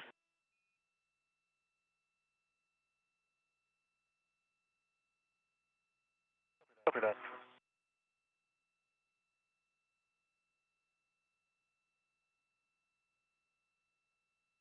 Hey, whip 3 is the one that's currently in the middle on the swing arm, correct? Yes, width 3, which is... And it's set. Papa, Papa. That's correct. Papa Pampa, and then we ask that you don't change the pitch setting for translation, and you can stow that on your BRT.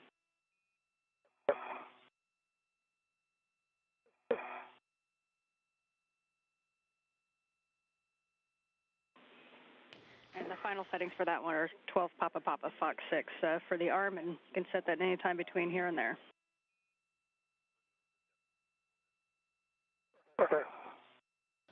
This view from Steve Bowen's helmet camera as he picks up an APFR, articulating portable foot restraint. As overheard, he'll stow that on his BRT, the body restraint tether. He'll then attach it to the Canadarm2, which will be used during the next task when they remove the RFG, the radio frequency group, and prepare to bring it inside the space station.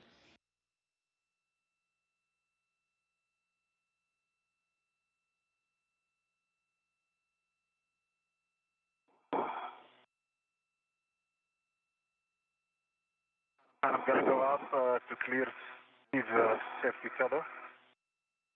Now it's came under my legs.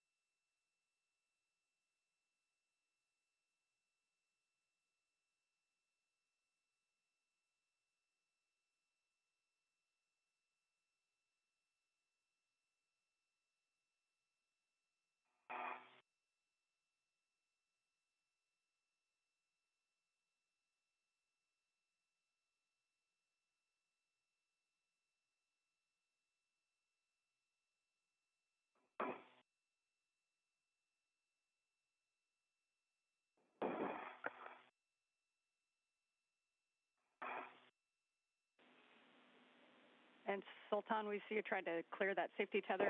Let us know if you need any assistance.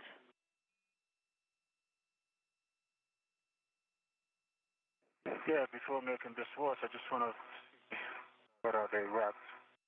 They cross behind my place, but I want to go down and take it.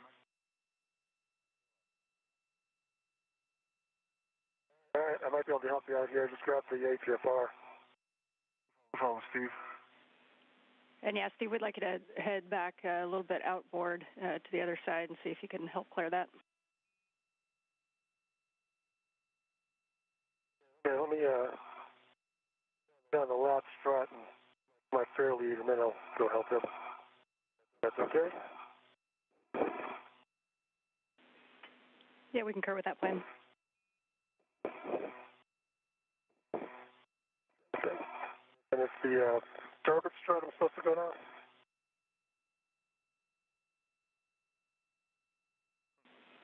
It's the And fair lead. on the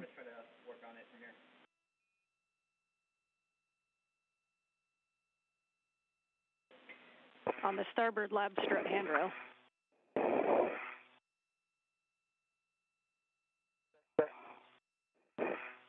It worked. It'll take a second. Where are you right now? I'm at the Cedar Spur. Okay, I'll be up in a second. Just wanted to see where your tether is routed. Is it behind my place or?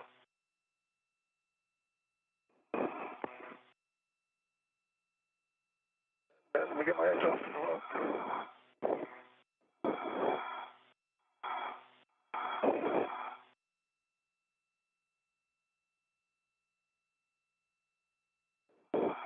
I just wait for you. I think it's behind my place. Okay, I'll be there in a minute. Okay.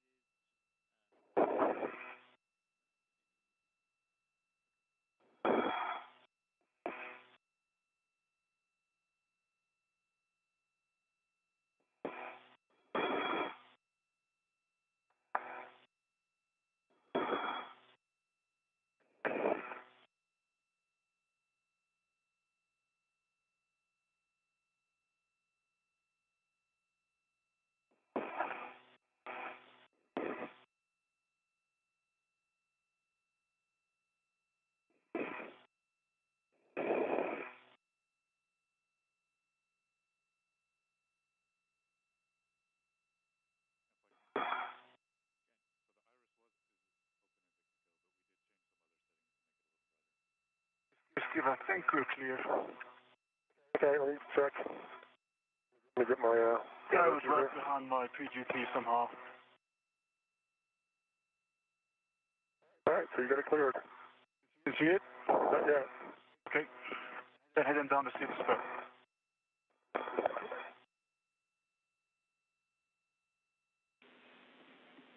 Okay, and we told Sultan, or we monitored Sultan. You said that it is cleared.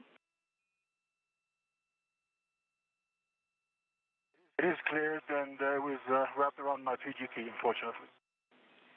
All right, nicely done. So you can continue down the port airlock, or toward down the Cedar Spur to the GoPro, and you can turn that on. And Steve, you can go down to the front side of ESP2 via the lab and then the gap spanner.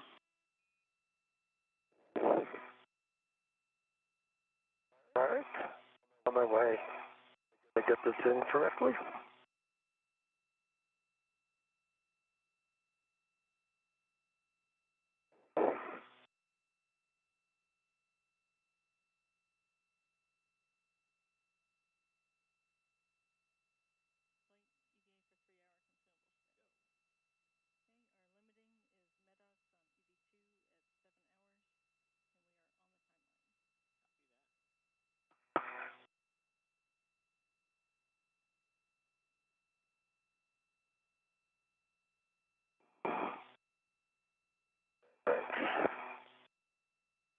Yeah,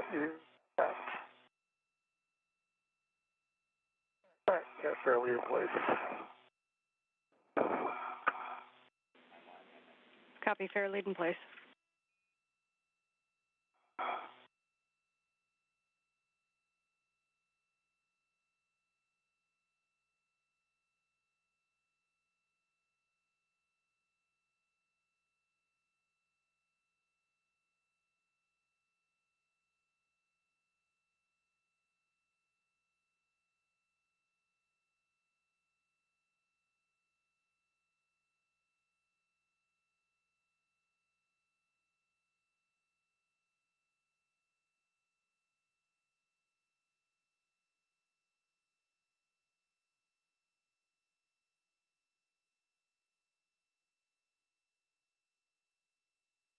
Okay, camera's on. Copy, the camera's on. So if you can go over near the, we're thinking on the port whiff near the port airlock toolbox and fair lead, and then you're going to translate around the side of ESP2 where you stowed the crew lock bag 1, and you're going to stow the wire tie caddy. All right, copy.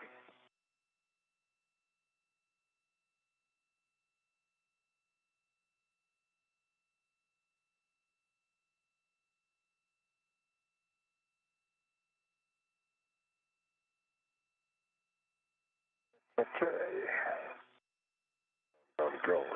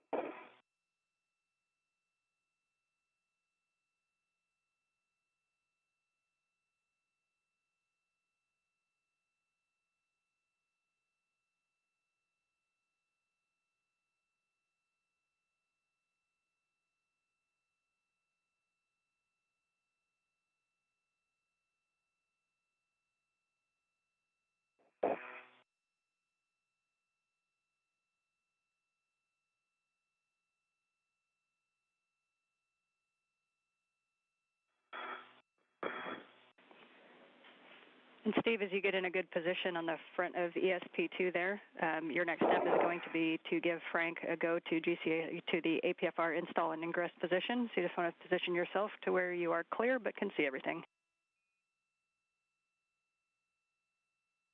Okay, let me get myself there.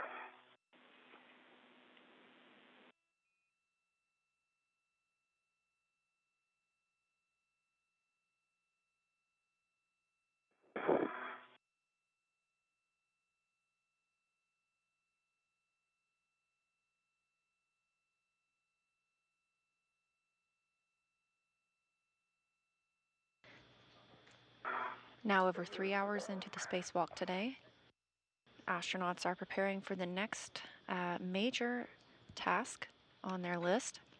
This is to remove the RFG, the radio frequency group, from the S-band antenna.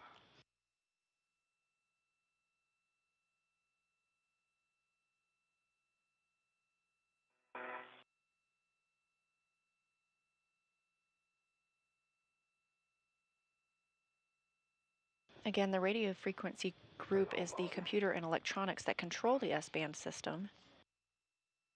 And this portion of the system will be brought inside the International Space Station before being returned to Earth for refurbishment and eventual return to the space station.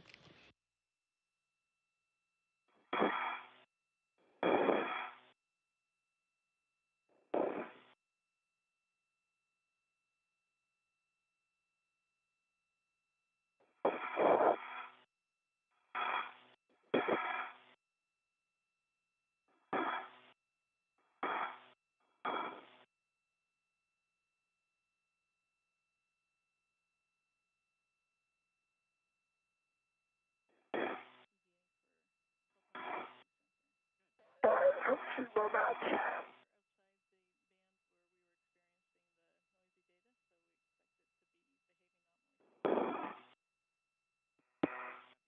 Okay, so that's where we're going.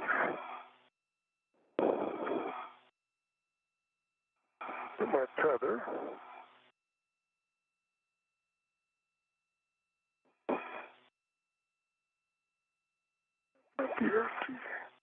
And I'm at the ASP and I have the bag in front of me.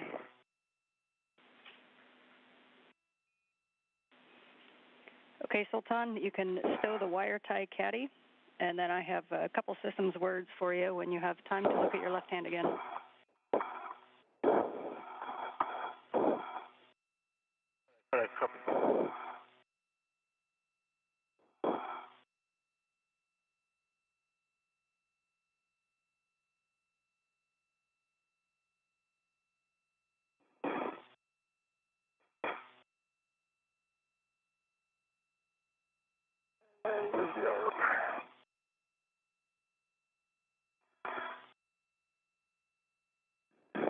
And then that's why caddy will go into integral red.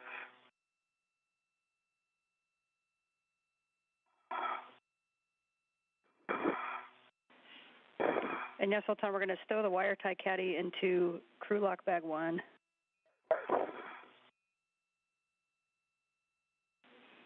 At the same time, you can The grab... question is, are they going into integral red?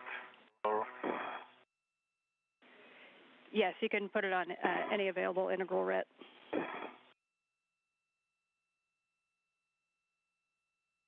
Okay, Frank, you have a go to GCA to the ingress, the install and ingress position. Steve, we copy GCA to published. Our published position is 1.1 meters station aft, and we're starting motion. Okay, I'm watching. Good motion. Good motion.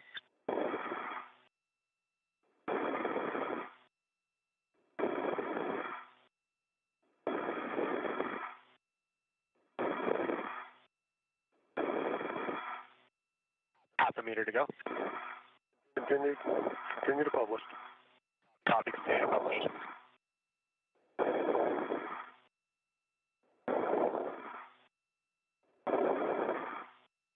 Ramping up. Okay, Steve, that's your published position. All right, let me take a look. All right, could I get another 30 centimeters station aft? The additional 30 centimeters station aft. Multiple voices in the mix now as NASA astronaut Woody Hoberg inside the space station is commanding the Canadarm2. Steve Bowen will be on the Canadarm2 to help with some stabilization for the RFG removal. Copy, hold position. And you can put brakes on, GCA complete. Copy, GCA complete, stand by for brakes. The brakes are on, you go for APFR install and ingress. Go for APFR install and ingress. Copy. And Steve, you could install the APFR onto the arm. You're looking for 12 Papa Papa Fox 6.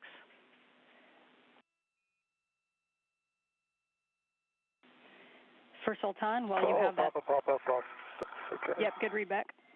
For Sultan, while you have that bag in your hand, you're going to retrieve the large small ret that's on the handrail of that bag, and you're going to put the small hook onto handrail 8007,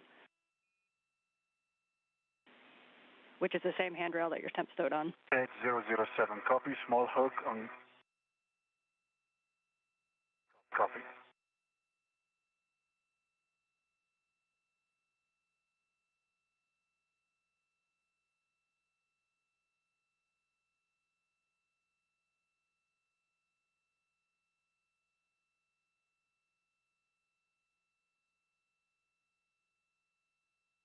Great view here of Steve Bowen as he handles the APFR, the articulating portable foot restraint, and places it on the Canadarm2, the latching end effector. Okay.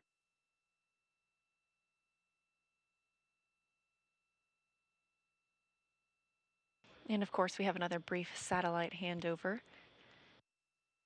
Teams here in Mission Control Houston continuing to monitor everything about today's spacewalk, including the status of the astronauts inside the space station, of course our astronauts outside and keeping up with those tasks, as well as the consumables for the astronauts, including their oxygen rates inside the suits. No, this one did not go all the way over. Copy, black on black. And we're just back with you from a handover, so if you Hold on. called a pull twist test, we missed it. Hold on. Oh, I got the black on black. It didn't twist yet. Feels like it's in, but it hasn't twisted. Follower's not going back yet. Copy. A couple of notes for Sultan while Steve works that. One is that we're out of the range for your erratic sensor, so we're not worried about that anymore. For your glove, what we want you to do is take a look at the flap and see if you can look underneath it and make sure that there's no additional damage to any other of the glove structure other than that RTV. And just a reminder that on the index finger, you've got that turtle skin underneath that RTV as well. I copy, and I did report initially that that slab has another RTV slab, but nothing is exposed. Rubber. Okay, good words. Thanks for double checking that. So Sultan, your next step is going to be to pre-stage the long wire tie on the clamshell MLI. So just double check that you have a long wire tie left on your BRT. Negative. I'm going to get any from the caddy. Only have short on my BRT.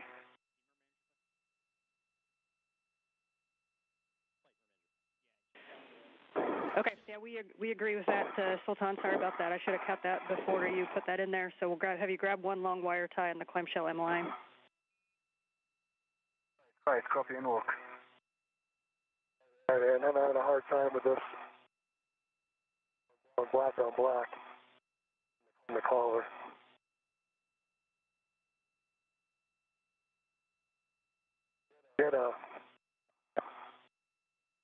Looks like it's in there. Collar does not want to move.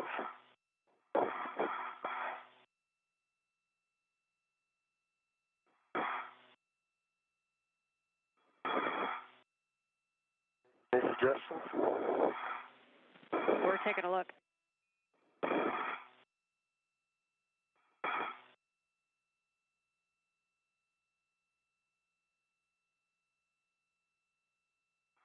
Cycle it. That moved it a little bit. There we go. Now it's black on black. I cycled but then it came out. Well,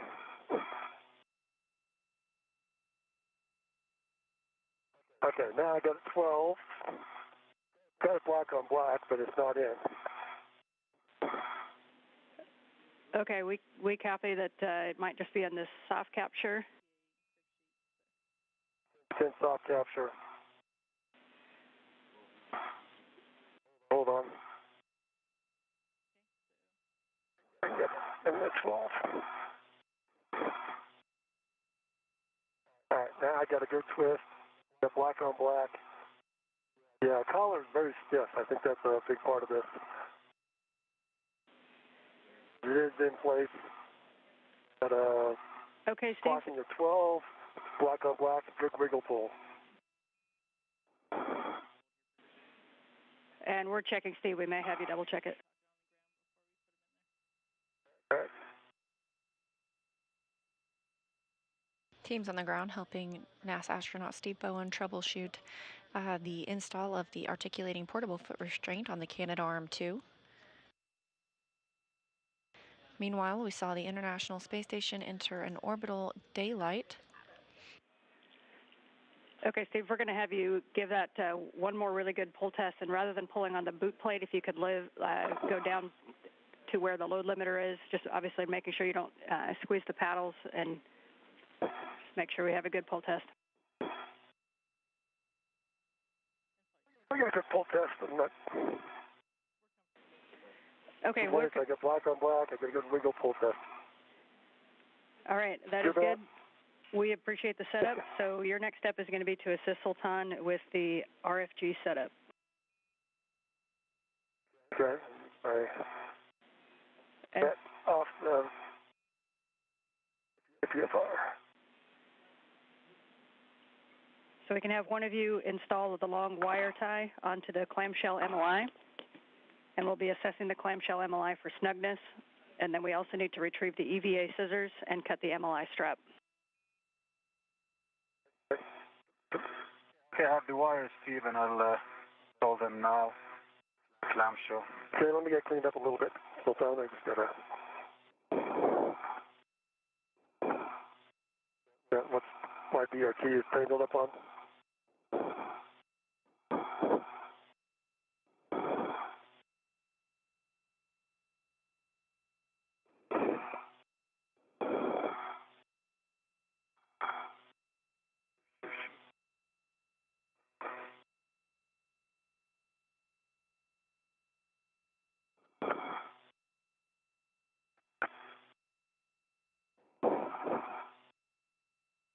There it goes.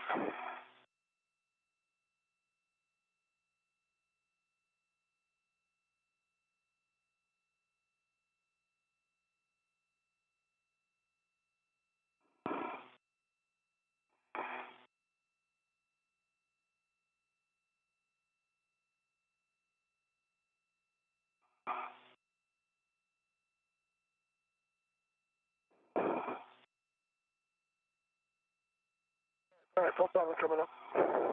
All right.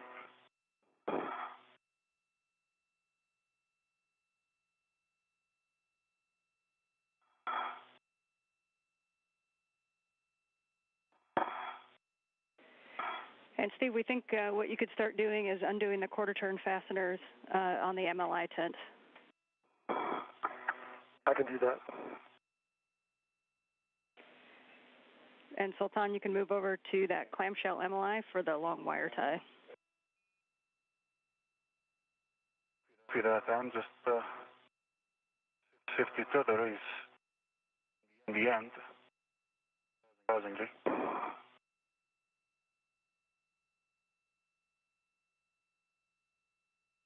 Can I drop that green hook somewhere? Feel the tension that the green hook is, green wheel is, reach the limit.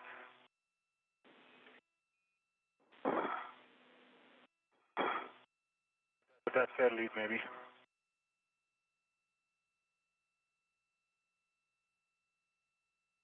We'll check. And Sultan, yes, you can drop your green hook. So we recommend one method would be to fair lead over by the port airlock toolboxes. But you can also put your green hook down to get your tetherers out of the way wherever you see fit, probably toward the airlock on ESP2.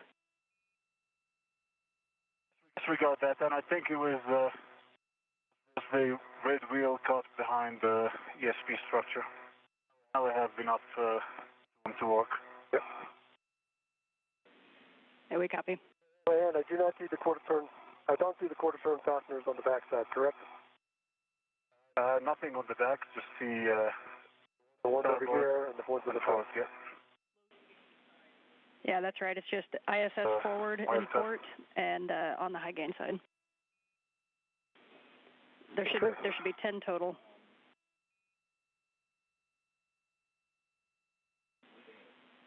And then on the ISS starboard side, there's going to be a MLI Velcro flap that you can remove. I can't get up there.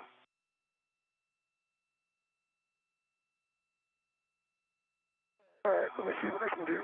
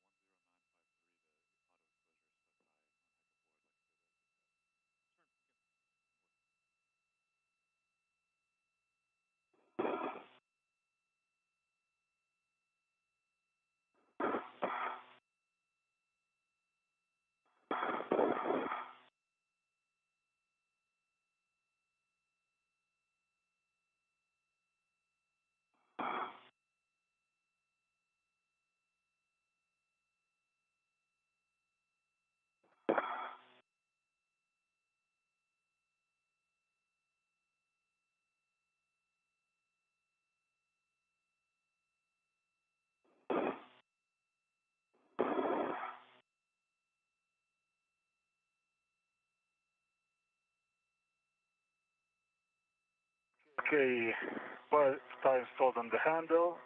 I'll feed it through the loops. We copy, Sultan. And just a reminder on the, a couple cautions for you guys around the antenna. We don't want to exert any more than about 7 pounds into the high gain antenna. We want to minimize loads on the low gain antenna. And once we open it up, we want to avoid the white paint on the RFG and minimize loading into the flat face of the clamshell.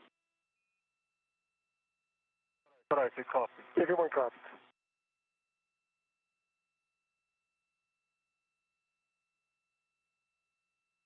Think that's enough, Steve, or? Yeah, you gotta twist it on there.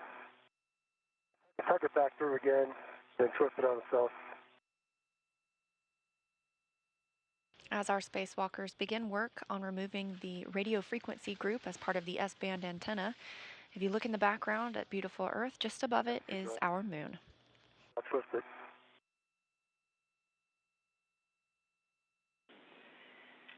And Sultan, once you get on there, or once you get that on there, you can kind of put your hands on the clamshell and assess how much it moves on the antenna itself.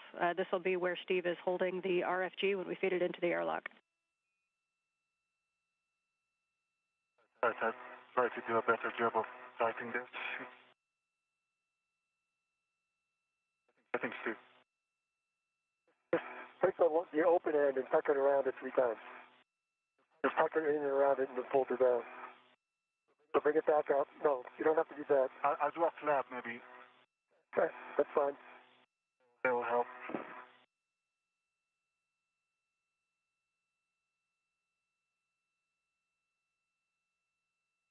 I think you need to tuck it back through at least one more time. Sure. And Steve, by your left hand, there's kind of a Velcro seam along the RFG. You can open that up, getting ready to peel it back whenever you're ready.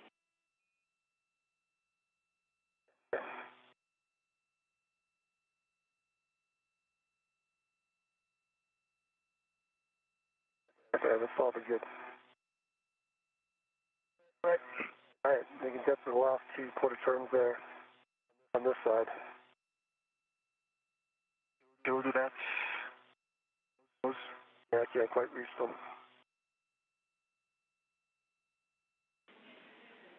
And Sultan, your next step, you can retrieve the EVA scissors from the crew lock bag 1, and we'll be cutting the MLI strap. All right, copy and one more. And Steve, we'll have you stand by on the MLI until we get the strap cut. Okay.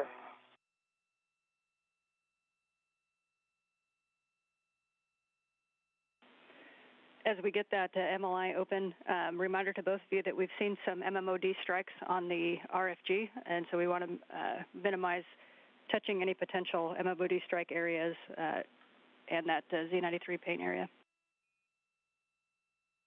Okay, let me know my APFR settings. I'll make sure I'm good there. Let's APFR Papa, settings 12, Papa Papa, Fox 6. All right, I think I'm there.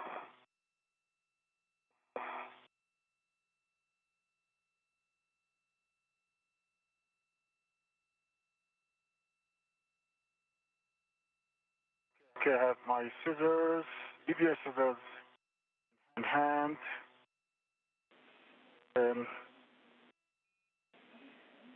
This is my location for the cut.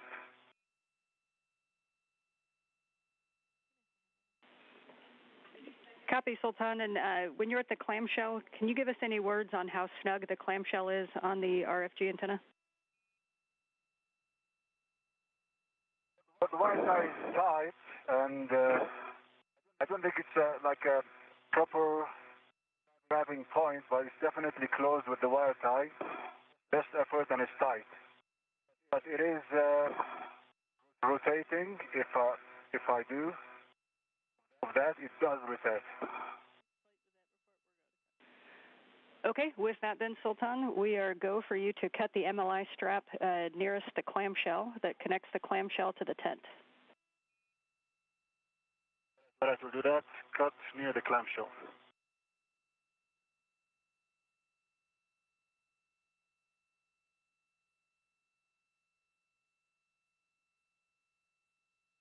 The first step in removing the radio frequency group is to remove the MLI, the multi-layer insulation that has protected the hardware. The RFG was not designed to be retrieved during an EVA. That you did get the small end of the large small on the handrail, correct? It is, but the large hook is still free. Where do I need to put it? Okay, copy. Yeah, the small hook on the handrail. And then we have a request for you to close the EMU scissors, or the scissors, until you're ready to use them. Copy, I'm ready to use them. Okay, you're going to cut that MLI, and we're about 15 seconds from a handover. All right, copy.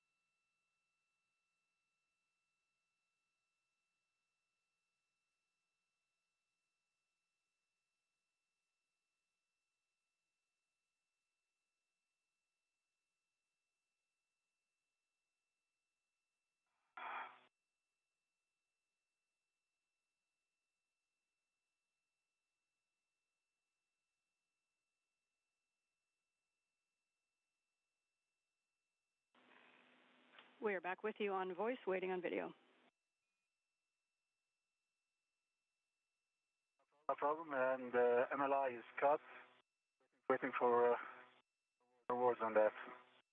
It is cut and with no part, no residual on the both sides. Just a small flap on the RFG clamshell. All right, copy. You can stow the EVA scissors in the crew lock bag, and I hope that was fun. We rarely get to cut things on EVA. And your next step is going to be removing the MLI tent and attaching it to that large ret that you have staged. Right. Steve, we're going to have you move toward the arm and have you start performing your safety tether swap and getting ready for ingress. Okay, let's talk me through that real quick. Sure I'm doing it right. Yes. So for the safety tether swap, you want to make sure your waist tether is down. And your first step is to lock your green tether reel. Lock green.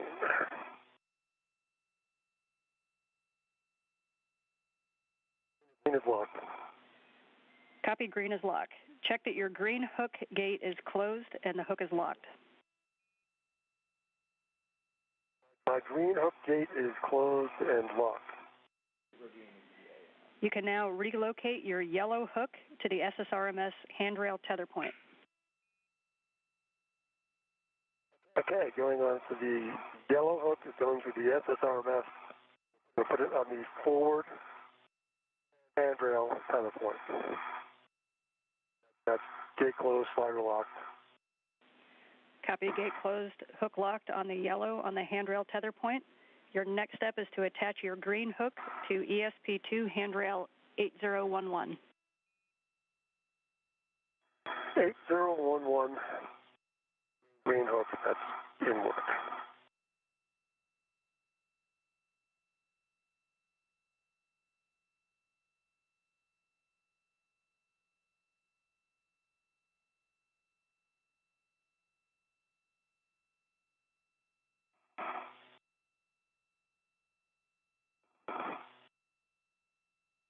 All right, 8011.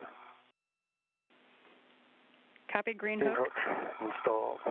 Copy the green hook on 8011, and you can unlock the green tether reel. Unlock green tether reel.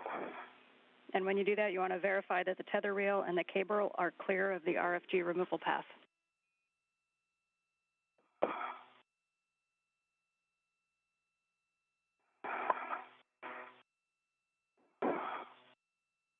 Yeah, it will be probably once I get the weight tether on that side clear of it.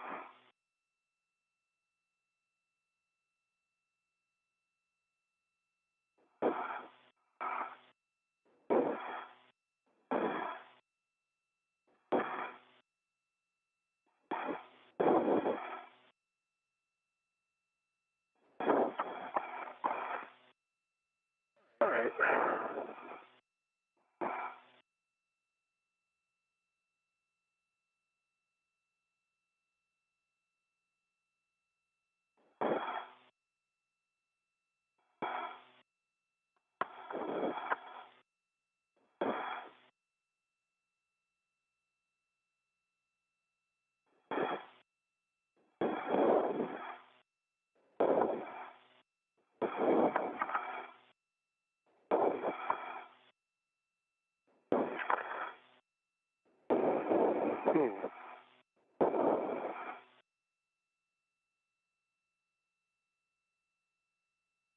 3 hours and 35 minutes. Got my right safety tether, my right waist tether, 8011. I'm gonna lock it. I'm gonna undo my red hook from my left steering extender and put it on the other side of the green hook. No, actually, I can just undo the green hook. Never mind. Undo the green hook again, put it on the other side of my red hook. Yeah, that's where we're just getting to. If we leave your load path, and then we can just redo the green hook. Yep, I agree with you. Sometimes I have to think a little bit harder than I have been, I guess.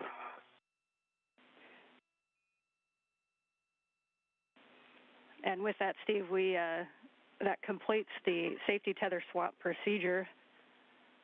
So you can just verify your load path is clear. Your next step is going to be to ingress the APFR. Sultan, we see you opening and restraining the 10 MLI. And let us know when you have that on the large hook of the large small red.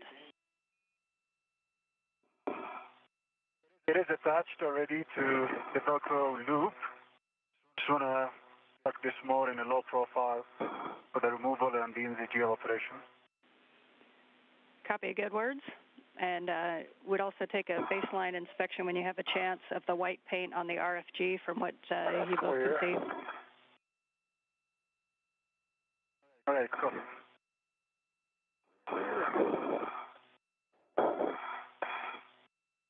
All right, I feel much better about that.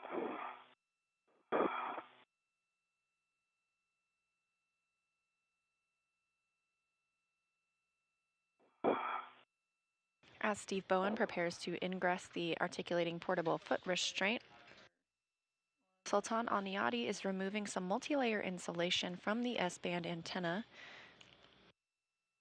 This will allow them to more easily access and remove the RFG, the radio frequency group, which will be taken inside the space station. For Steve, as you get to the ingress, you're going to make sure your tools and tethers are clear, that the ingress aid is stowed, and you can attach your waist tether to the ingress aid. Okay, my waist tether is attached to the ingress aid. I'm going to detach myself from ESP2 and ingress the APFR. Copy. And Sultan, when you're complete with the baseline inspection, we'll take any words on any damage or flaking that you may see, and then we'll go for the cables. All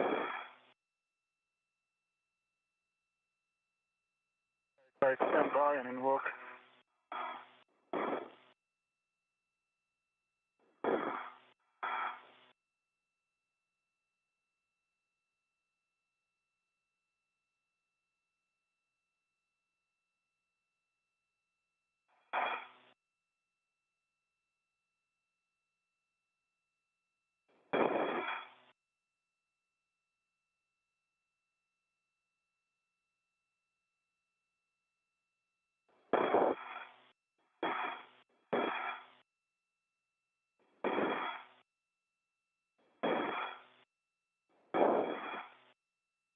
And I do see some MOD stripes.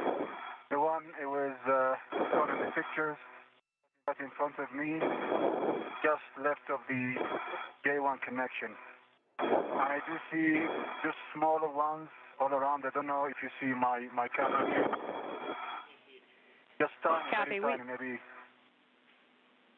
We see a little bit in your camera. If you look up a little bit more, we've got a good view of the rest of the box from Steve's camera. Yeah, that's a good inspection. We appreciate that, Sultan. So you're now go to demate the SASA cables from the RFG and give us an inspection. That's going to be the P9 from the J9 and the P1 from the J1. And then you're going to get the caps from the crew lock bag and cap both ends.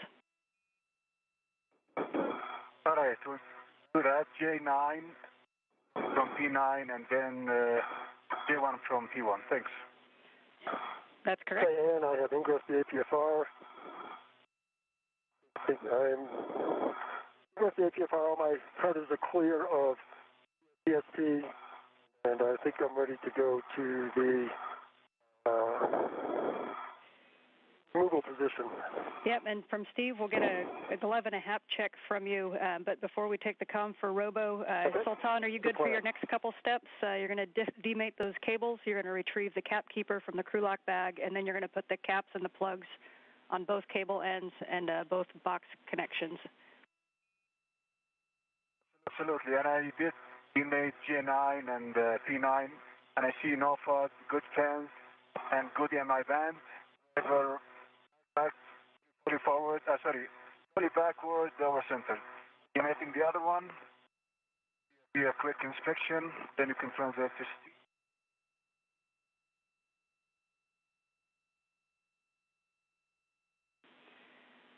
And Steve, if you want to give a double check on your feet on the APFR, we thought we might have seen a little bit of movement on your left heel.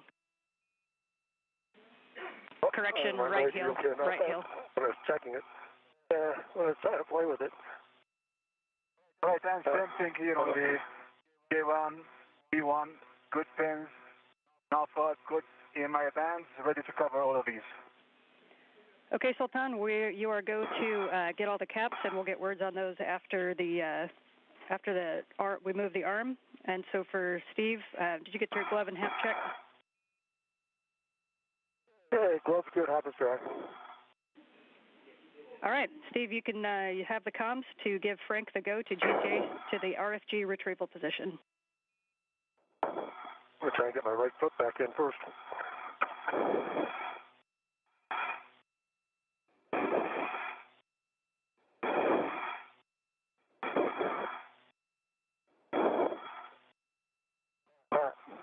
That feels good. Okay, Frank. I need to go station forward 30 centimeters I gave you, and then you can go GTA to the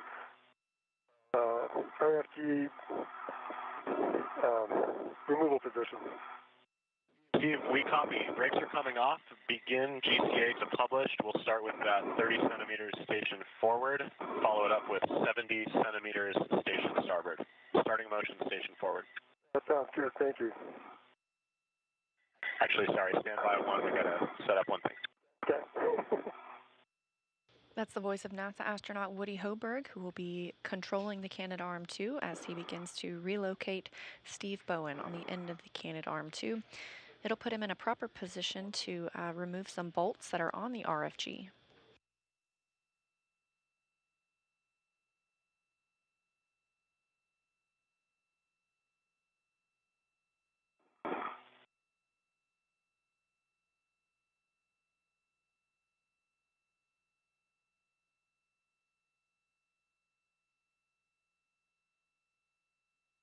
Sultan in the background has demated 2 cables from the radio frequency group and is installing caps to protect them for future use.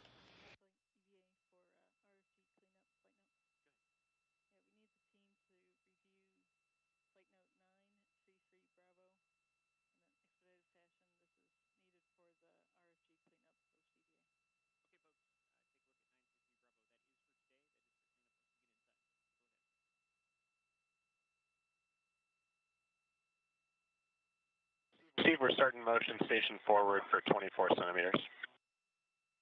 That sounds good. I'm ready.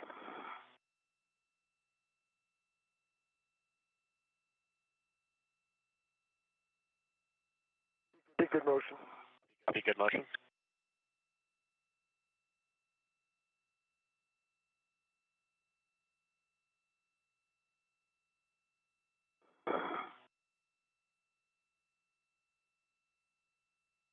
Okay, Steve, starting motion, station starboard for 70 centimeters. That looks like good motion. Good motion. Stop motion. Motion. Okay, let me take a look.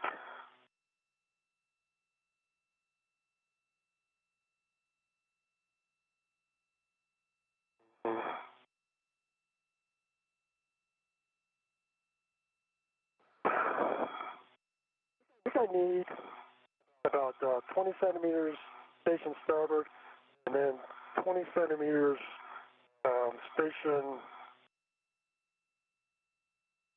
Let's see, we were going starboard, right? So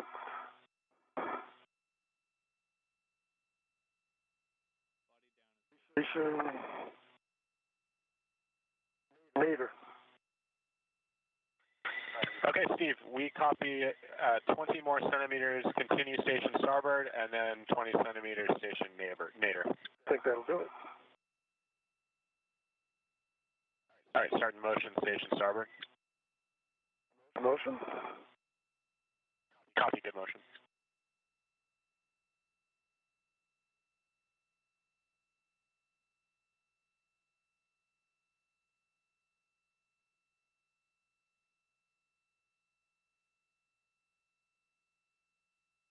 Actually, station zenith. I'm sorry, I had that backwards since I'm upside down.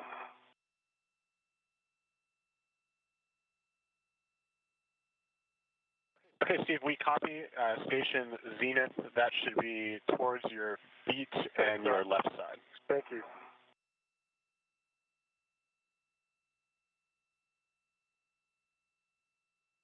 Starting motion, station zenith. Great motion. Copy, good motion. Okay, you can stop motion there. Copy, hold position. And you put brakes on. That's a great position. Thank you. We copy, GCA complete, stand by for brakes.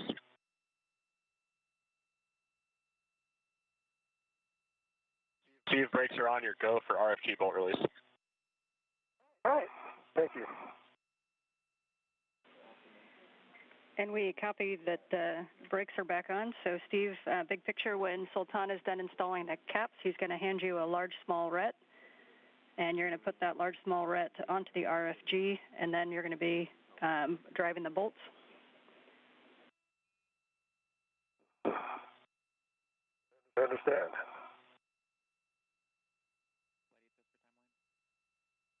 Some acronym breakdown for you. Steve Bowen will be receiving. He will be attaching a retractable equipment tether to the radio frequency group, since that will soon be released from the space station. He'll be using a PGT or pistol grip tool to release 8 structural bolts.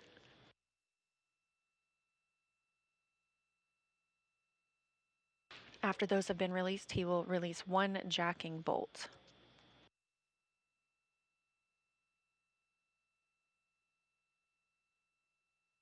Sultan Al Nayati is meanwhile finishing up removing some of those cables from the S-band to the RFG itself and installing caps, as those will be reinstalled in the future once the RFG is replaced. I see I'm finishing the last cap. For some reason it's not setting as I expected.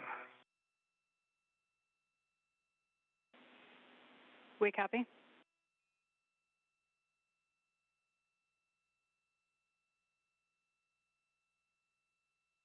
And one cap is installed on J1. The other one is looking for a better alignment here. We copy.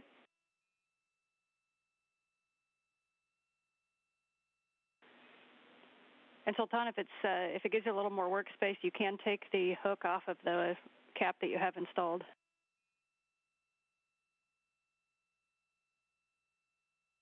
Right, copy.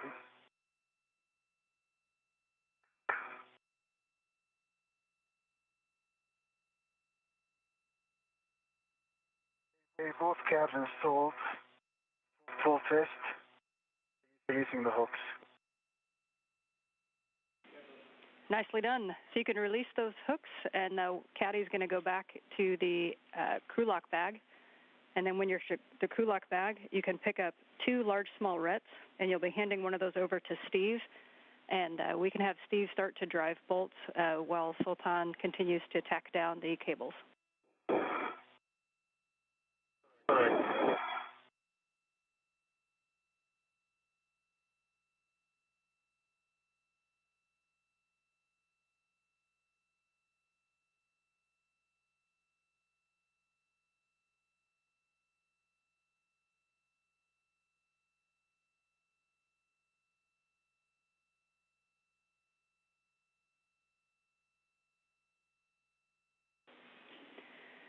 And Steve, just a reminder for you that you do have the page in your cuff if you want to take a look at the orientation. But in general, if you look at the bolts, the middle jacking bolt is bolt E. And then just to the left of that is F. And F is going to be the first one that you do. And then you're going to go basically 1 left, 1 right, 2 left, 2 right, all the way to the ends. Copy. Yep, that is good. And then hopefully we won't need to know this, but if you look to the left of the leftmost bolt and to the right of the rightmost bolt is where you'd see the spring plungers kind of perpendicular to the bolts. Pretty small little spring plungers. Those guys. Yeah, that's a good spot.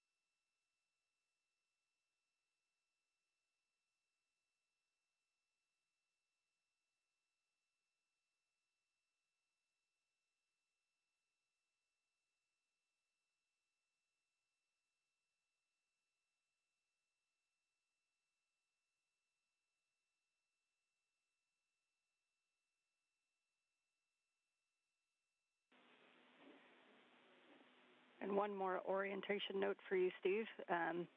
When you go to remove it, I know we talked about this a lot in the conferences, but the motion that you'll want to do is kind of a yawing motion where you would push slightly with your right and pull with your left and then vice versa. So just a real slight yaw onto the RFG as you pull. Copy. Just keep it basically flat. Don't lift it till it clears. And we should be able to pull it basically straight back out. Yep, we agree with those words. I think I've got enough flow here to get it out.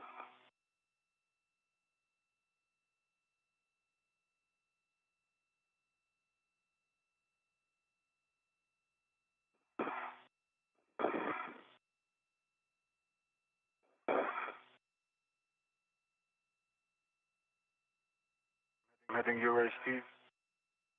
Yep, just waiting on the long duration. I mean the large flow. Bring it.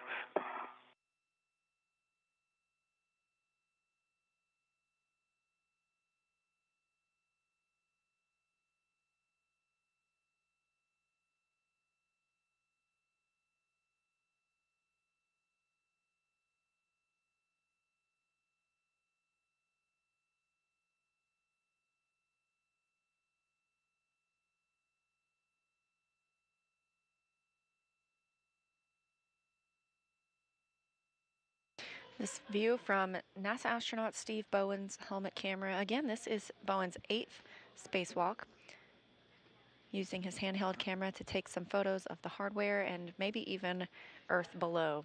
The International Space Station is currently flying at 260 statute miles over Paraguay.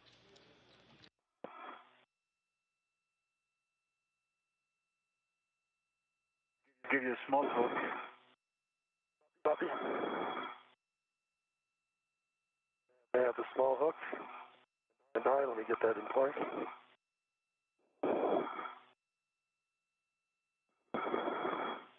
Okay, I have a small hook on. Release the large hook.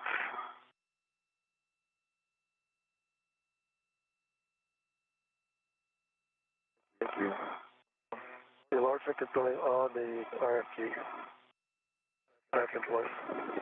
Yeah, we see that the large small is on the RFG. So for Sultan, you can move back to the Kulak bag, and actually we need actually not quite yet. So we're going to have you secure the stanchion cables P1 and P9 to the stanchion with a wire tie, and then you can stow the cap keeper there in Kulak bag 1. Okay, copy. And for Steve, we are ready to drive the bolts. Just a reminder around the RFG to watch for sharp edges. Your PGT settings are Bravo 1, counter 2. All right, let me get the cal check done here. Powering on. The cal. Motor.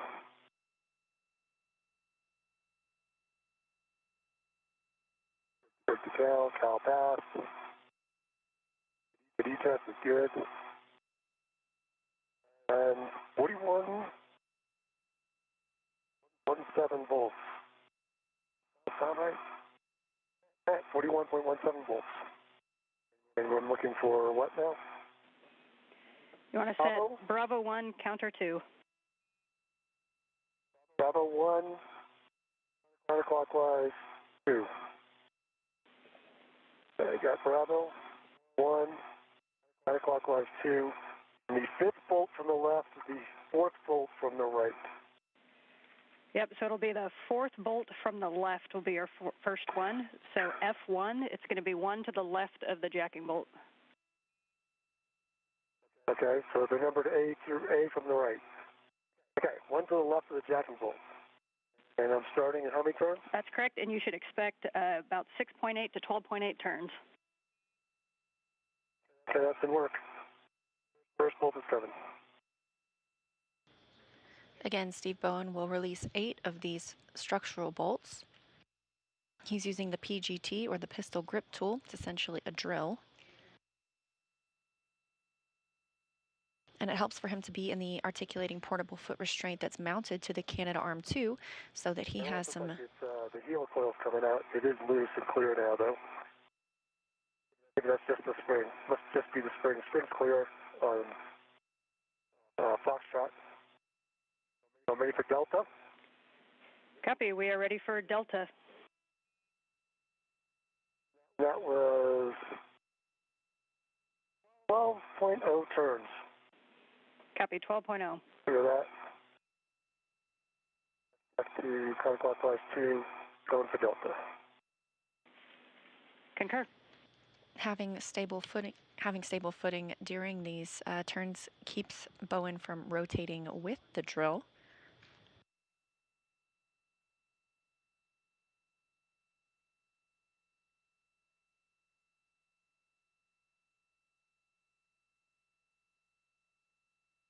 All right. That was 12.0 turns as well. Copy. 12.0 on bolt Delta. So you go for block Golf, third from the left. Third from the left didn't work.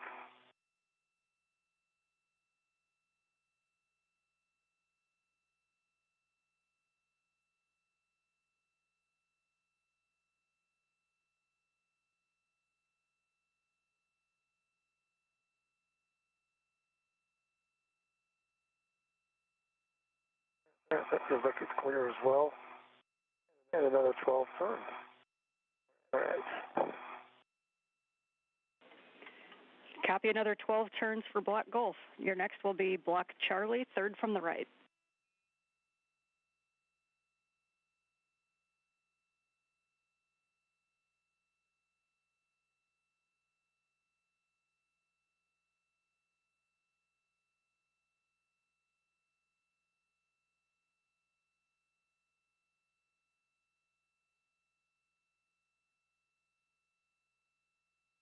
All right. And I got 10.4 turns there. On Charlie. So now I'm over to hotel. We concur and copy 10.4 on Charlie and hotel. On to hotel.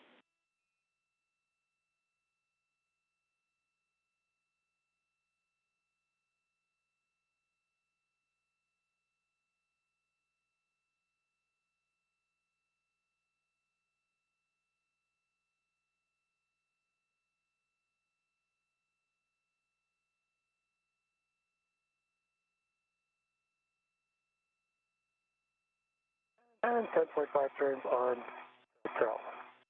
Bravo. Yes. Good words. Bolt Bravo, and we copied 10.5 on Bolt Hotel. We're now 4 hours since the start of today's spacewalk. Steve Bowen now helping release 8 bolts. That will help remove the RFG, the radio frequency group. NZGL cables, you want them anywhere in the station?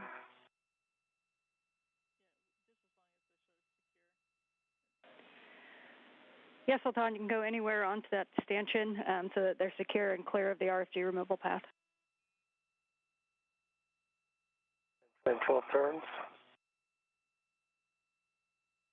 And now to India.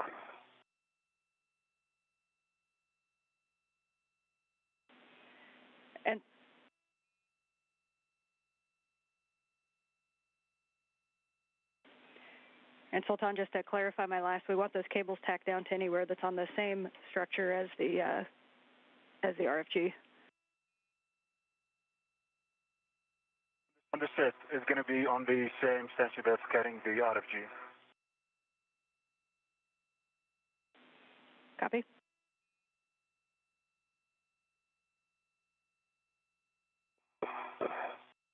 Turning on me, sorry about that. Somewhere around 12 turns. Alright. Alpha.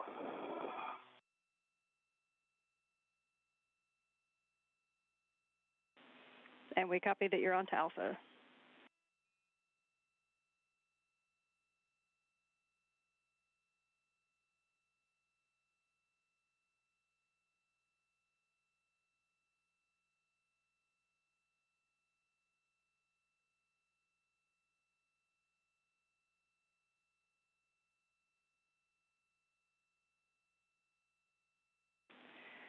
I got 13 turns there. Let's check all the springs.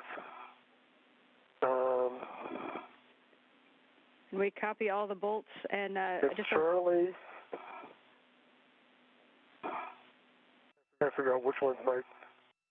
Charlie and this one and golf might be worth another turn or two if that's okay. And Steve, we are good with that if you want to put a couple of turns into golf. All right.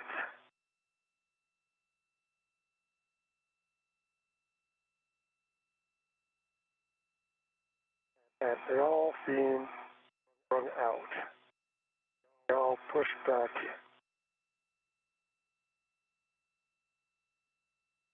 Okay. That's good. I think I'm ready for echo. Okay, and we're going to stand by one and get Sultan in a position to monitor. Bowen has released all 8 structural bolts from the radio frequency group. And so, Sultan, we'd like you to move into position to see the aft side of the RFG during removal. Reminder for both of you is that after the center jacking bolt is released, we only want to pull the RFG towards Steve, not up. And to beware of sharp edges on the stanchion mounting plate and the RFG base once that RFG is removed. All right, I copy all, and just give me a second, Steve, to position yourself. Mm-hmm. Okay, stand by.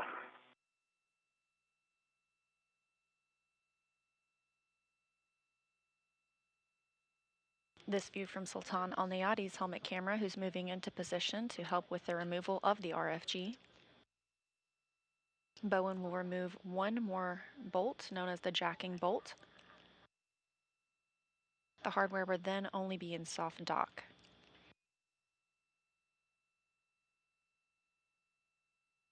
And if you're okay with this, if they're okay with this, I'd like to move the big hook to my right-hand side, just to make it easier when I go to grab the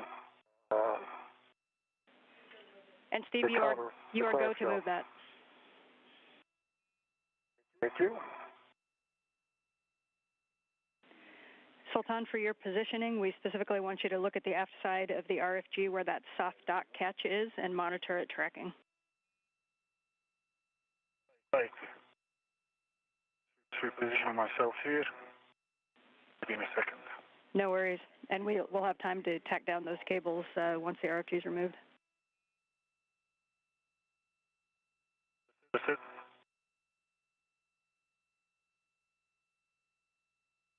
Okay, so you have the aft view of the RFG. You are go to release. Okay. And we concur. And Steve, just one note, you're about 8 minutes to a sunset if you need to reconfigure anything before you have your hands full. I think I'll be okay. And what about settings again? Okay, so for releasing the RFG center jacking bolt, you are go to release that. It's the same settings, Bravo 1, counterclockwise 2, and you're expecting about 24.5 to 30.5 turns. Bravo 1 counterclockwise to 24 to 30 and a half turns. That's going in work. All right.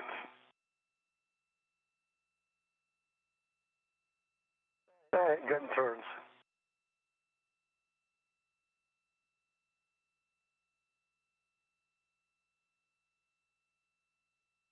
Okay, torqued out at 4.64 turns at 12.1 pounds. And we copy, standby 1.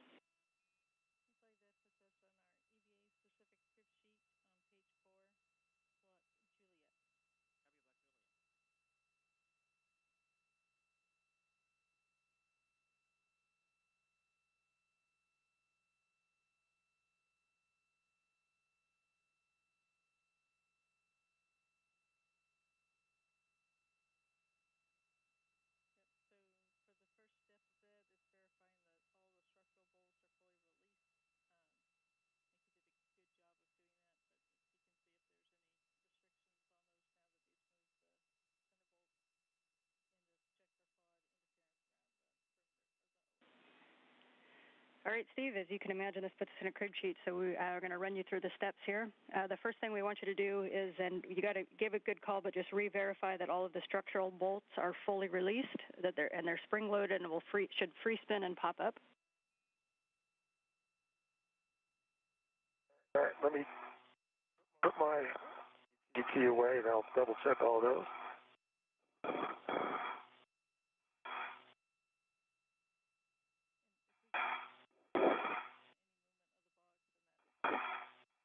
Okay. And Sultan, as he drove that jacking bolt, did you see any movement on the soft dock catch? Negative. To me, it was the same, and I didn't see any apparent motion. Yeah, everything seems loose. Okay, copy.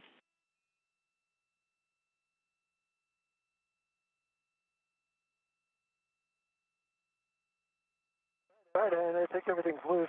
Good spring on each one of them. Obviously, sometimes hard to tell when you can't turn. Yeah, they all seem to spin, actually.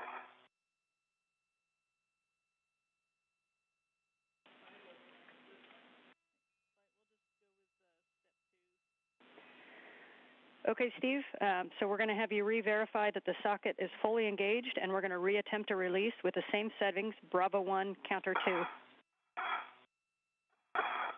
Hey, Bravo 1, counter 2. Bravo 1, clockwise 2. It is fully seated. And torques out with a 2 additional turns. We copy it torqued out. Standby 1.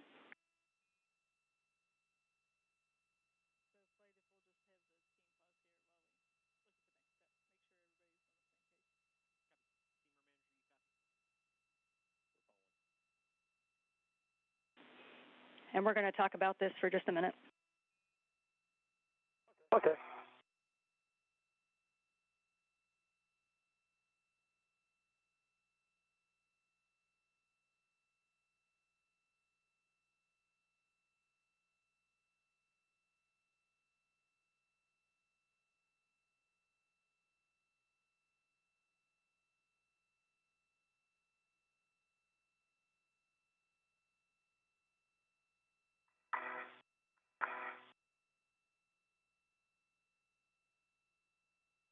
NASA astronaut Steve Bowen and United Arab Emirates astronaut Sultan Al Nayati are on their first spacewalk together, the fourth of the year. And still no words for you quite yet, but just for your awareness that we're talking about it because with the low turn count that we did get on the jacking bolt, it tells us that it's still engaged in the aft section. So we were talking about our next steps. I agree. Yep. The spacewalk began 4 hours and 10 minutes ago, and the astronauts are on their second major task, which is to remove the RFG, the radio frequency group, from the S-band antenna. The RFG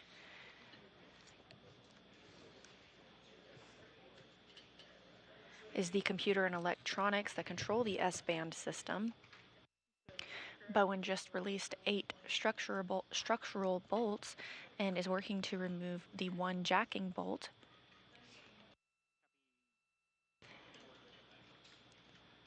Bowen was able to execute fewer turns than were expected when using the pistol grip tool. We're going to have you put your PGT on Bravo 1 clockwise 2. So we're going to basically drive it in a little bit and then reattempt a nominal release torque. So we're going to drive the bolt only one turn on Bravo 1 clockwise 2. Okay.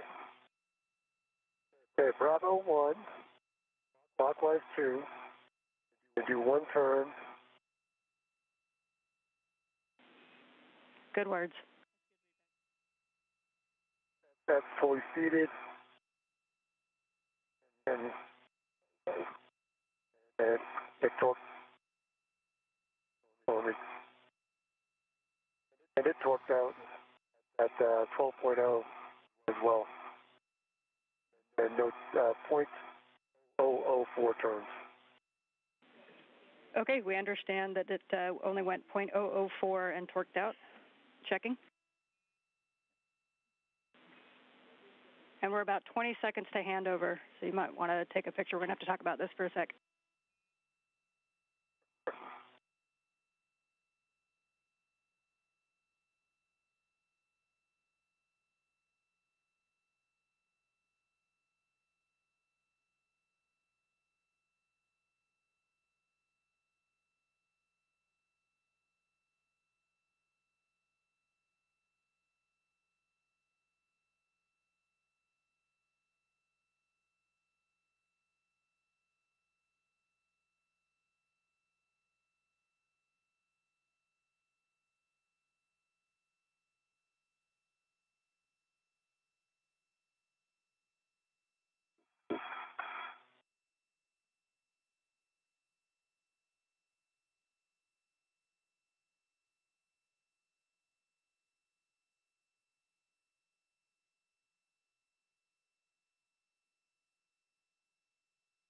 This view from Mission Control Houston as we are in a satellite handover during the spacewalk.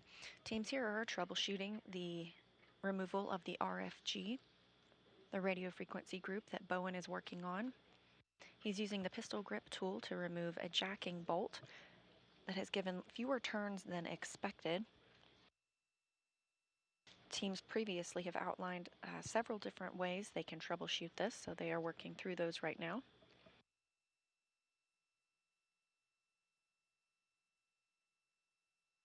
Already. Robert's correct. We are back with you after the handover, but we are still chatting. Okay.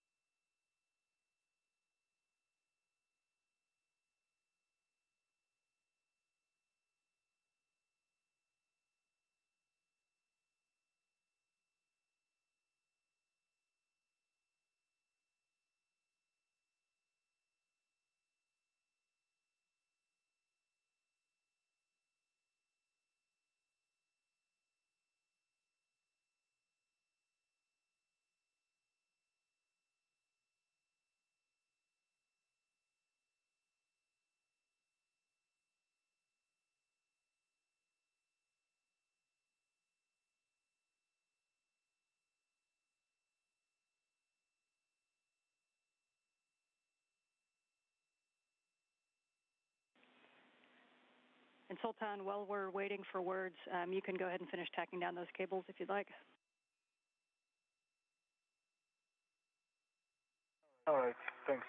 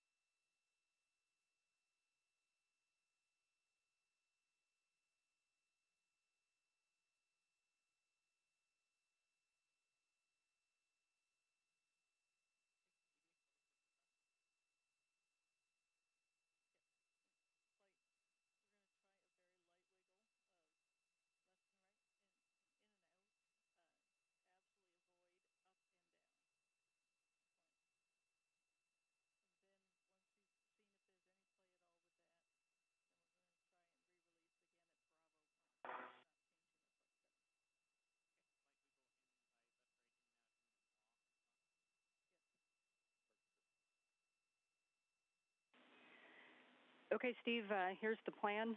We talked earlier about kind of the yaw motion to wiggle the RFG. So this is where you're going to gently push on your left and pull on your right, and then vice versa to see if there's any bit of play. It's really critical right here that we don't go up and down. So you only want to go left and right with a slight yaw. And once you've worked that a little bit, we're going to reattempt. I see no play. Copy, we understand no play. And right and left, I see no play. No play. Copy, we're going to have you reattempt one more time of the nominal release, Bravo 1, counter 2.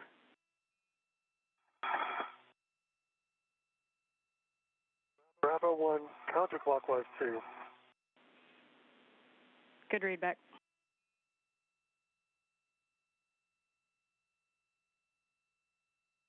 Bravo 1, counterclockwise 2.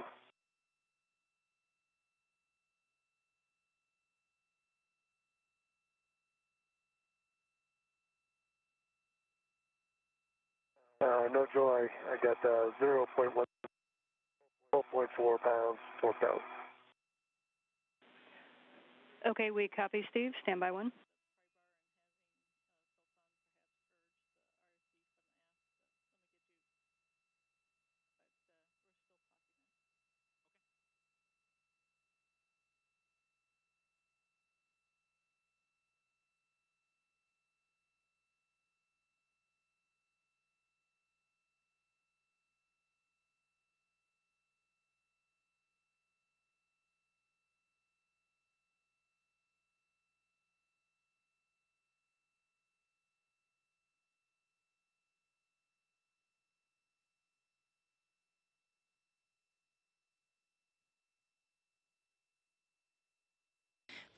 Coming up on 4 hours and 20 minutes into the spacewalk, again, Steve Bowen working to remove the RFG, the radio frequency group, part of the S-band antenna.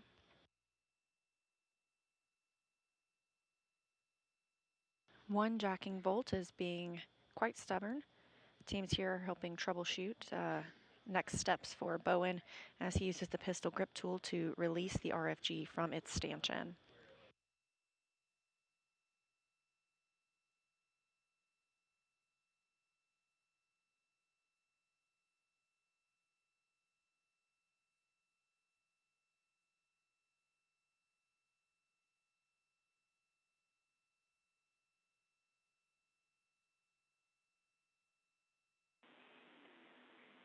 And Steve, just letting you know, we are still talking about it. This is kind of a unique case that puts us in between a few things. So we'll get words back to you in just a minute. I understand. I am sure you do.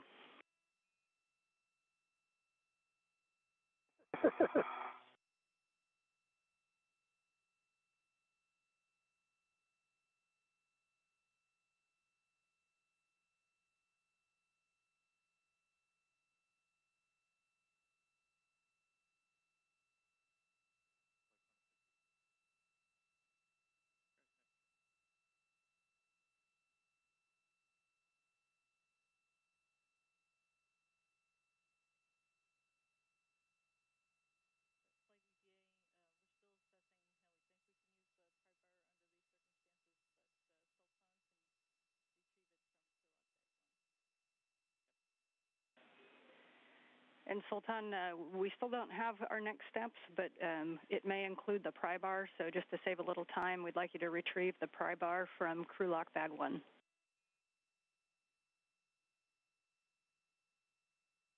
I understand, and I think I'll stand by for those cables because I don't have a good reach under this tension within the RFG without touching it.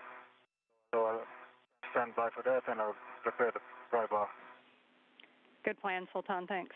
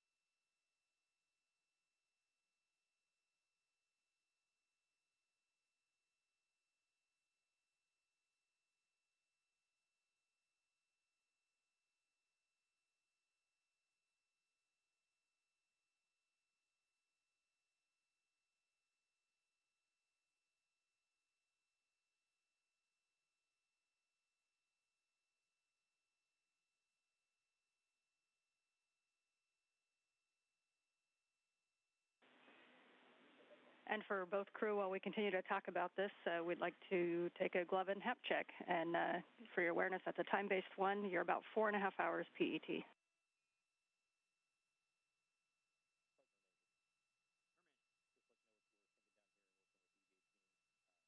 Copy. Copy.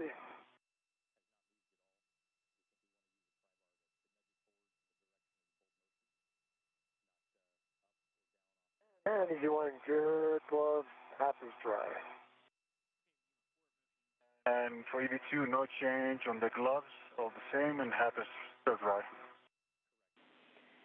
Copy. Thank you both.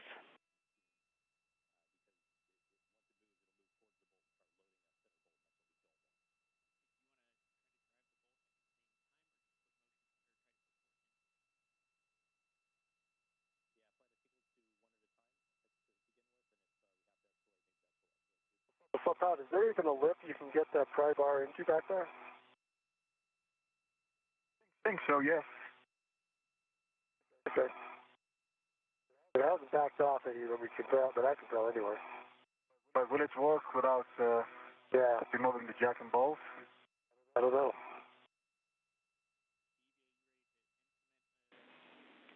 You guys are talking about what everybody down here is talking about, but standby 1. Yeah.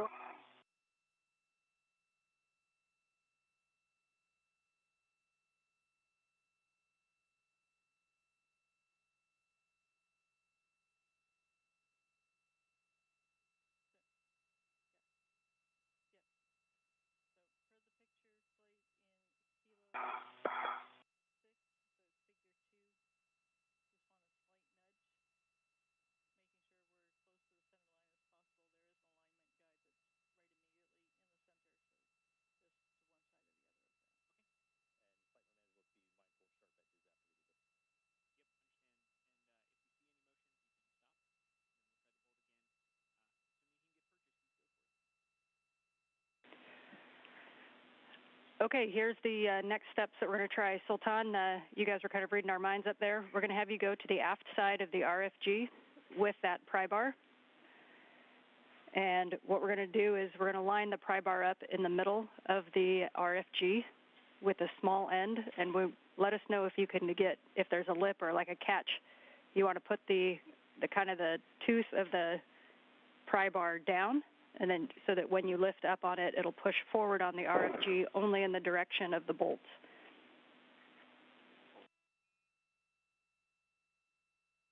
I think I have a small lip here, and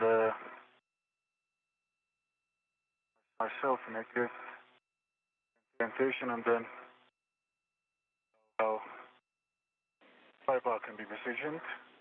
Okay, and just to let you know, both the overall plan, we're going to see if we can get any push on that RFG. Once you see any movement at all, then you can stop what you're doing and we'll try that bolt again. And again, we want to make sure that you're in this as close to the center of the RFG as you can so we don't side load it. There is an alignment guide right in the middle of the RFG, so you're going to have to go just to one side of that.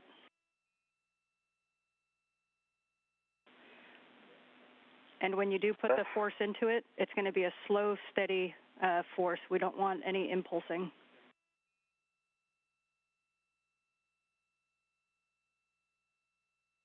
Right, copy.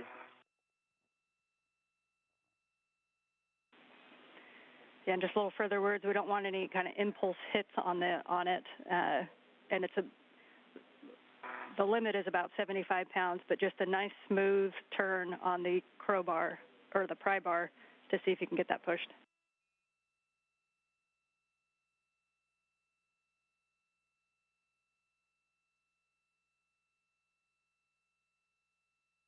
Yeah, I think it's positioned very well, but my orientation is not great for flying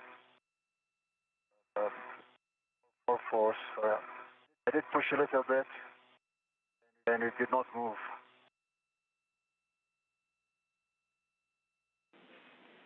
Okay, Sultan, and you can reposition as you see fit to make sure we're getting a good force impulse or press smoothly onto the aft side of it.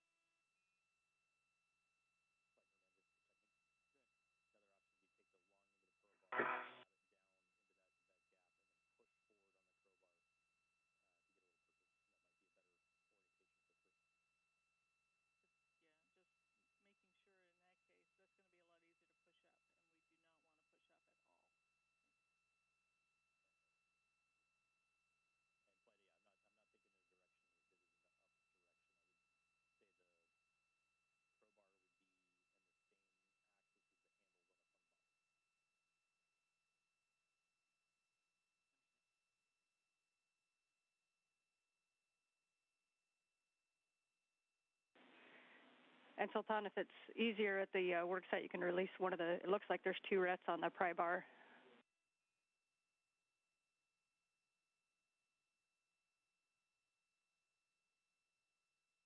Okay.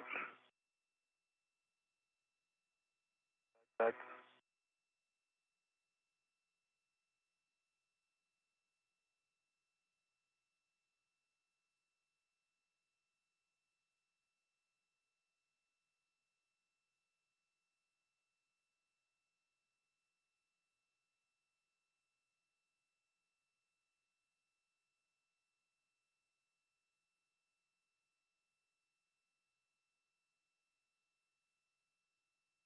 It's not moving. I'm going to force it too much.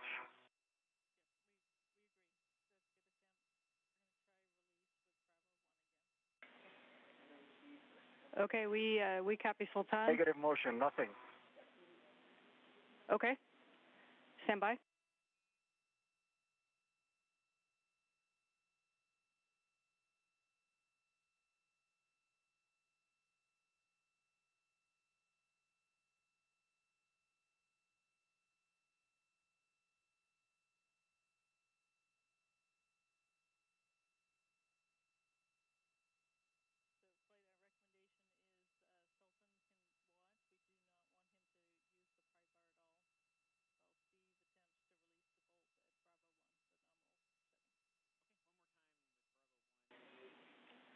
Okay, Steve, we are going to have you try one more time, Bravo 1, counter 2 on the jacking bolt. Sultan, we want you to stay clear of the aft side and just observe. We don't want the pry bar in there at all. Okay. Bravo 1, counterclockwise 2, bolt E.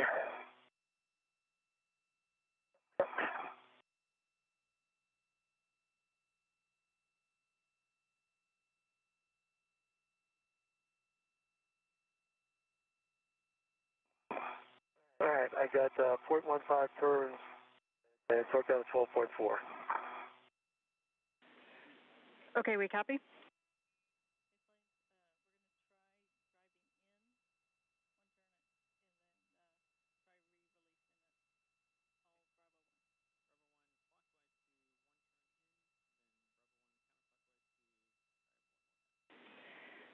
Okay, Steve, we're going to try one more time driving in the bolt one turn. So it's going to be Bravo 1, clockwise 2, one turn only.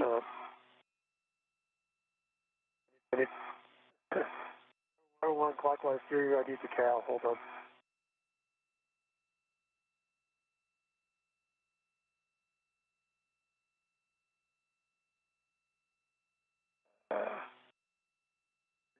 test, 3.1 volts. Okay, so clockwise 2, Bravo 1, clockwise 2. Is that correct? One turn. Yeah, and that's correct. Driving in clockwise, one turn. Okay, here we go. Worked out at 0.11 turns, 4.0 about. Okay, Steve, and we're going to go Bravo 1, counter 2 again to reattempt.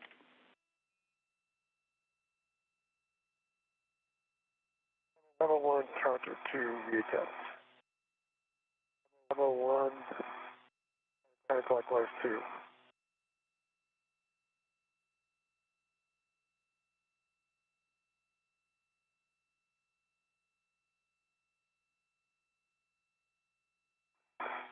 All right. 0.11 turns, 12.3 foot-pounds. Yeah, we copy that, Steve, and we're going to talk about it for another minute. Absolutely. We're over 4.5 hours into today's spacewalk. Our two astronauts, Steve Bowen, this is from his helmet camera view right here, and Sultan Al Nayati have completed the first major task of the day, which was to route some cables that will be used on future IROSAs, some rollout solar arrays that will be installed later this year, as well as to secure some multi-layer insulation around the hardware in that area. They've moved on to the second major task of the day, which is to remove the RFG, the radio frequency group, from the S-band antenna.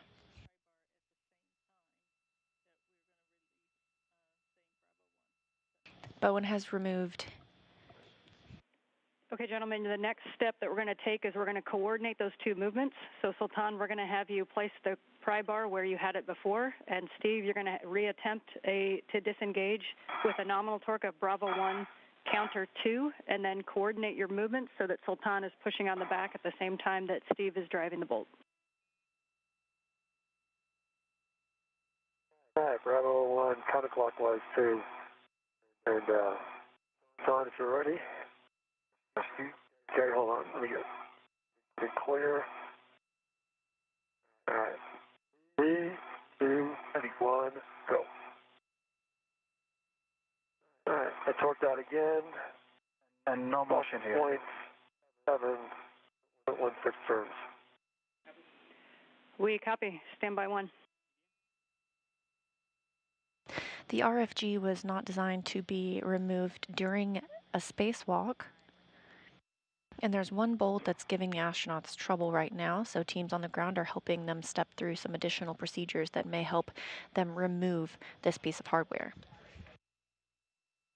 The goal is for the team to remove the hardware, bring it inside the space station, and eventually return it to Earth for refurbishment before it is launched back again.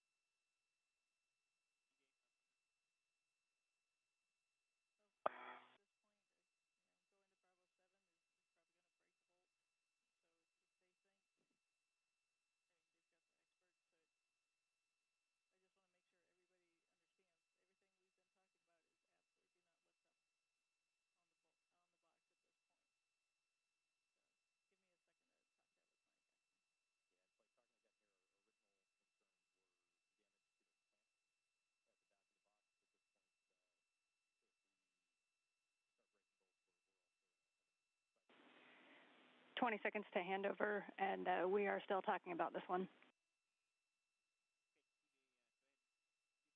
Okay.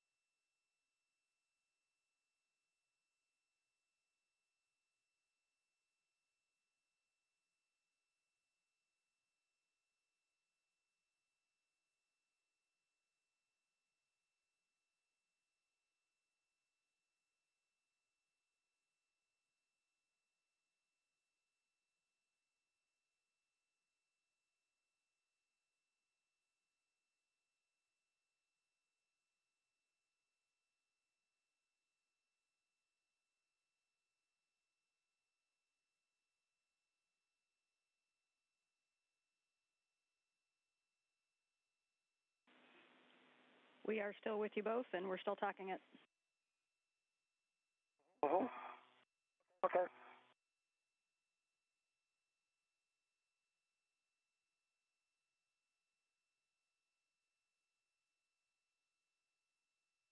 Again, this view live inside Mission Control Houston as NASA astronaut Steve Bowen and UAE astronaut Sultan Al Nayati are on a spacewalk today outside the International Space Station. Right now, they're troubleshooting the removal of the RFG, the radio frequency group. This is the brains, essentially, of the orbital replacement unit on the S-band system. It contains the computer and electronics that control it.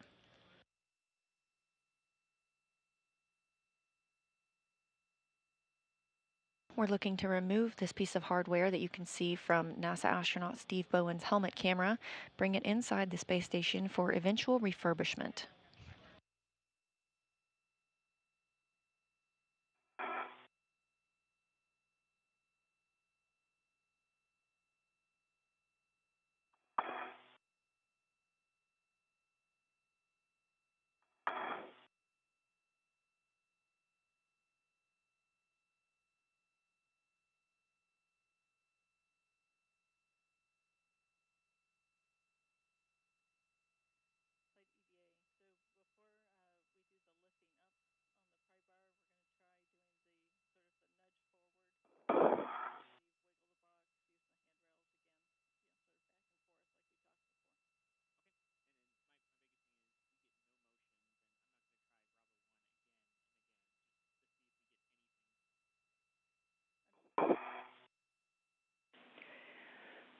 Okay, the next step that we're going to have you both try is a combination of the pry bar on the back with Sultan and then the wiggle on the front with you, Steve.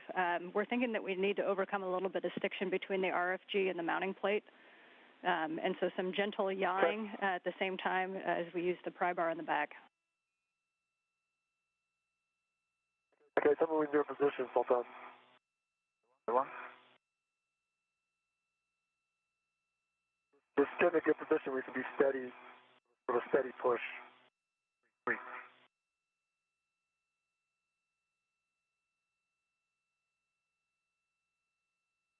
Okay, I'm in position. Okay, we'll start yawing.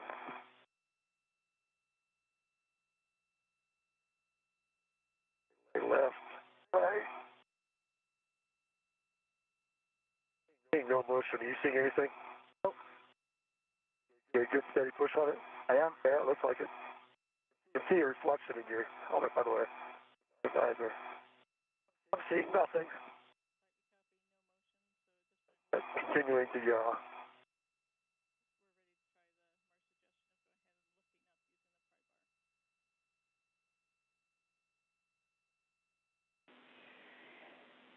Okay, we copied no motion. So the next step, Sultan, I know we have talked about not lifting up the RFG, but it's stuck in the position that we're at. That's kind of our next best option. So Sultan, we're going to have you flip the pry bar around and put the long edge just under the RFG and gently try to lift slightly up on the RFG. And what we're trying to do is exercise some of that stiction between the RFG and the stanchion plate. All right, copy you. Put that in work. Wrong side. And just to clarify, no action for you on this one, Steve. I'm just standing back there watching.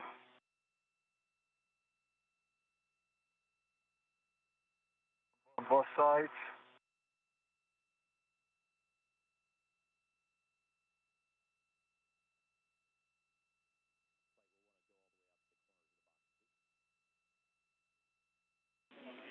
And Sultan, those are good motions, and we'll just have you continue that all the way out to the edges of the box.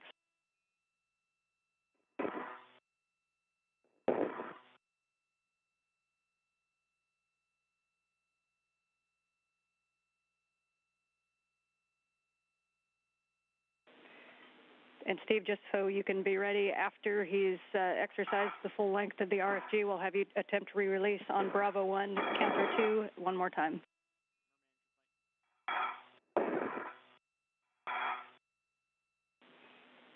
And you guys are about 3 minutes. Bravo 1, counterclockwise 2. Those are good words. And you're about 3 minutes from a sunrise. And just so you know, we are watching the timeline. We have a few more minutes to troubleshoot before we'll have to move on.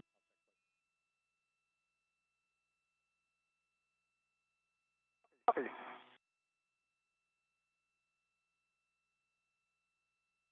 Okay, try this in all stations at the back. Go, Steve. Okay. All right, and Steve, you are go to reattempt the center jacking bolt, Bravo 1, counter 2. Bravo 1, counterclockwise 2. We're at center jacking bolt. Fully seated.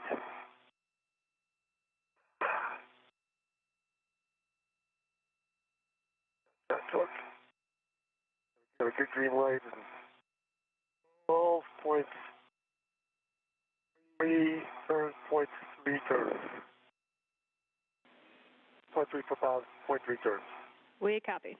Stand by 1.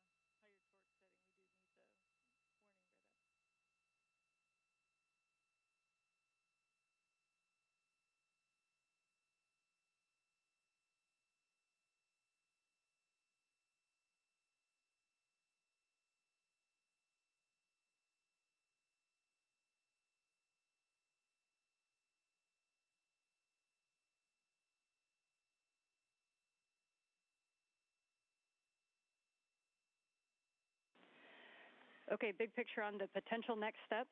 We're not taking the action yet, but there's a couple of associated words here. So the next step is going to be to increase the PGT to Bravo 7.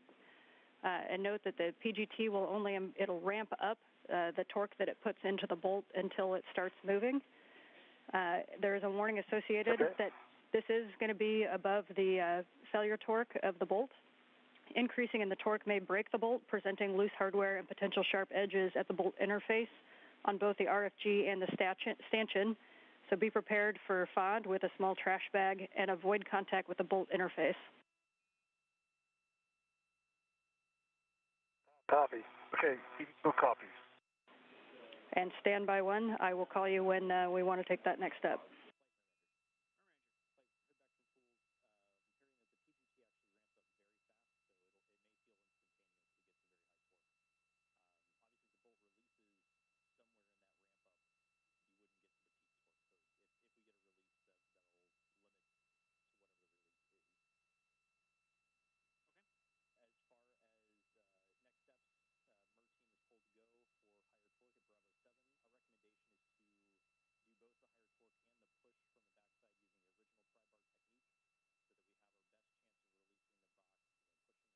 Coming up on 4 hours and 50 minutes into the spacewalk, we have an orbital sunrise on the International Space Station. Station flying 262 statute miles over the Sea of Japan. This view coming from Steve Bowen's helmet camera, NASA astronaut on his 8th spacewalk today.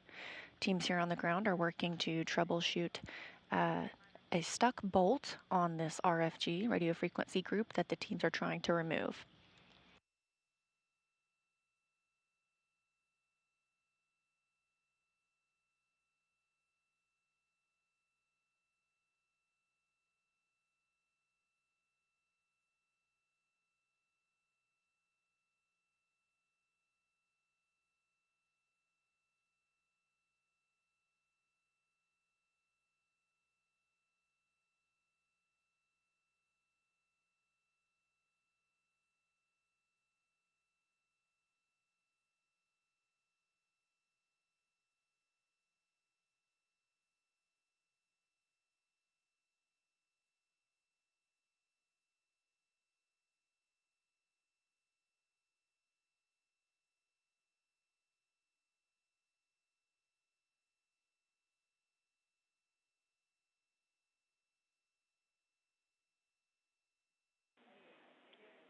And we are still talking about it before we take this next step.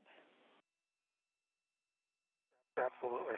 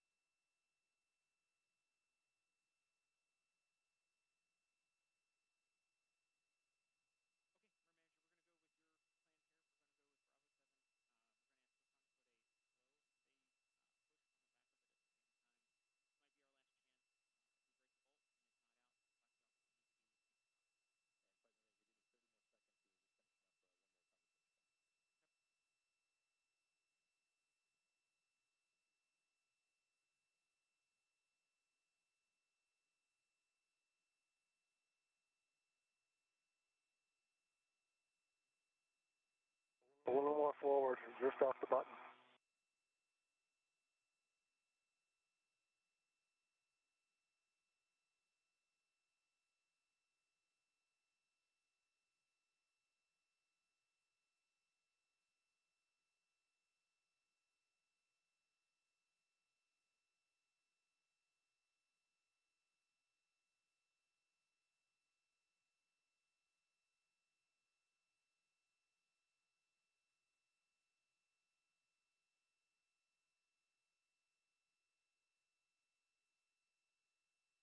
A good one.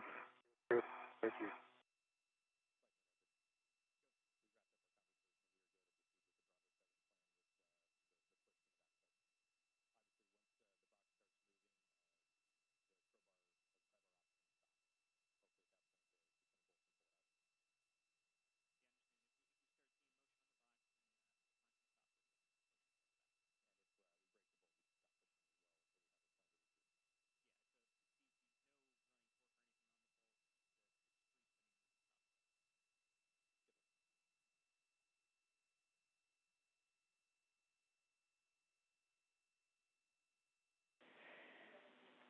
Okay, Steve and Sultan, here's the plan. Steve, we are going to have you do Bravo 7, counter 2. Sultan, at the same time, we're going to have you gently push with a pry bar on the back side. And keep in mind that the PGT is only going to put in as much force as needed to start driving that bolt. So if you get an indication that the bolt is broken, as in it's free spinning and the box is not moving anywhere, go ahead and stop. Sultan, as soon as you see motion on the box, stop pushing with a pry bar. I copy all. I copy all as well. All right. Ready when you are, Steve. Bravo 7, counterclockwise 2. Is that correct?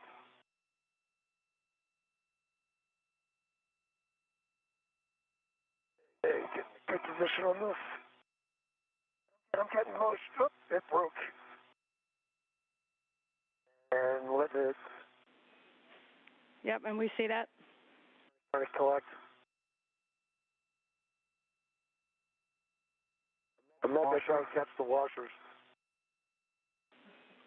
And Steve, did you see where the bolt head went, or did that stay captive on your PGT?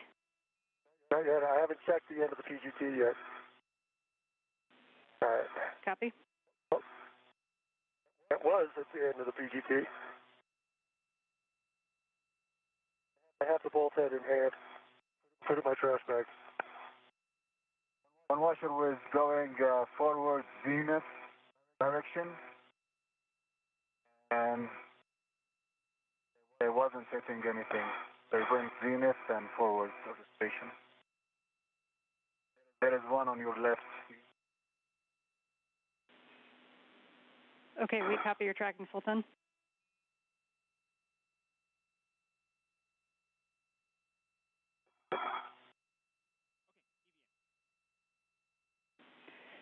Okay, we're going to need a minute to talk about this one. If you see any loose items, please let us know where you see them going. If you don't catch them, we'll take those words, and we're going to talk about this one for a minute. I've got the bolt head in the trash bag. Nope, I had it.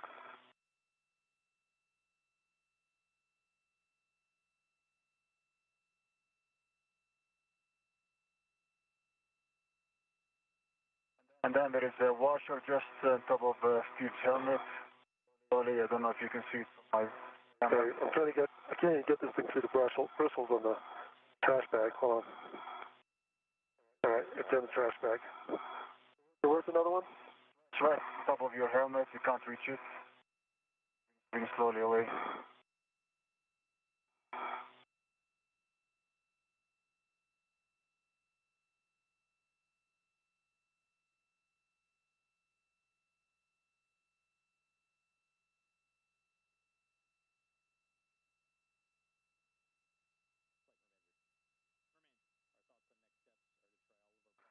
Do a torque and throw gap.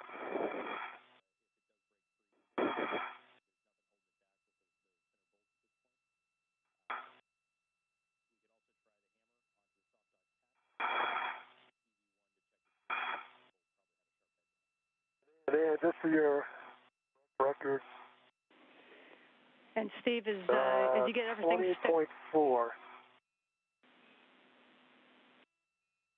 20.9 on the actual torque, and I got the bolt head stowed in the trash bag, and you can see where it's sheared off at the base of the white part of the bolt. Okay, we copy that. That was expected. And once you get things stowed, if you give us a good glove and hap check due to the sharp edges, or sorry, glove check due to the sharp edges, and we're talking about next steps. Okay.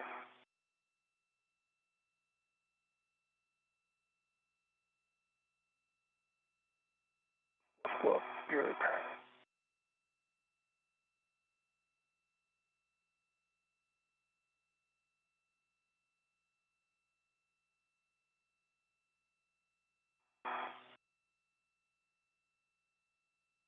Right glove is good. Both gloves are good. Might be a small bump on the RTV on my right glove. Can't tell if it's a...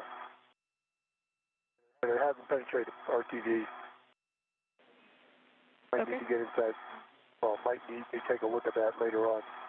Okay, we copy the spot on the RTV on the right glove, and you believe it's limited to just the RTV. Yeah, absolutely. Okay, good word, Steve. We're obviously talking about this one a little bit. Big picture, we're at 5 hours of PET. Understand.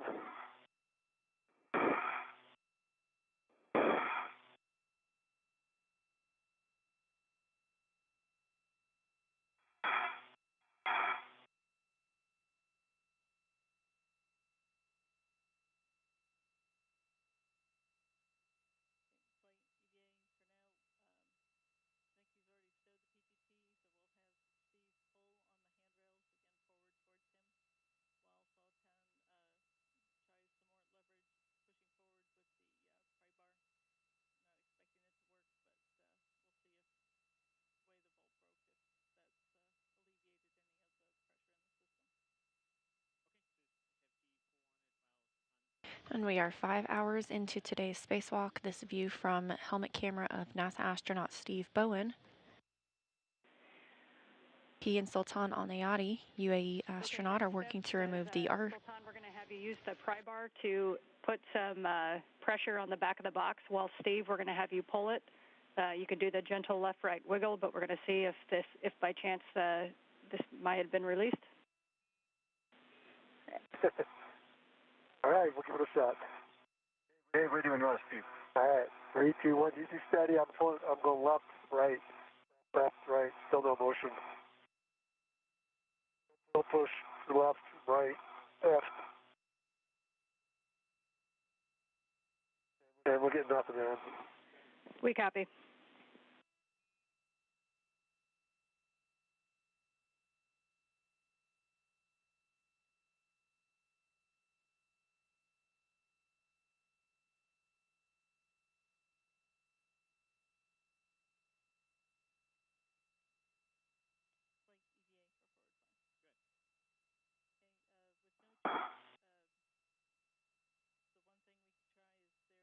The two astronauts have been working to remove the RFG, the radio frequency group, that was through future steps for the rest of the spacewalk.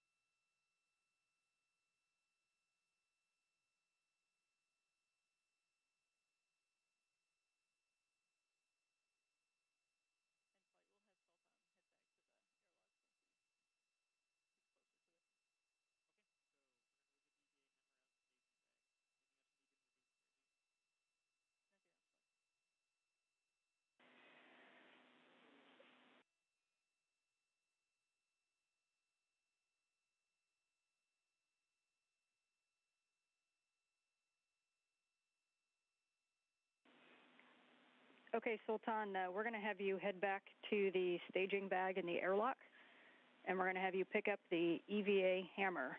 We think that we might be able to loosen up the cling of the jacking bolt with the use of the EVA hammer. Again, that's in the staging bag in the airlock. Right, copy.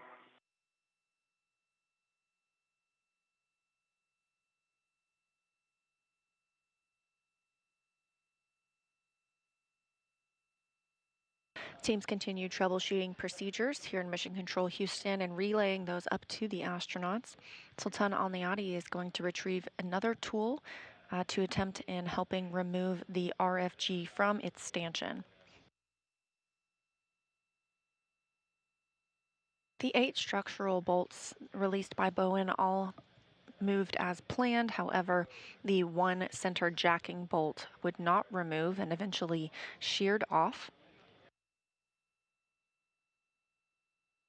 And a reminder, this hardware was not planned to be modified or serviced during a spacewalk, so the goal overall, though, is to have it removed, brought inside the space station, and returned to Earth for refurbishment ahead of another launch to the station. This hardware is part of the S-band system, which is our critical command and data link to and from the station.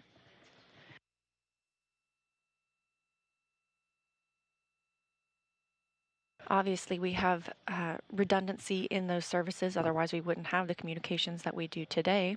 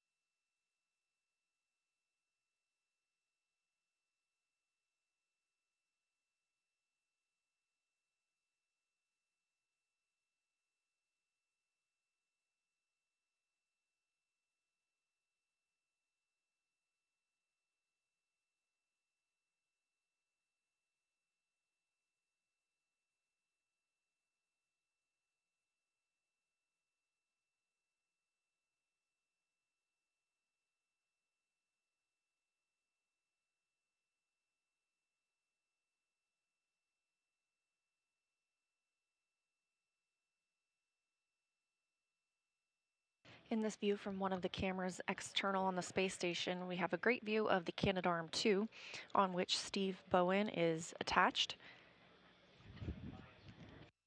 At the top of your screen, that beautiful blue below is the North Pacific Ocean, the space station traveling 261 statute miles above and approximately 17,500 miles per hour, or 5 miles per second.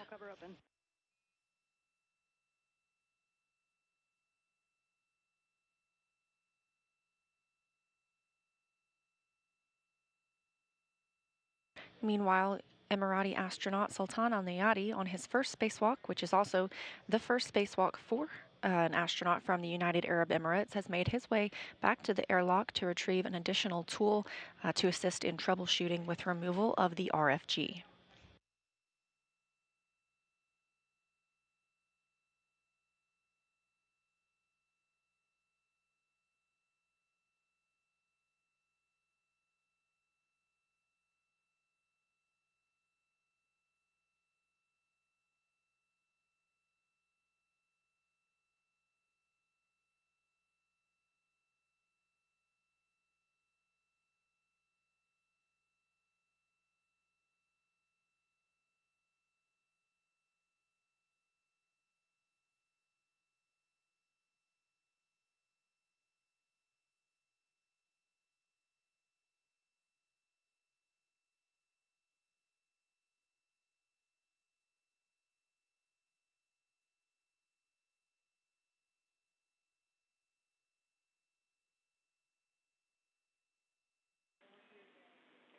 And just status for you, Steve, as you hang out there, it does look like Sultan's in the staging bag in the airlock.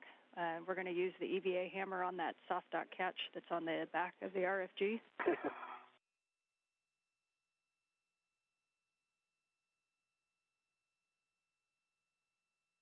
A rare day when you get to use the EVA hammer.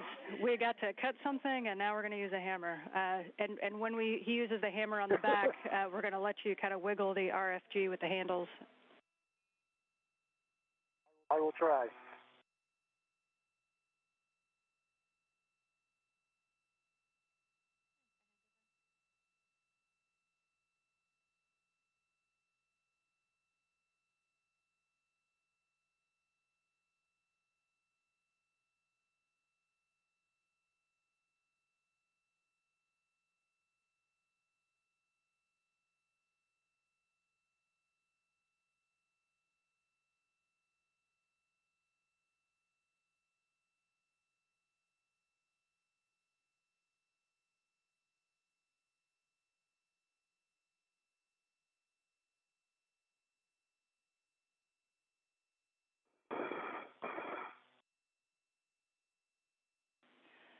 Hey, Steve, as you're sitting there, we're talking about some of the FOD that was generated. Can you give us an idea of how many pieces of FOD you think? We're tracking a bolt and a washer. Did you see anything else?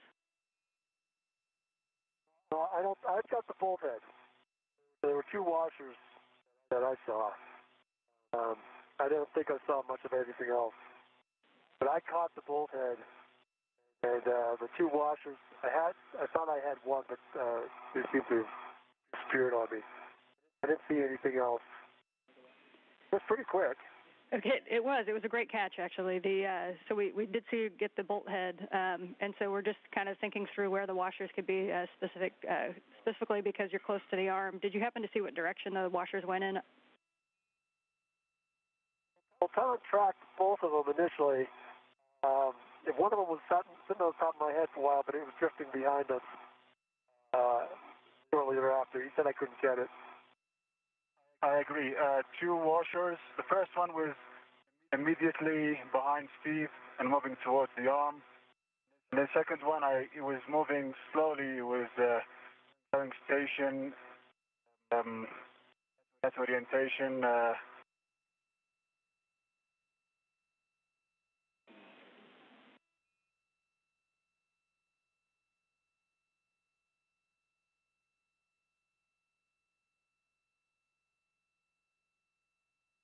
And a brief loss of signal with the International Space Station as teams were discussing with the astronauts some of the pieces from the radio frequency group that came apart whenever trying to remove it from its stanchion.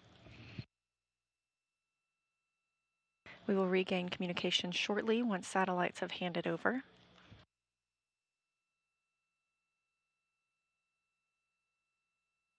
Meanwhile, we are now 5 hours and 11 minutes into today's spacewalk.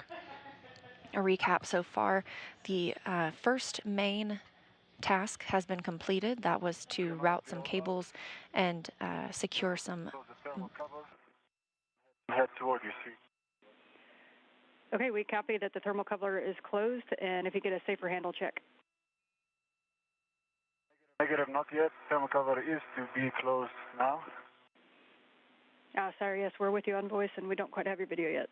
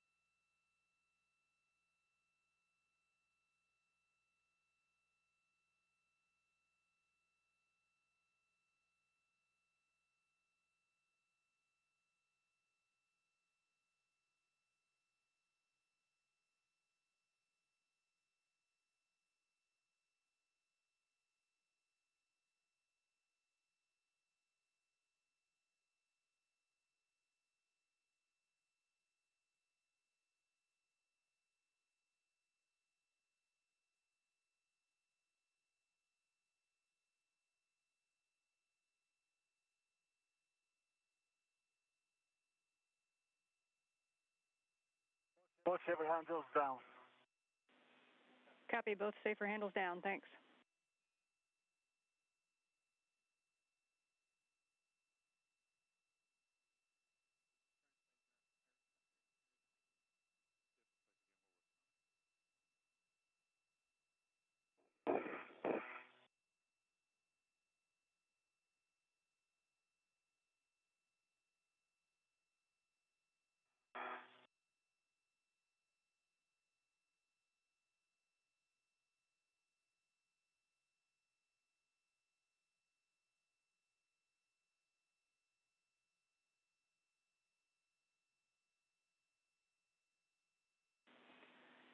And Sultan, as you get back out to the work site, we're going to have you take it the same position on the aft side of the RFG. When we use the hammer, we're going to be specifically using it on the soft dock catch.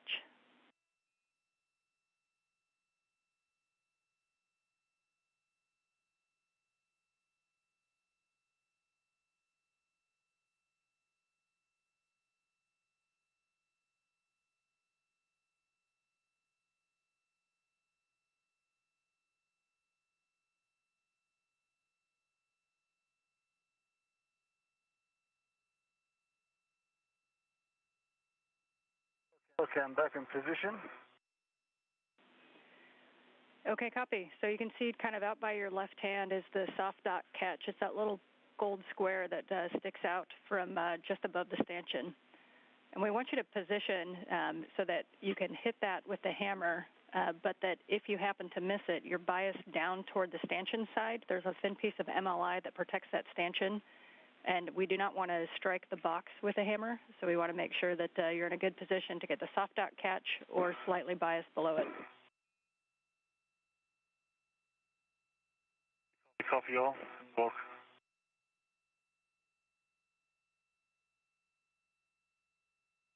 Do you have a specific side of the hammer?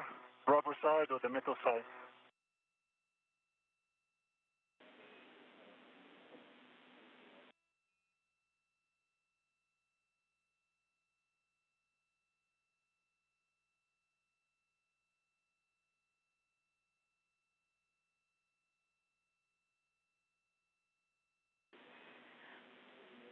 And Sultan, yeah, the black side on there, the rubber edge, the non-metal side.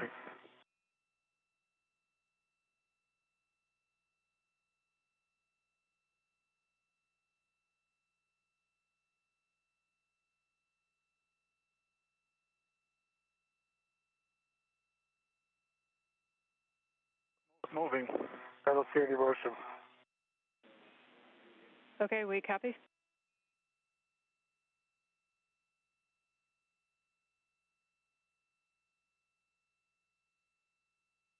This view from the helmet camera of Sultan Al Nayati. And Sultan, can you verify that neither the soft catch nor the box are moving? Get it. Well, soft dock is wiggling up and down, but not forward and aft. And there is like a dark line.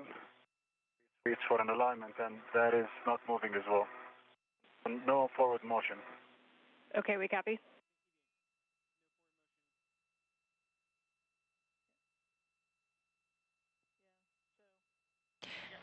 This view, a rare use of the EVA hammer, as the astronauts attempt to remove the RFG, the radio frequency group, from its stanchion. Okay, we copy. Thanks for the try. You can go ahead and stow that tool. You can just put it in the crew lock bag or on your MJBS, whichever you prefer. And we are talking steps to reinstall the RFG.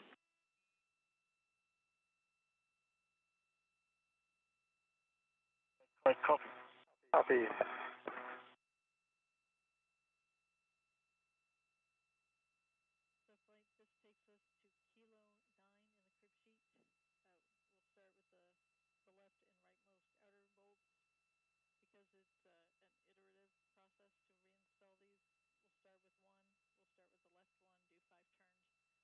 Again, the RFG that the astronauts are working to remove was never intended to be serviced during a spacewalk.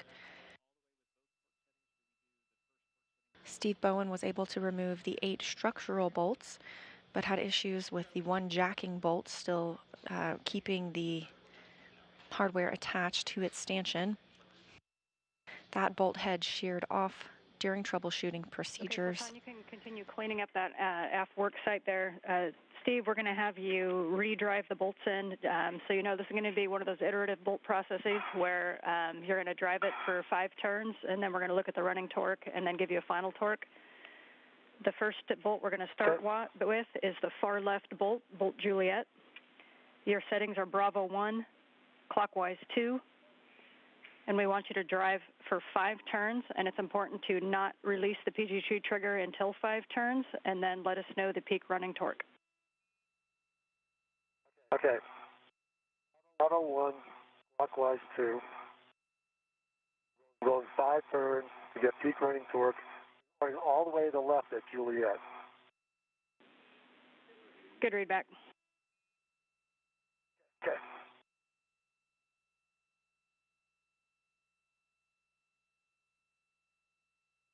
All right, starting turns. Going clockwise.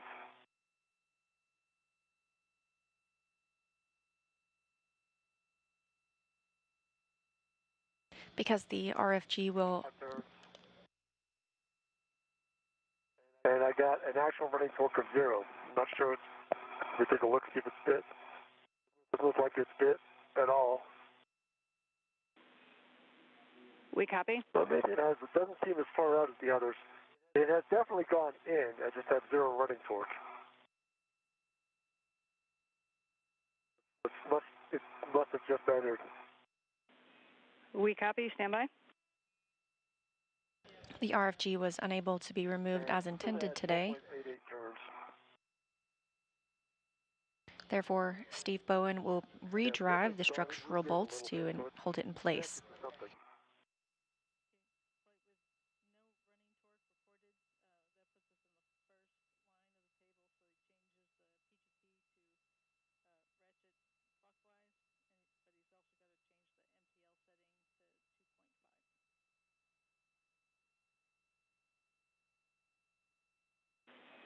Okay, Steve, with 0 running torque, we're going to have you put the PGT in ratchet clockwise and the MTL at 2.5 foot-pounds. Ratchet clockwise, move the MTL to 2.5. 5.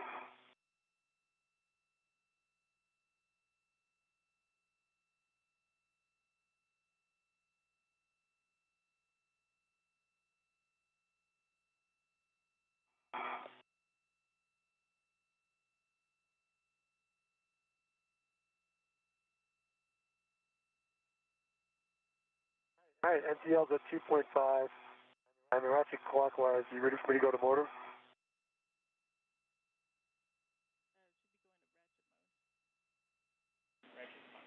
Yeah, so you should just, at this point, just ratchet clockwise.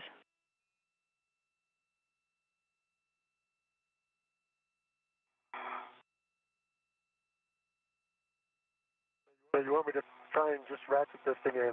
Okay.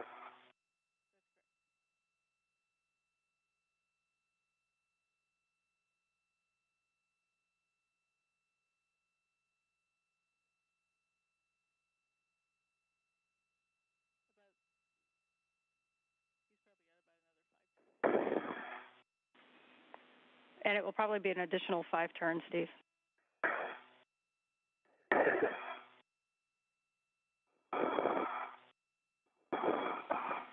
And for Sultan... I'm not sure what I'm getting for turns.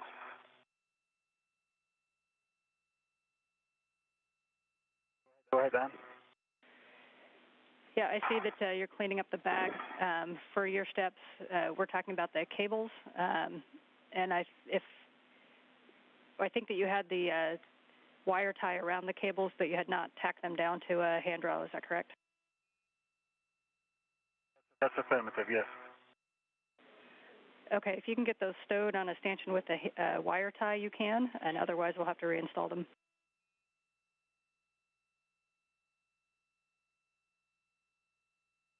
Right, the handrail outside of 10. Are we closing the tent anyway? Checking.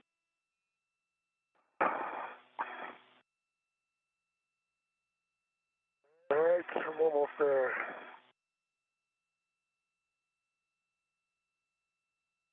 All right, I think I'm breaking torque.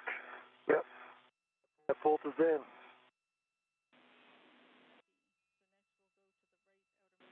I don't know how many extra turns it was. Probably the 5. Okay, Steve, we're going to do the same thing on Bolt Alpha. So we're going to start in Bravo 1. You have to reset the MTL to 12 foot-pounds. We'll go clockwise 2. Correction, 30.5. Okay, MTL. Back to 30.5 on the MTL? That's affirmative. And for Sultan, we'll end up kind of cleaning up everything back there. So your call on the cables, if you can tack them down out of the way, we will end up reinstalling that MLI. I think if I just tuck them under the RFG, they'll be secured. Plus, they're capped, and we can cover with the tent. They'll be secured. They'll be in the tent. Again. We are good with that plan, Sultan.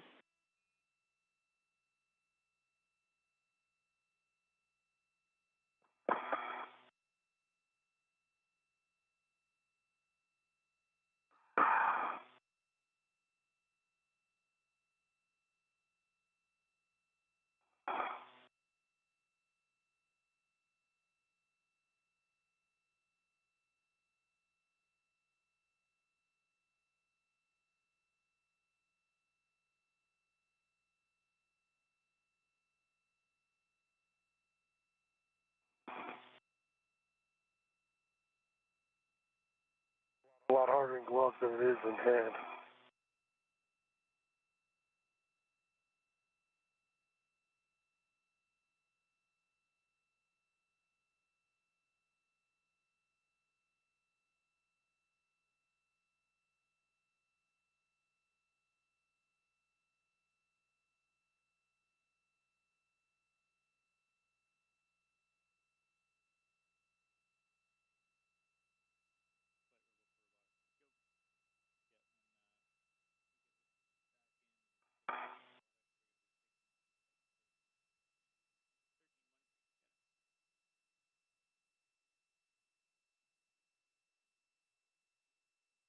All right, 30.5. All right, good config. So we're Bravo 1, clockwise 2, 30.5. You're going to go on Bolt Alpha, 5 turns. Bolt Alpha, 5 turns. Bravo 1. Clockwise 2.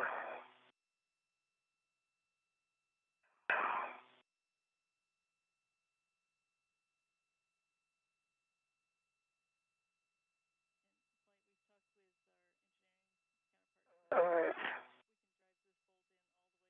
All right, manual ratchet.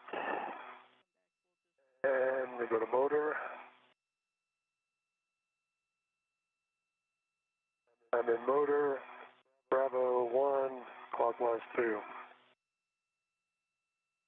On Bolt Alpha, 5 turns. Good settings, good bolt. 1.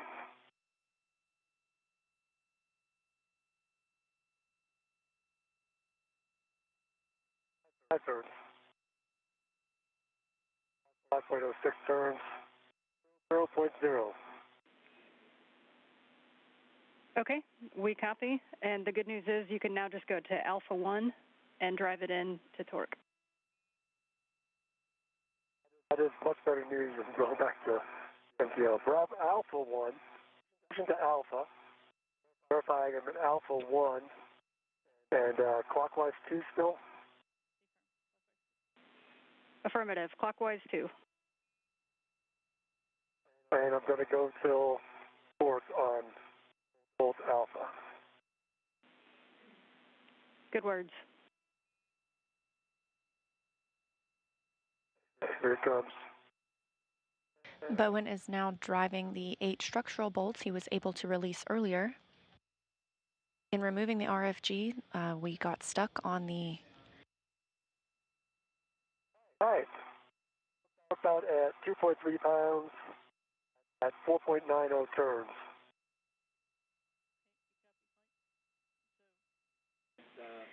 Okay, we copy 2.3 and 4.9. And next we're going to go to the second in from the left, Bolt Hotel.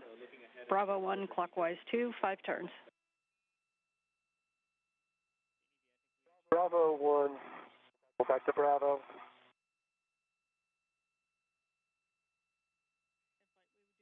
Clockwise 2, go 5 turns. Okay, and Steve, actually standby 1. We don't need to do the iterative on this bolt, so you can go ahead and set it to Alpha 1, clockwise 2 to drive the whole way. Okay, back to Alpha 1.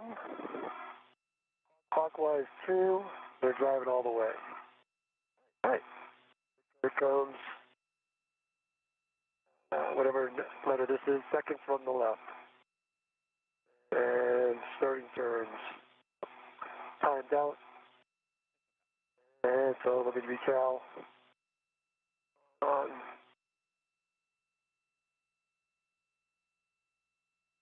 Cal. Take the Cal pass. Grid LED test. 3.1 volts. Okay, so Alpha 1, clockwise 2. Good settings. And to torque, correct? All right.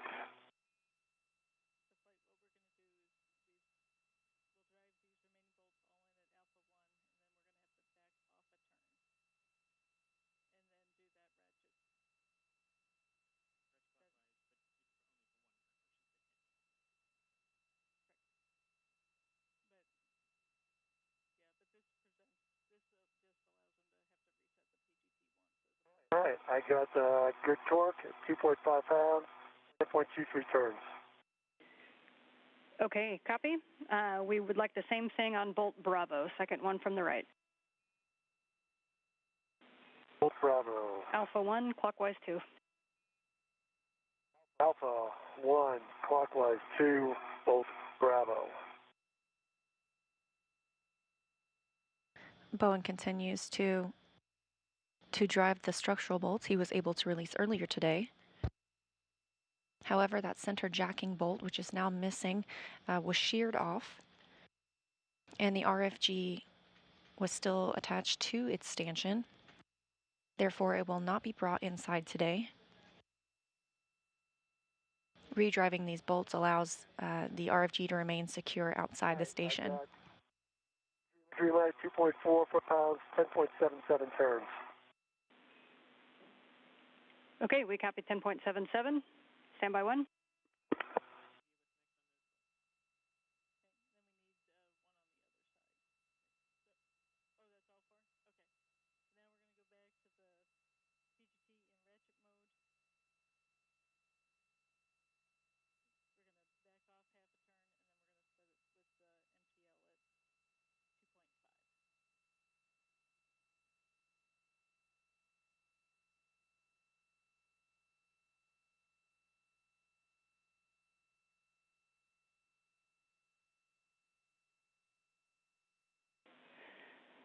Okay, Steve, we're going to have you do next is that the second 3 that we just drove straight in with Alpha 1, we're going to take your PGT back to ratchet, and we're going to rackage counterclockwise, and we're going to have you release it half a turn, and then after that we're going to have you ratchet all the way in just like you did on the far left bolt. So the first thing you want to do right now is put your PGT in ratchet counterclockwise, and we're going to release half a turn on each of the last 3 bolts you did.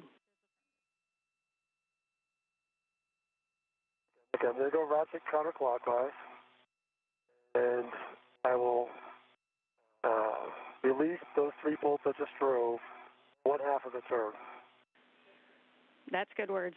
This is just to save you from having to go back and forth between regular and ratchet. I appreciate it. All right. Turn. Great turns, and you can do that on the other 2 as well.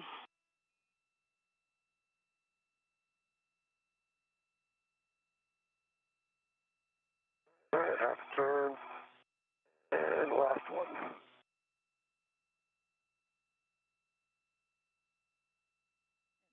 Great. And will we change the MTL now?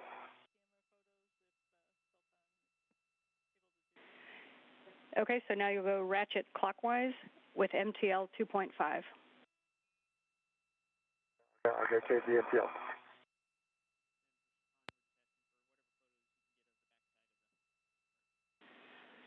And Sultan, while you're waiting there, we'd like you to take your camera and get as many pictures of the backside of that RFG at different angles that you can. Okay, going ratchet clockwise. MTL is at 2.5, and I'm gonna probably give another half turn or so. Okay? We concur. Work. Yep, that was about a half a turn, maybe a little bit more. And then coming back over here, the second to last bolt.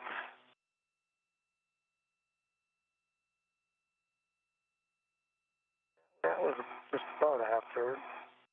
Let me get the last of the four.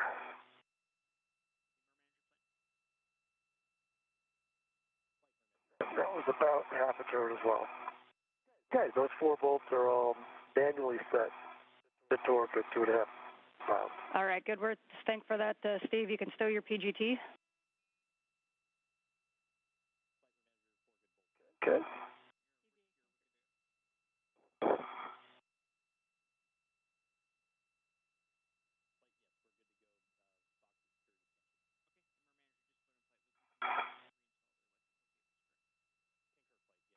Okay, PGT stowed.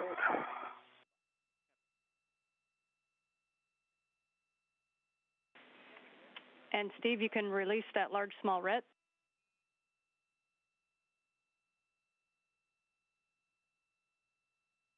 Okay, that's complete.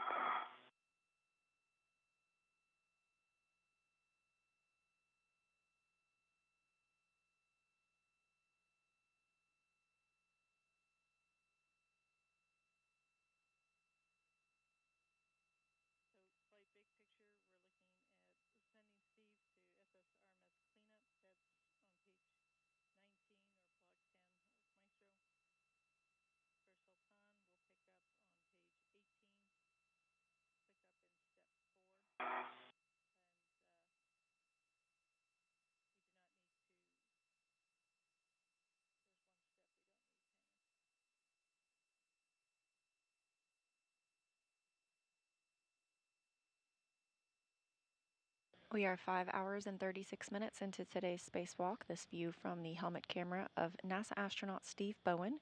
You're looking at the RFG, the radio frequency group. We were unable to remove that from its stanchion today. The plan was to bring it inside for future refurbishment. So the astronauts just bolted it back in place, so it will remain safe outside the space station. Okay, big picture. We are going to be moving a few pages ahead in the procedure. Sultan will be working ESP2 cleanup, and Steve, you're going to be working SSRMS cleanup. And so let me know if this is a good egress position for you, or if you'd like to go to the published APFR egress position, in which case we'll hand you back to Robo. I think I can get out here. I'm not sure I can remove the APFR from here, but I'll get out and then I'll assess.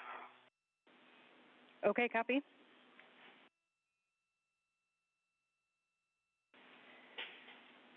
And for Sultan, we are going to be reinstalling that MLI, so you can retrieve the pre-staged large small ret that you used to tie that back.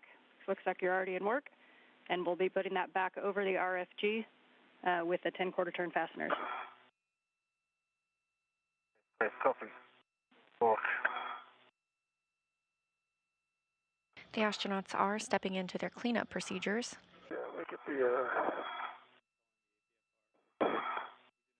I'm definitely going to need to get a different position to remove the APFR. I can get my waist tether off of it. I'm still sticky tethered to it.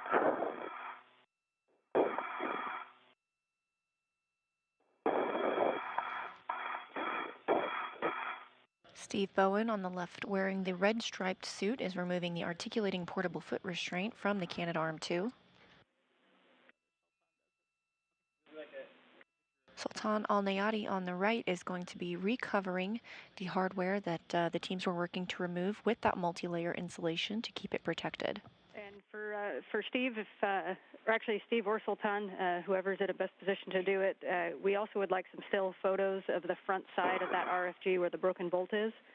And for Steve, if you could give us a look at the lee, in and around the lee, we know that those two washers kind of floated off. We just want to make sure that they're not somewhere obvious around the end of our arm. Okay. Can you see the lee now?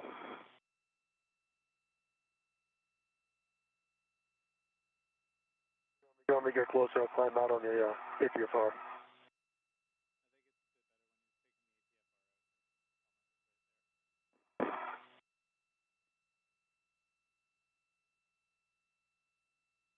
Okay.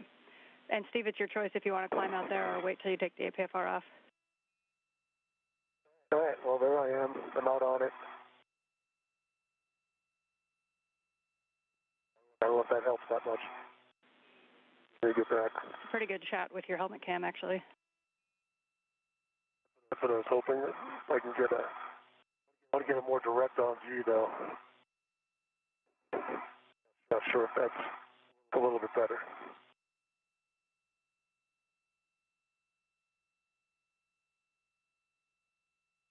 Could have them repositioned. I could look straight down the barrel if you want. Yeah, and your call, Steve. If you don't see anything, any FOD in that area, then that's good with us. I don't see any FOD. Can't check the. Well, that would have been in the wrong direction. Must have bounced. Can't see the wires that are immediately next to me, whatever phase that is at this point. If that's aft. Yeah, I can't see the aft wire. Everything else is clear. Okay, that's Steve, we're ready to support GCA if you need it. All right, actually, let me see if I can reach my safety. Let's see. Yeah, I definitely need to reposition to get this thing out. Woody, I don't know if you guys can pitch just the end effector aft. Not sure what direction that is and current coordinates, and then I can look straight down the barrel and we can see if there's anything on the stairs in the other mechanisms. okay. That's a good report, Steve. We're going to get you moving off the arm, and if you want the Frank to move the arm to the published APFR egress and removal position, we just want you to be aware that your safety tether base is still there. Yep. I agree. So, Woody, I'm ready for you to move the arm to the published VA egress position. Okay, Steve, we copy. We're setting up for that now. For awareness, that's just about 22 centimeters station nadir. Okay, I'm going to need to come. Go ahead. Brakes are off. Okay, I need about, I guess it was 20 centimeters aft, and then 20 centimeters, 40 centimeters starboard. Steve, we copy. 20 aft and 40 starboard. Stand by. Is that correct? I'll make that port. I need it toward me. I'm sorry.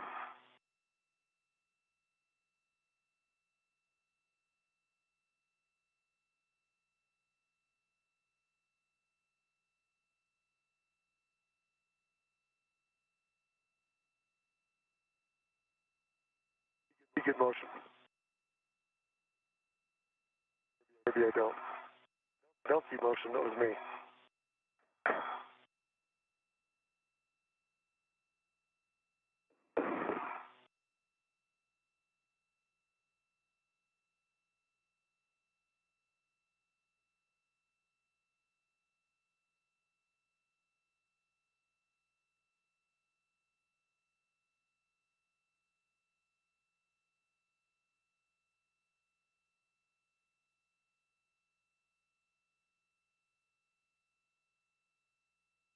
What have you got?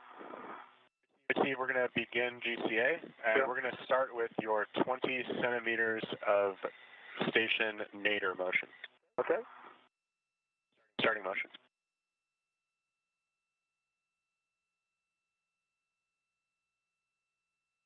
Take good motion, nadir. Copy, good motion.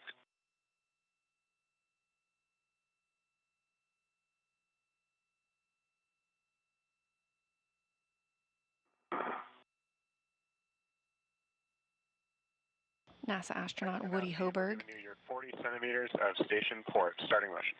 Thank you. Hoberg is inside. Watch your feet for a moment. Right. Just stop here. Just stop there for a minute.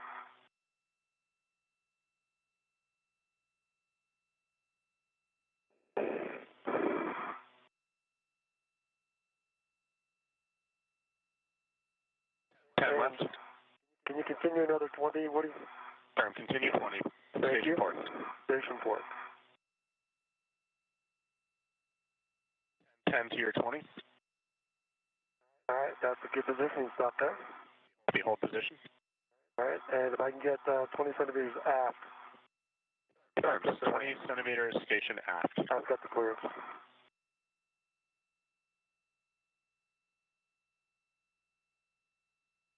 Copy. Thanks for watching the clearance, Steve.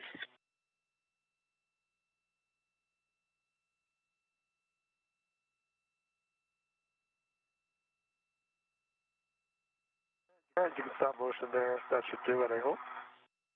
Copy, hold position. And you put the brakes on. I think I can get everything taken care of here. Kiwi, copy. GCA complete. Brakes are on. All right, thank you. Okay, and before we get into your tether swamp, a couple more words for Sultan and the cleanup. You're going to do those 10 quarter turn fasteners, and then you're going to be looking to stow the large small ret back into crew lock bag 1, and then we'll get ready for a crew lock bag 1 inventory. For Steve, we are ready for your safety tether swap, so when you have a local down, I will read you the steps when you're in position. Okay, let me get a bit better config here. All right, I have my right tether down, get close by the lock, and this is going through my left E-ring extender. Oh, yes. I will just do that directly.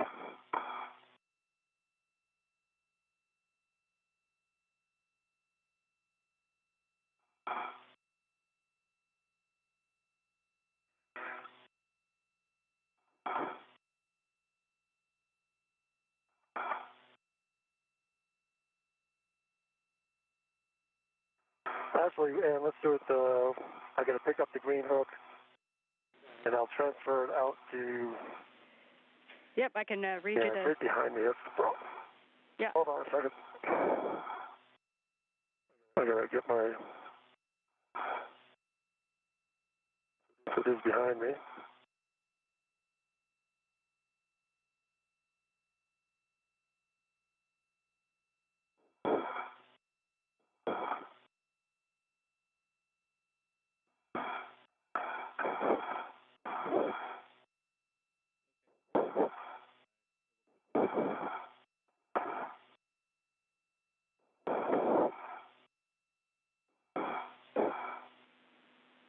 And Steve, Sultan might be able to help out with that reel. Sultan, if you look to your left, you might be able to help Steve out with his reel. See the red wheel? Right, copy on. Done by Steve. Okay. Right. Six. Move body up now. Body up. Time between your legs. Here. Is it off to my left now? You're not. Perfect, thank you. I'll make this a lot easier. All right, great job. So, Steve, your first step is going to be to either lock or tether to the green tether reel. We'll lock it and put a hook on the reel.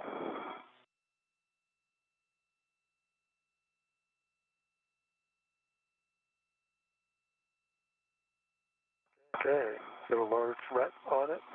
Okay, you can retrieve your green hook, and you're going to attach the green hook with the gate closed and hook locked to your red tether reel. All right, that should work.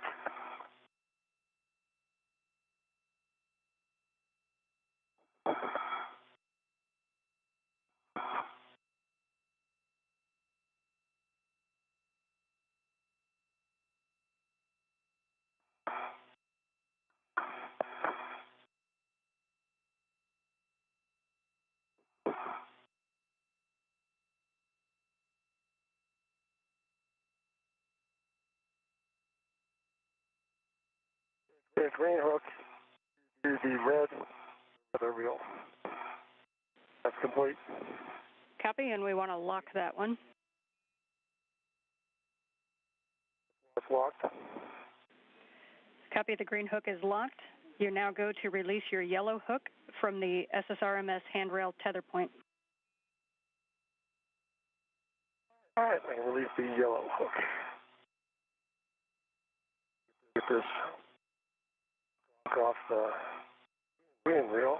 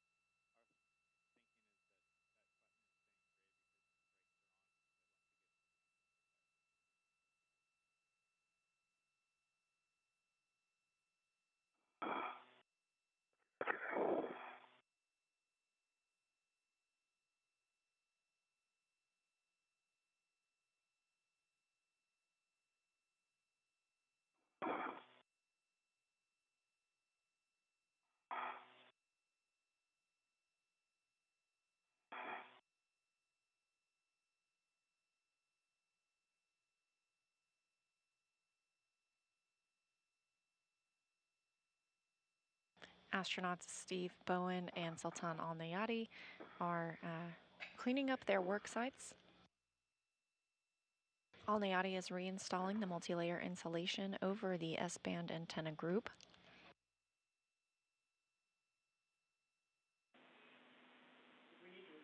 We're about 45 seconds to a handover, and Steve, once you get your yellow hook from the SSRMS handrail tether point, you're going to be attaching it to the green reel and ensuring that it's locked.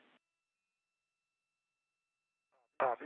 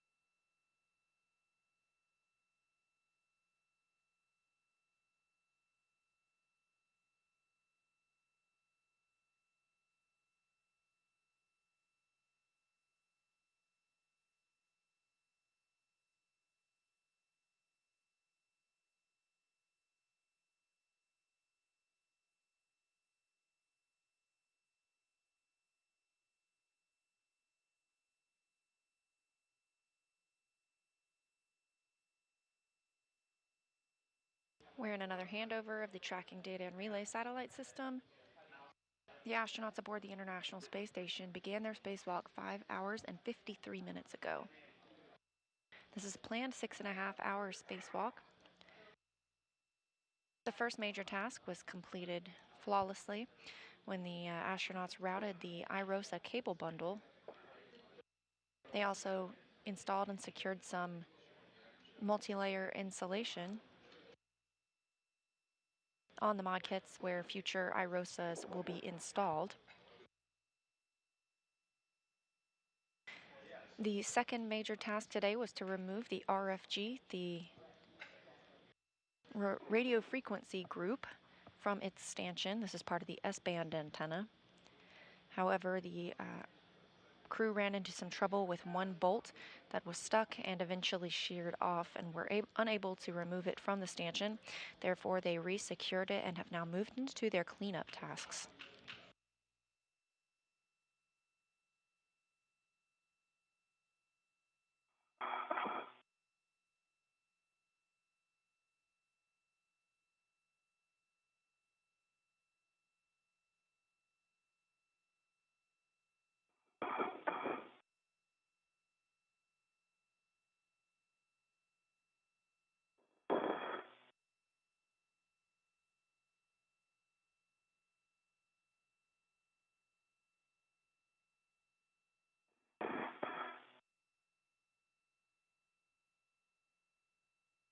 Alright, yellow hook and green, gate closed, slider locked.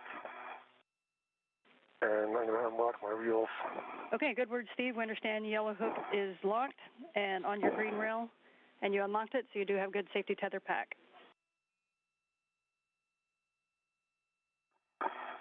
Alright, I understand I have a good safety tether pack.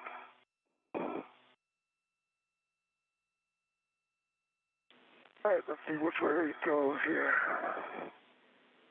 All right, Steve, your next step is going to be to retrieve the APFR from the arm and stow it on your BRT. All right, we'll work next. And Sultan, we see you working the MLI. We do have one delta step for you on the MLI. We're going to have to secure that clamshell down, so when you're at a stopping point, let me know, and I will give you words to go do that.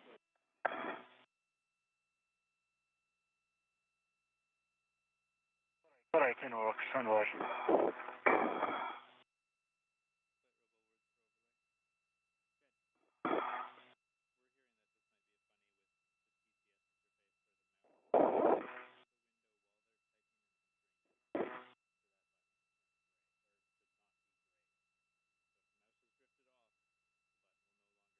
This is a view from Steve Bowen's helmet camera as he works to remove the articulating portable foot restraint from the cannon arm too. Probably already tracking, but we are going to continue these cleanup steps and head back inside.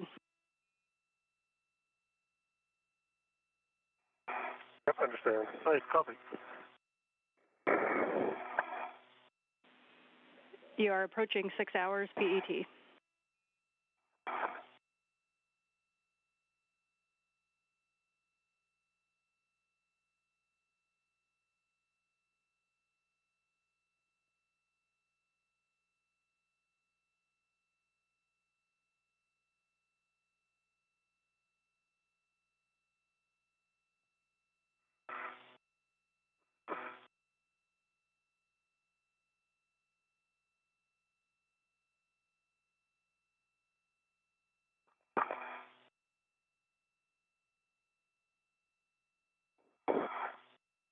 Okay, Woody, I might need you to do something here and take the APFR, well, take the arm, station port, I'll take it station forward,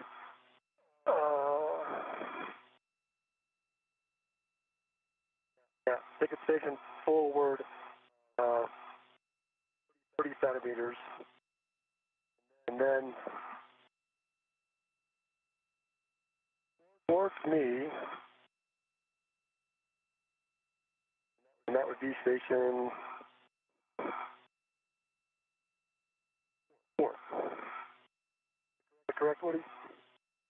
Chief, we copy. The brakes are off. Begin GCA. We're going to start with a motion station forward 30 centimeters, and then we'll come station port. Thank you.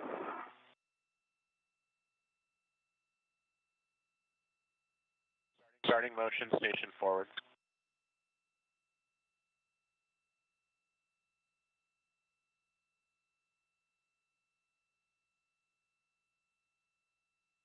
Good motion. Continue motion. Continue. 15 to go. Continue to another 20. Copy, continue another 20.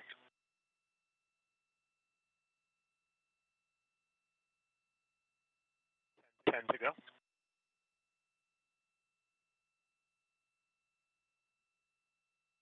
You can stop at that 10.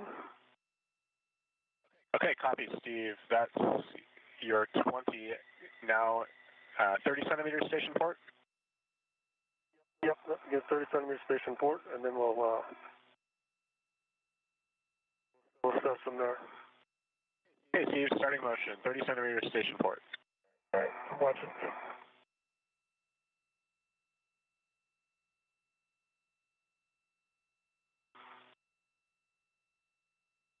To go.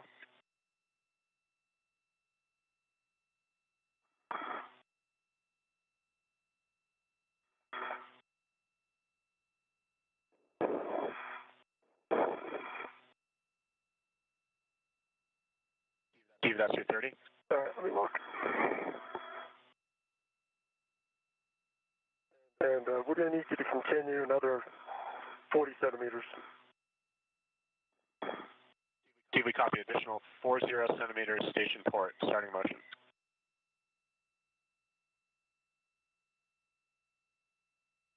Good motion. Copy, good motion. 6 hours since the start of the spacewalk, NASA astronaut Woody Hoberg inside the space station is maneuvering the Canadarm2.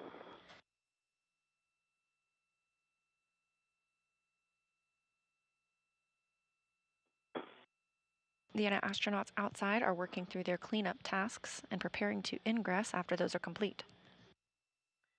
Steve, that's your 40. Okay. Stop there and then bring me station aft 30 centimeters. We copy station aft 30 centimeters.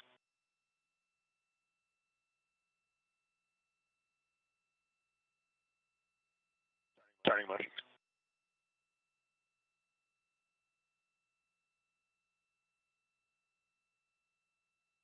Scene to go.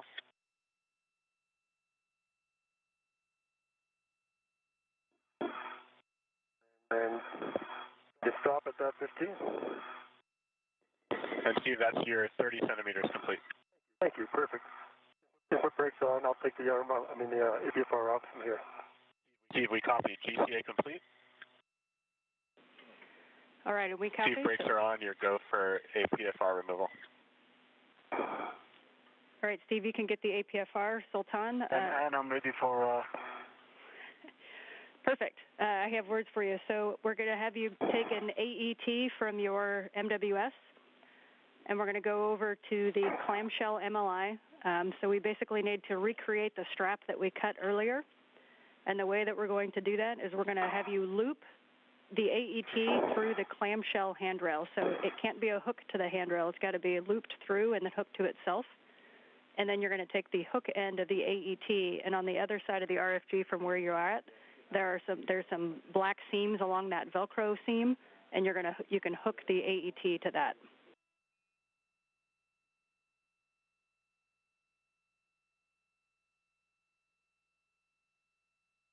Okay, I don't see any black seams here on the side. Yep, and it's just on the other side of that if you translate around to your left.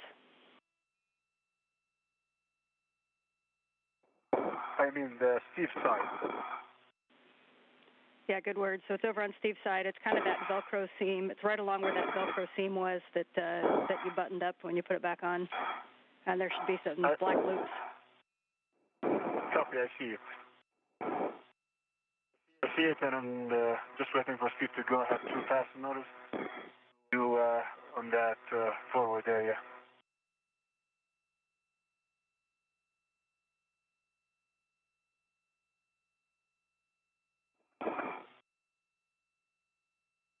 Okay, the APFR is removed.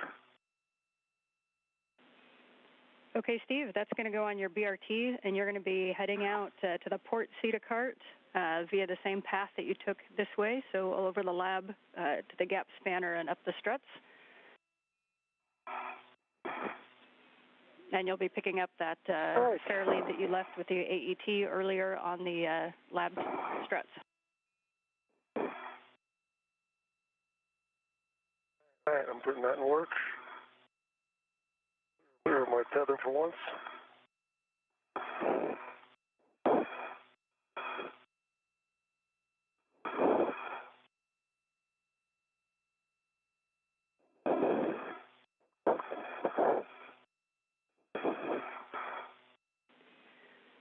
And Steve, as you translate, we'd appreciate if you double check the ingress aid to make sure that it's retracted.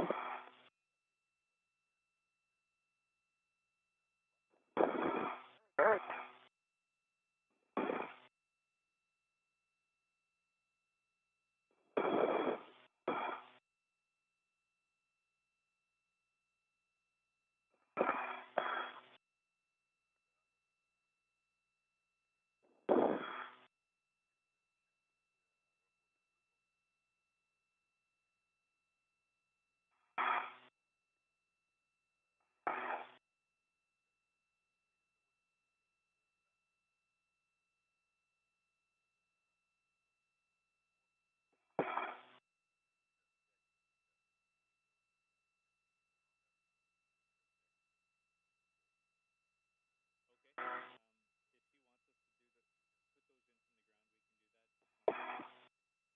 All right, it's fully retracted and folded over. Thank you for asking, and thank you for checking. Copy, Steve. Thank you for that. And you can head out to your fair lead on the lab strut. And that's the lab strut fair lead.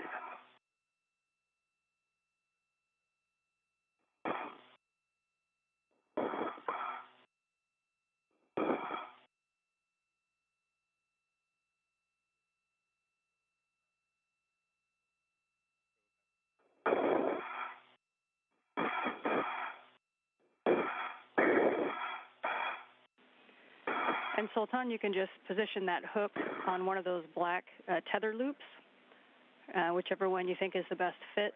And then again, the AET is going to get looped through the clamshell handrail and then hooked back to itself.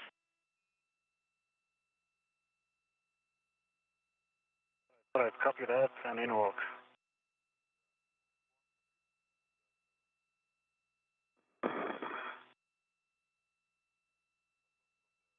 Steven Sultan, just for awareness, the robotic arm is going to be maneuvering station forward away from ESP2 to a park position. And I copy. Thank you, Woody. And thanks, copy. Thanks for the copy.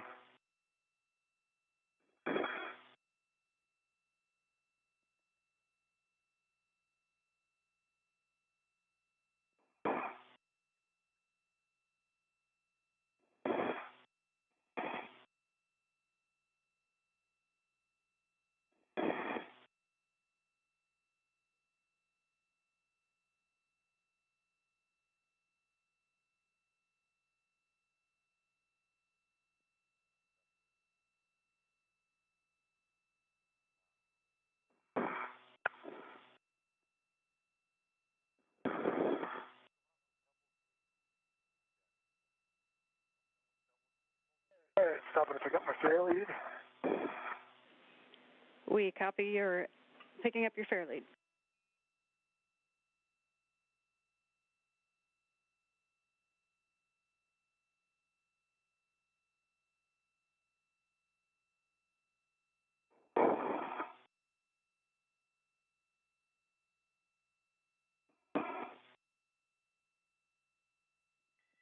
Arm is starting motion, station forward.